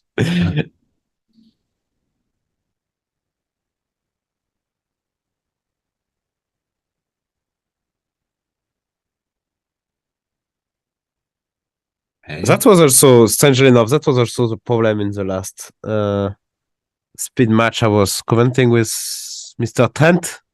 Oh! But Maxime was just crushing Nepo, and I mean, the last 20 minutes, it was clear that the match was completely gone, yeah. 20-25 minutes. But you never get bored of your fellow Frenchman crushing anybody, no? Like, oh, I need some. I want England to be a good team Saturday. so optimistic. It's already upsetting me. I want England at its top, at its peak. Won't be enough. That's it's a tough match to choose who to root for. England versus France in football. But you're making it easy. 3 lines on the show. The football's coming home. so. So pawn up for Magnus, but not so clear actually, according to the bar, because nice construction, yes. Yeah, he gets the pawn back already, and now he's much better. Wasn't easy to make moves with black. Magnus is white. Actually. It's a blunder, yeah. Just take on before, and it's game over. Okay, just can push, and it will be one more win. Yeah, rook b7, b4, b5. I would win this. It's normally the time to resign when I say that. 21-4. So let's see if Gukesh read the regulations. I guess he won't. You don't resign, yeah? You just play a few more games and that's it, yeah?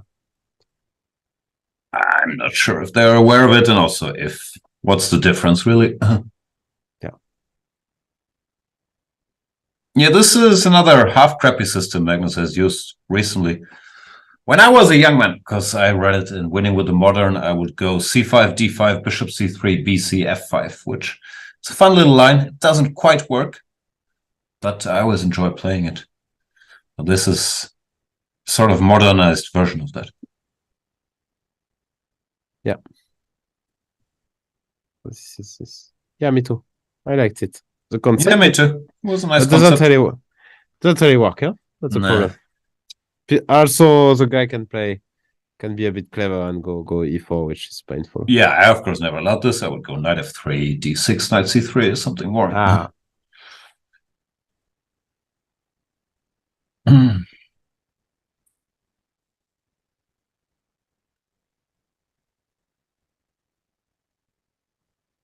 Here we are, Queen e7. If Black manages to put his pieces where he wants them to, he'll be in good shape. G5, knight f6, knight 95.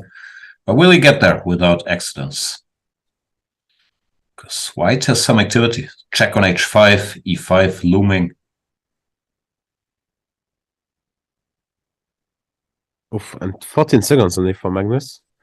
Spend some time to get here. Yeah. He's still taking his time. Yes, it will be interesting because now he really has to.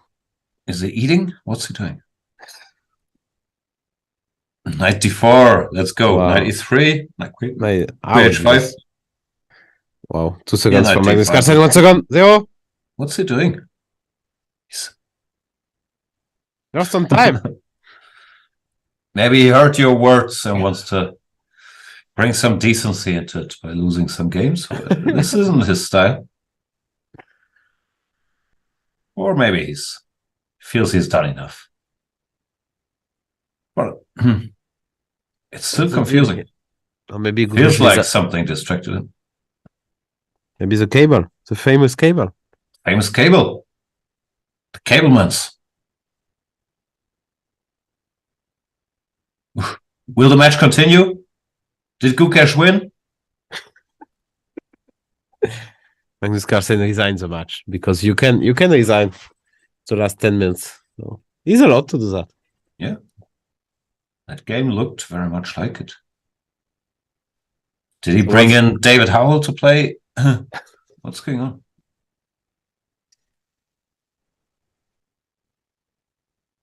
Magnus has play zone issues. All right. I don't think Magnus has fun. plays on issues. See, No? tech issues were always the big danger.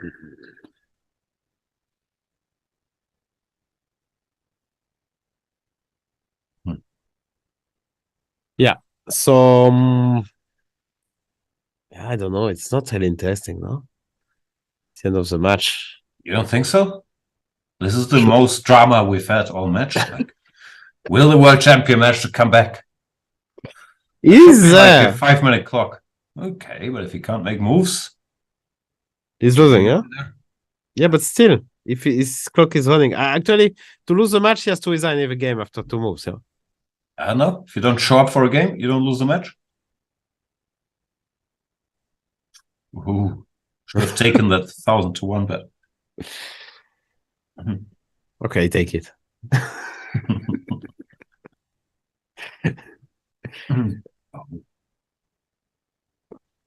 Are we back? No, we're not back. Region internet. Struggling. They're trying to start a match. But they are not succeeding. New game ready, apparently. So what's... Actually, so Magnus didn't lose that game, yeah? Probably.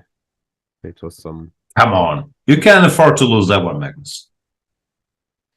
Give him that point. Also, they should stop the clock, no? Like, how's Gukesh going to win the match if they don't have games for like 5 minutes? It's very upsetting.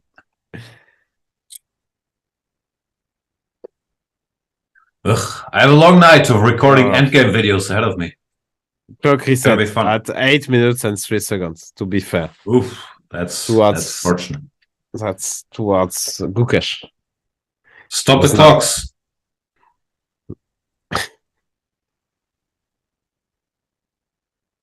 Okay. What's going on? I cannot even read the chat. I don't have any more battery on my... Oh, sorry. But I will open it. And talk to you guys. Tomorrow we'll be here. Same place, same time. Come, it will be closer. Maybe. Tomorrow's the big one. Nihal versus Anish. Yeah.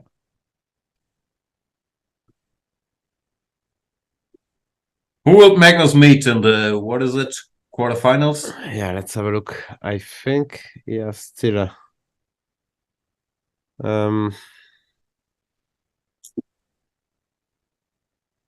He's playing against Fabi. Oh, interesting. I don't think so. It'll be fun to watch. It will be fun to watch, but yeah, no chances for Fabi, I think. No, then comes the semifinals, and okay, then it will be Maxime or probably Wesley, and then it will be really a tough match where, okay, it's hard to. I mean, Magnus is a favorite, but there's a chance he's losing. Against Fabi, I don't see any. I mean, has he ever lost a match to Fabi in any format? I don't know. He hasn't lost a lot of matches. Yeah, that's true.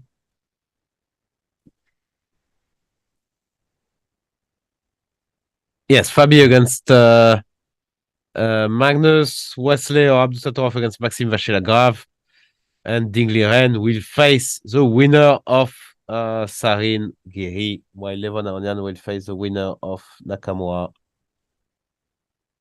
Paravian. So most likely Nakamura. Some fun matches coming up in the quarterfinals. Yeah. I'm very much looking forward to those. Can I do commentary during Sitges? What's the situation there? I haven't studied the schedule.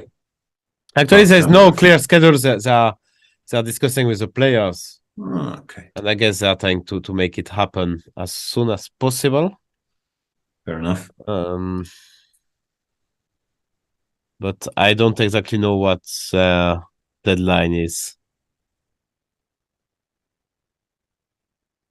I think they won't be able to finish before Kazakhstan, no?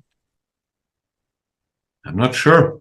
I'm not sure they'll be able to finish this match before Kazakhstan, if we're being honest. Yeah, so Magnus has a plays on problem. I think Magnus is jinxing the thing, yeah? I told you. Like there's always tech risks. Can he just resign whatever the max number of games is they could have played in this time and we call it a match? Probably wants the final score to be accurate. Why? I don't know. Doesn't like losing. Supposedly they finish on 17th. So yeah. Then they will have to organize a lot of matches in not so many days, actually. That's true. But if people are available, if they are not busy in CGS. And here we go, one more game. Ale! Carlsen is white. P3, finally. Wesley's secret weapon.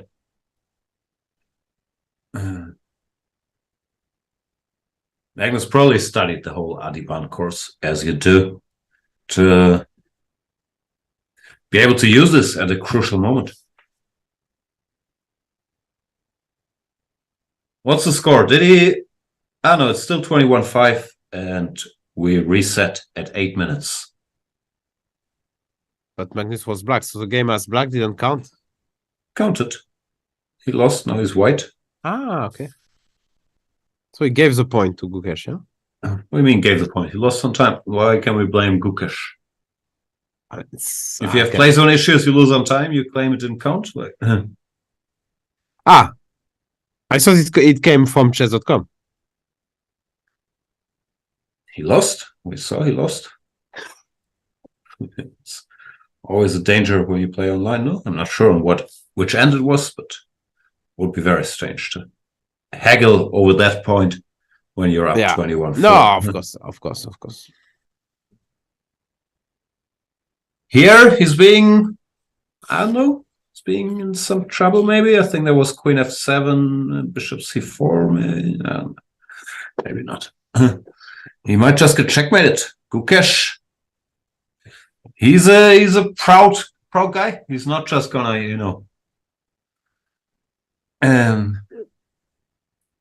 give away the remaining games. He's getting in some nice wins here. Oof. Should be 3, destroying Magnus.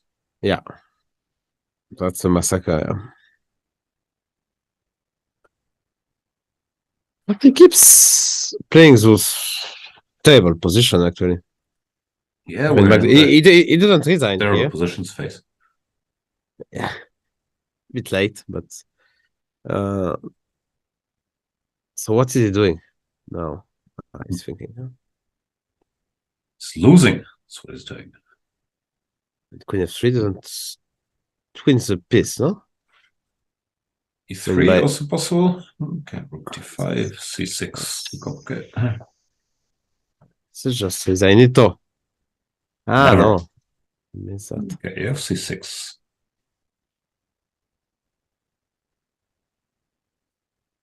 Wow, So resourceful, but still That's so actually- lost. Yeah, it's amazing. You have to go to f2, yeah. Otherwise, the queen gets exchanged. But now queen d6, yeah. And it's rook and 3 pawns against 2 pieces is more, and those pawns are clearly very, very weak. So Yeah, he'll take them all.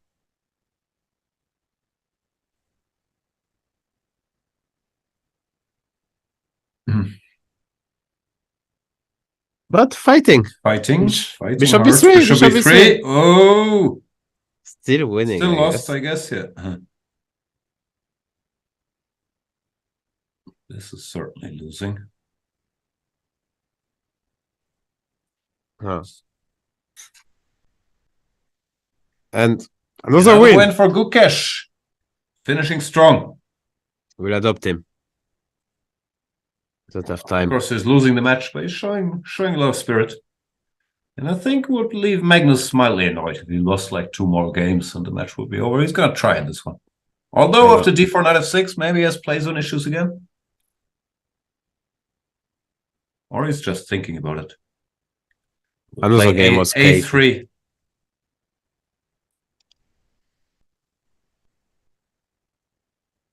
I don't know. Well, no, this one is aborted. It seems like. Such a drama. Match has got to take all night. I'm busy.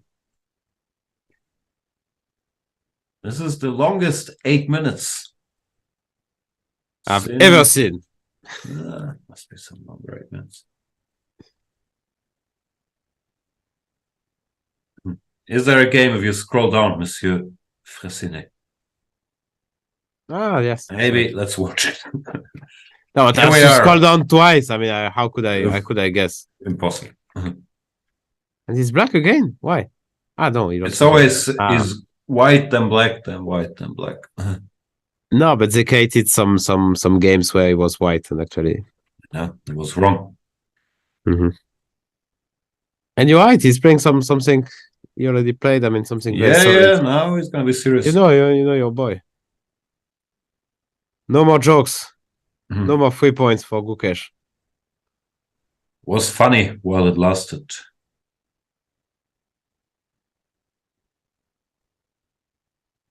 But I don't think he can be annoyed by anything at this point. Yeah. With great power comes great irritability. And you know it, yeah? You know it because you are living the situation, yeah? I wish. Okay, collecting a piece. That cannot be wrong.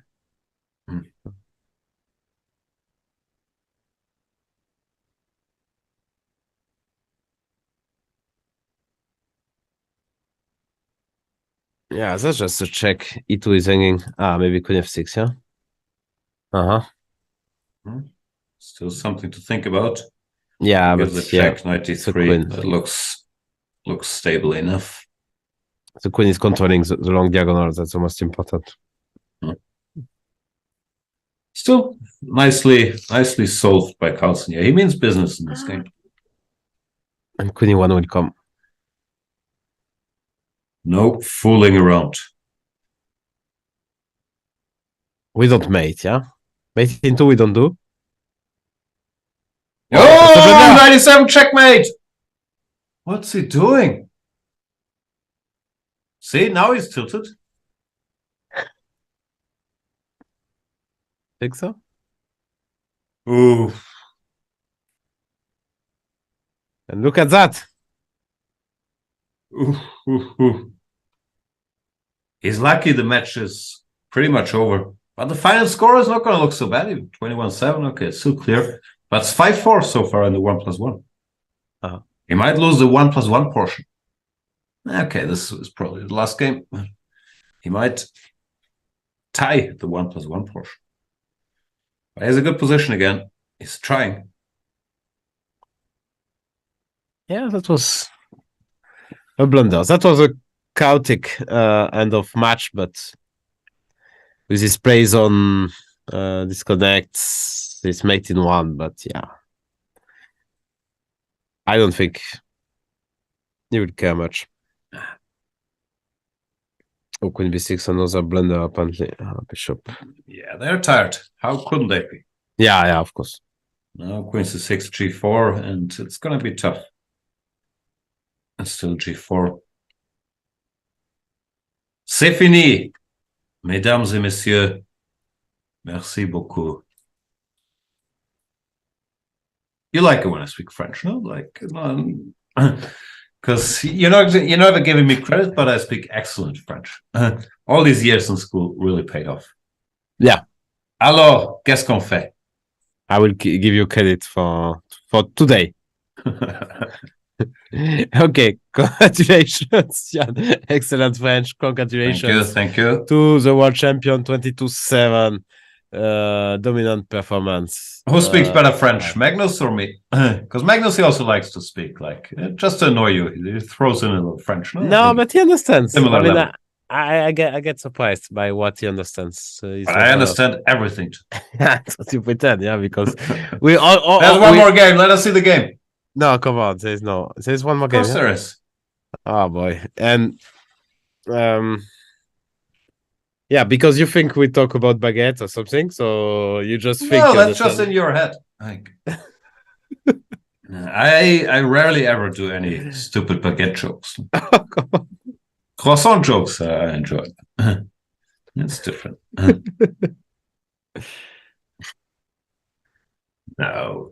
No, my French is pretty mediocre, but my reading comprehension is much better than my listening comprehension. It's because you don't pronounce a lot of the letters. That's what makes it much harder. That's so. No, but I shouldn't anyway. I shouldn't mock you at all. I mean, my German level is being 0. Okay, but you've only played Bundesliga for like 25 years. How could you have picked up any? Eine große Apfelscholle, bitte. Brot. Brot. Weißbrot? Weißbrot. Weißbrot. Entschuldigung, können Sie vielleicht Weißbrot? Oh, checkmate. Queen H4, G3. And this is it. 23-7. I could have watched this match 24/7, if we're being honest. But unfortunately, it's over at 23-7, which I'm sure the viewers will be disappointed. I'll be disappointed. I'll go back to recording end games. But Laurent, you're healthy again. You're gonna hit the bars. What are you gonna do? Yeah, I don't know. I'm waiting. I'm looking forward to meeting you again tomorrow. Yeah, that's not answering my question. You're waiting for some swipes left, yeah? Not at all. Okay. I got you all wrong.